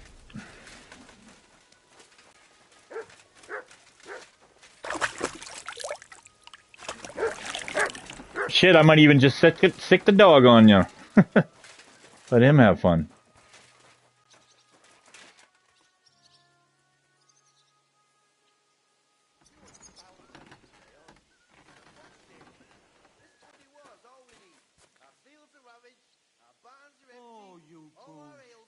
Really? Wow. Yeah, no, people like to read into that a lot, eh? I love how everyone thinks that Trump got back into office and the world's going to come to an end, but I guess if the mainstream media keeps telling everyone that the world's going to come to an end with Trump in office, I guess people will keep swallowing that pill then. I don't know. It's kind of funny. It's like when Harris and all them were doing their thing and they're just like, you know what this guy's going to do when he gets into office? I'm like, you guys know that he was there 4 years ago? Why didn't he do it then? Yeah, it's the. I blame participation trophies. That's what I do. I blame people, soft people. Don't know how to handle real shit when things hit the fan. A word, Foreman. Who are you, and what do you want? I'm Henry, but that's not important. Sir Christian sent me. I need to discuss a delicate matter with you. Don't tell me one of the yakkers shot all over the outhouse in the yard again. I'm afraid it's a little worse than that. We found some discrepancies in the mine book. Let Sir Christian handle it then. They're his books, and his responsibility too. Really, eh? But you're the one counting the corves of ore. Your point being? I learned that the miners extracted no less than 100 corves on the Feast of St. Petronilla, but the mine book says 90. Do you think the yakkers know how to count? They're blockheads, and they like to show off. I'm sure they just exaggerated. Anyway, what's it to you? And a pension. The steward sends you to snoop around, don't you know? I work for Vavek, the mint master Like Valentina himself. Shevchenko, she's a sleeper. Can't tell me she's not a fucking spy. There's no point in denying it. Speaks 5 languages. Can kill anyone with a fucking her hands. Knows all guns. Yeah, she's a spy. Straight up.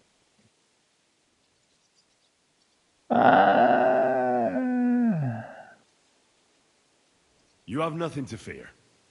You're under my protection, and nothing will happen to you. I'll deal with anyone who wants to harm you. Believe me. Oi, I'll tell you what I know. As soon as I was made head gaffer, Amara, who there you go. works at the Exactly. Works in Good, right? came to me. He said someone They'll wanted never to talk to suspect. me. One of them. So I met this fella Isn't in it? the tavern in Gun. What a great and way he to told me internationally how it travel works. the world, right? How to cook the books like. He Go to told me your the trick next was hit. not to report some of the extracted ore and transport it secretly to the smelters along I with follow the her rest. on Instagram, He man. made She it lives very clear. a fun life. play Just, along, I mean, obviously all the training she does, she's a fucking killer. But I mean, like, her downtime, she's enjoying the shit out of it, doing what she loves to do. Who was that fella from the smelter who... No, never heard of it. He never told me his name, even when I asked. He's a tall bloke, stocky, pockmarked. I don't scare easy, but this bloke was terrifying. How long has this been going on? For some time now, definitely. I heard even former head gaffer Kircher was in on it too. Where can I find him? You can't ask Kircher any questions. He fell down a shaft. JCVD? They say he was drunk, but I don't think it was an Still accident. at it, eh? Who pays you on the side? You have to pay the miners for what they actually extracted. I get the extra chink from the smelting works. It's enough for the yakkers and for Herman. That's cool. Do you think the mint master, Ulrich Vavak, is behind this? I don't know. I've got naught bad to say about Vavak. He treats me canny whenever he shows up. He says if Christian gives us hassle, he'd sooner replace him than me. He really said that. It's a great premise. Master himself. All right. Just carry on as if nothing's happened. No one must find out we know about the fraud. Christian won't give you any trouble, nor will anyone else. Is that clear? Clear as a bell, Mara. I'll be silent as the grave. Van Johnson.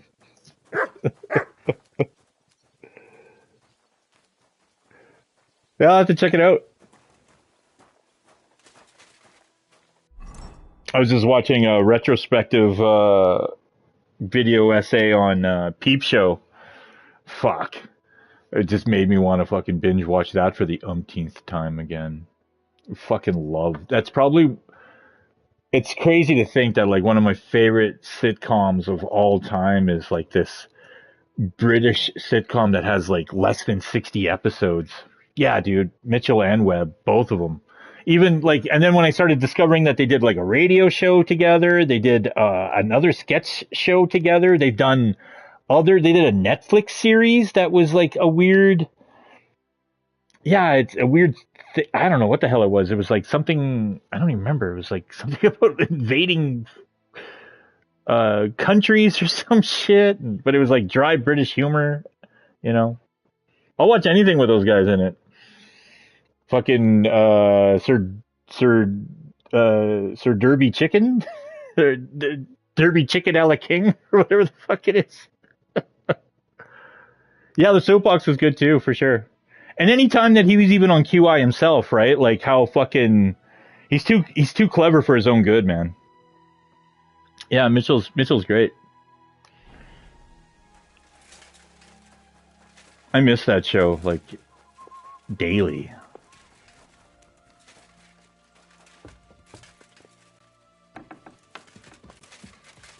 Silly doggy.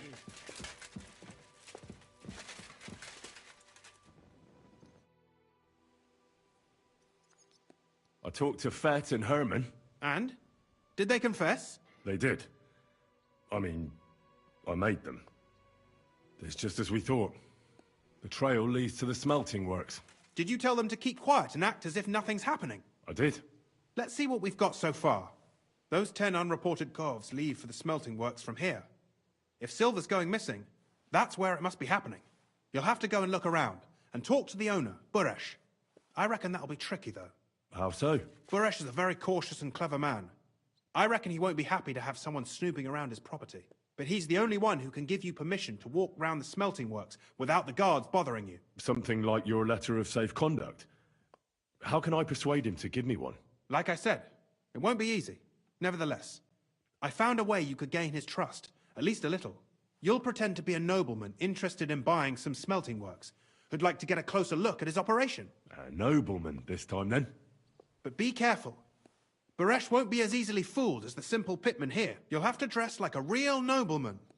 That means no plate armor, or, God forbid, bloody rags. But listen, don't carry a weapon. Buresh has a morbid fear of someone threatening him. That's why he has a bodyguard with him at all times. You must come to him dressed to the nines and act impeccably, so as not to arouse the slightest suspicion. In short, be charismatic as you can manage. What should I wear? Like I said, some decent clothes. I reckon you can imagine what those look like. If you don't have anything of the sort, visit a tailor in town. I'm sure he can sell you something nice. If you're charismatic enough, Buresh is sure to believe your intentions are good. And make sure you wash up before you go. You can't go and see him looking like some dung-soiled peasant. What else should I know about the smelting works before I go?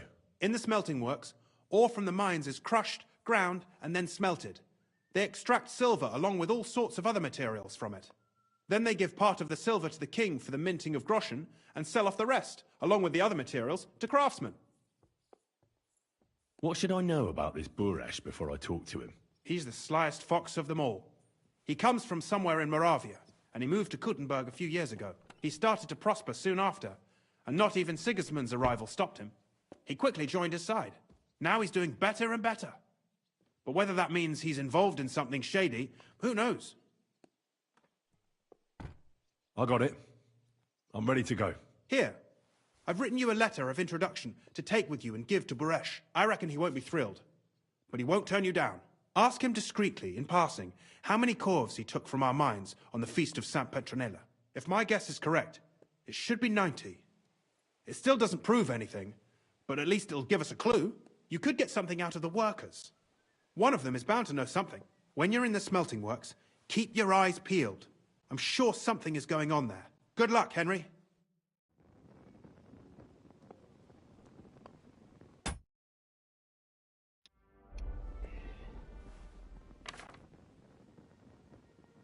Yeah, it's weird because their seasons only run like 6 episodes. Like Peep Show ran for 9 years. It took like 10 or 11 or 12 years for them to bang out those 9 seasons, but there's like 6 episodes a season. Like you can binge watch it all in like an afternoon. Yeah, even the early Office or any of that stuff. Yeah, it's weird. Hey, Mutt. All right. Yeah, the IT crowd. Oh man, I love the IT crowd. Fuck, that's where I got introduced to Matt Berry, and I mean, like, Matt Berry is a fucking comedic genius. He's so good. Look around the smelter, talk to Boresh. Right? Matt Berry's so good. What We Do in the Shadows, I mean, like, anything he's in, he just absolutely steals. Denham Reynolds, I mean, like, come on, man. Yeah, who was the guy that used to host that, there's an old British, it was like a mockumentary news show, This Day Today or some shit like that?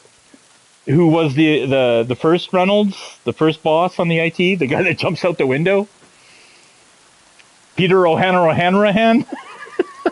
It's so good, dude. Jonas is on site is Peter O'Hanrahan. Peter, are you there? Yes. What have you learned? Not much.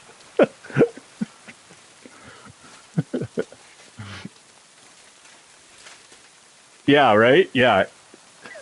There's some discrepancies in the pension. He's like, I see. Very well. And then they just continue on with the meeting and he just walks out the fucking window. And then, yeah, he shows up at the funeral. Now, Dennis, this next little bit is for your personal ears and eyes only, so do not let anyone else hear this. But Father, these are my friends. I have no secrets among them. All right, so there's going to be a man coming around and talk about irregularities on the pension fund. Turn that off immediately. He just rips the fucking VCR out. Oh, and then, I mean, fucking Stephen Toast? Come on. Oh, I'm not ready to talk to this guy. He doesn't want weapons, so I gotta take this off. I gotta take all of them off.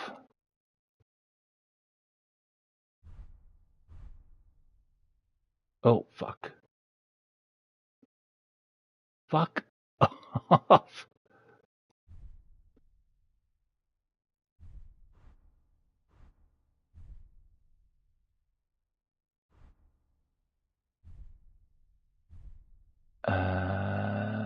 Oh, I suppose if I was actually on the weapon.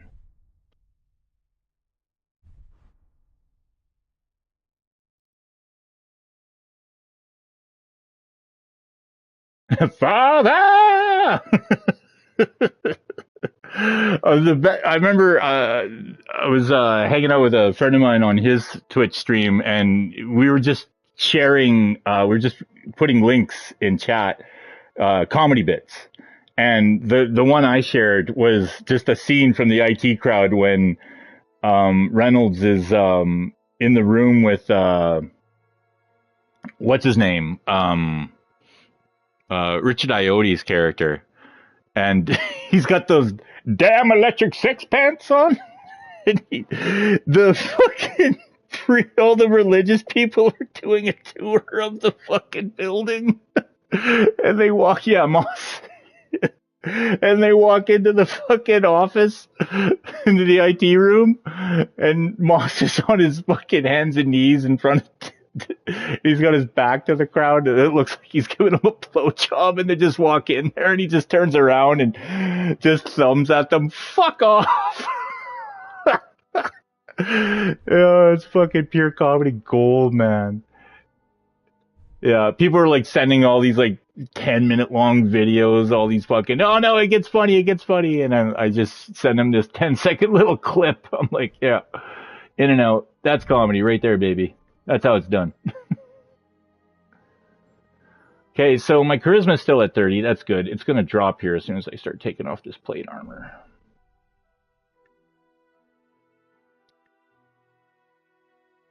Oh, hasn't dropped yet. Yeah, it's unbelievable. Like, pure like actual sitcom, actual situational comedy. Yeah, people lose the meaning of that. They're like, oh, it's a good sitcom. I'm like, yeah, it's not a real sitcom though.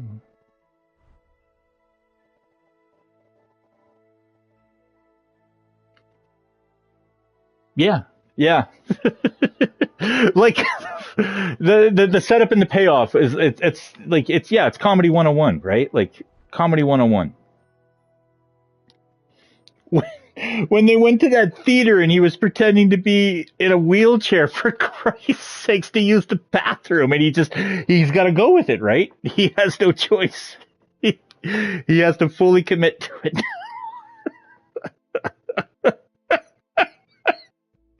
It's so good. Oh my god, I love that show.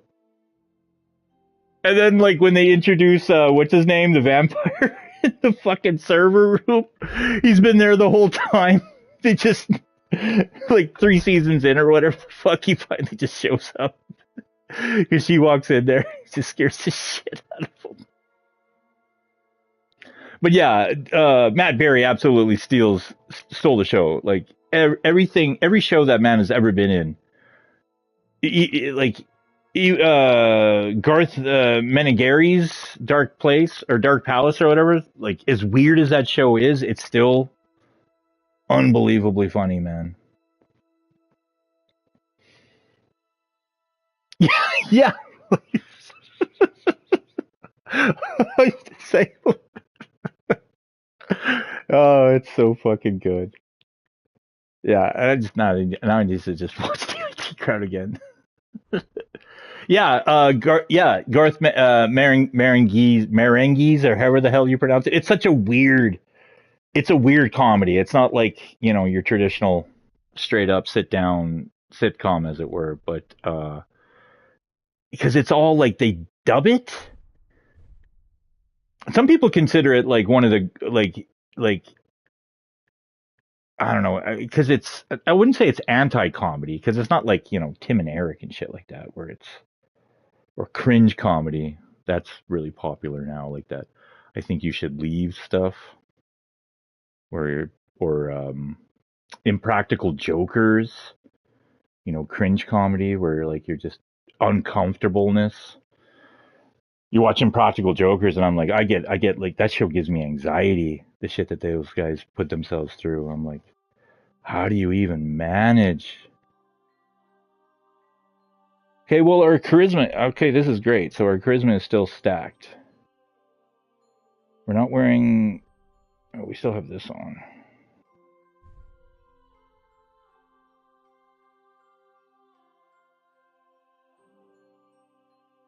I don't need the overcoat. The Waffenrock can stay on.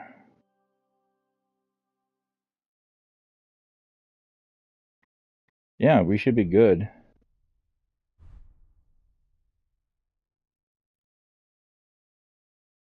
Spurs on.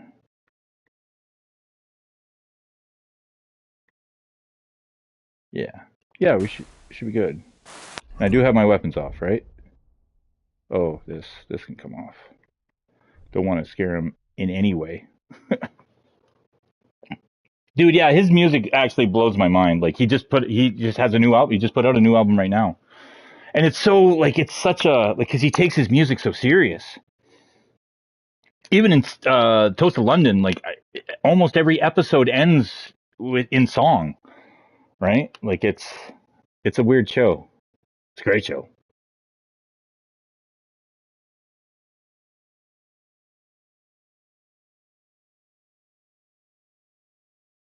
Yeah, they did. Even I didn't even know this that I was like 2 years after the fact of Toast went to Hollywood.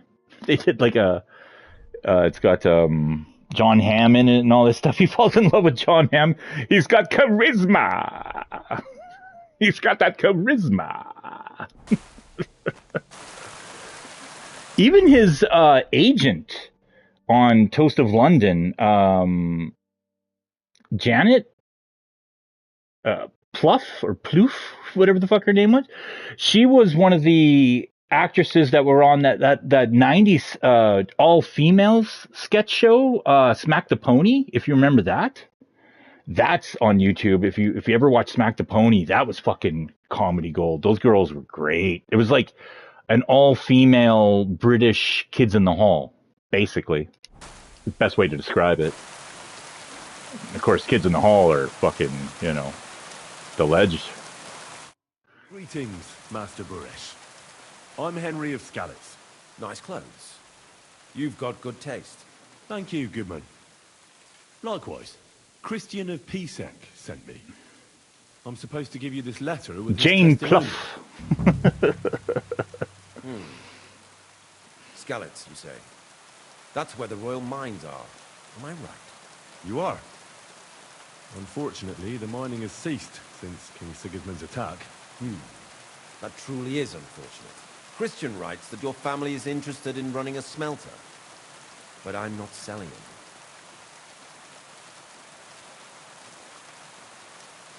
I know. I just want to see what it looks like in the smelting works. Well, if Sir Christian wishes it, I won't deny you the opportunity. With this letter of safe conduct, you'll be able to move around unfettered. The guards will recognize my seal.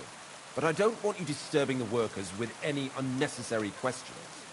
If you want to know anything, ask me.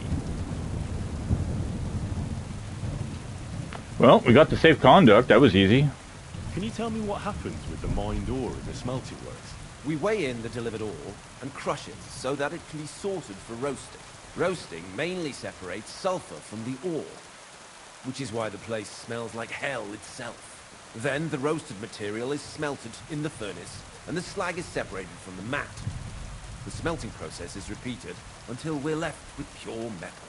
It's then cast into bars that can be sold. After we've given the royal share. That's cool. To the king, that is. That's really cool.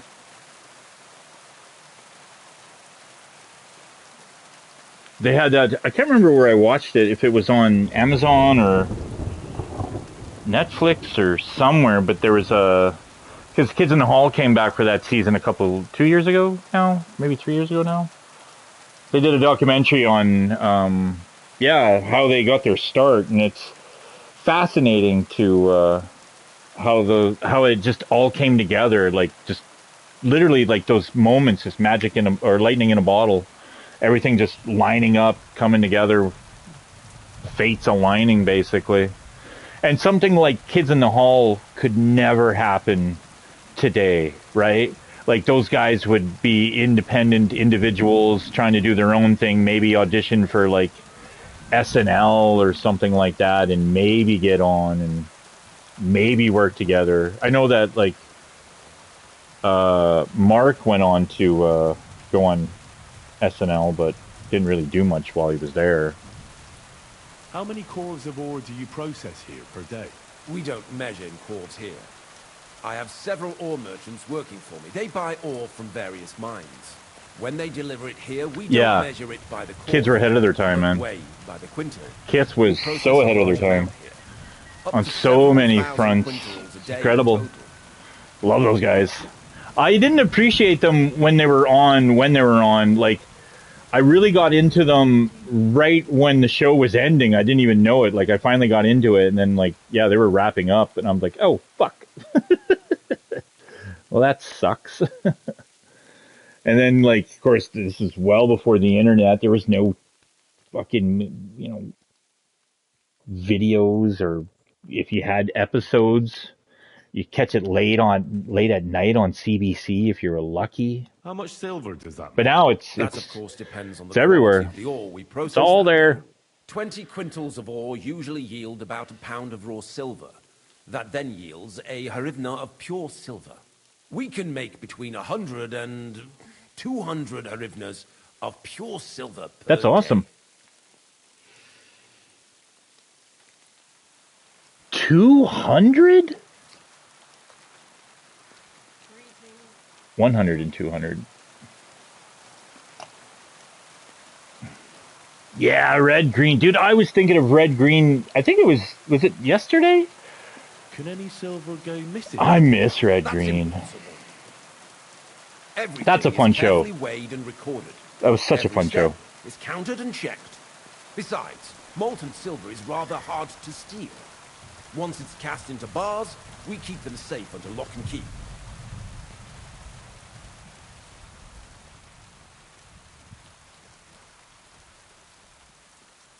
Yeah, like I love red green.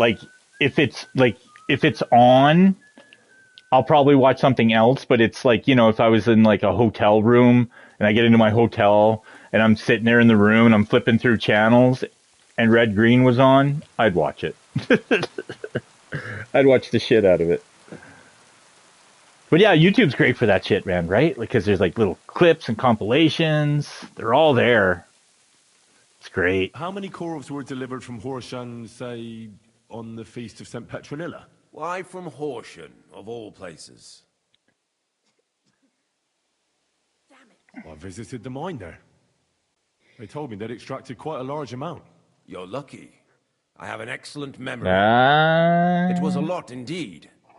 90 corves. We're on to you, bitch.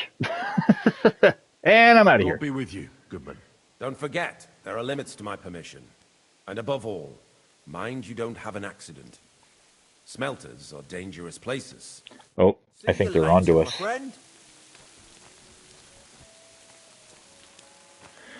Dude, yeah, like it's crazy. It's like even like finding like Liam Neeson, just old shit with Liam Neeson in it. Even though that's not, we're talking about comedy or whatever, but like I keep finding like old movies and stuff. I'm like, Jesus fucking Christ, Liam Neeson's in this? Like, how long have you been doing this, man? You're not that old. And yet you're in everything. But yeah, I mean, Hugh Laurie, Stephen Fry, I mean, that's old Blackadder shit. But even like, yeah, even back then, yeah, Darkman, exactly. Yeah, Blackadder, another dude. Peep Show is like on like my Mount Rushmore of like comedies. Blackadder is like honorable mention, and it's so good. Each season is its own. That's where I like got introduced to like Brian Blessed, which he is in KCD1. He has a guest cameo special appearance in the first game. That's pretty cool. And he's just as fun as he normally is in everything he does. Crazy good, dude. What was Balry? Balric? Balric?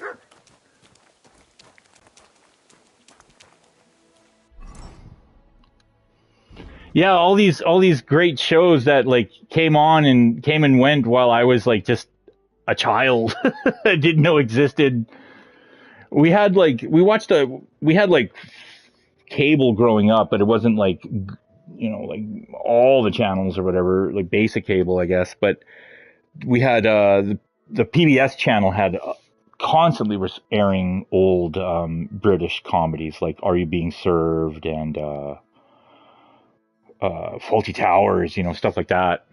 To get introduced to like some of the British shit at a younger age, but you miss a lot of it too. Yeah, I'm kind of curious about this postscriptum. This sounds sketchy. But actually, I should probably call it for tonight. It's getting pretty late here. Thanks a lot for hanging out, man. We'll do this again in the not too distant future. Take care, and we'll see you soon.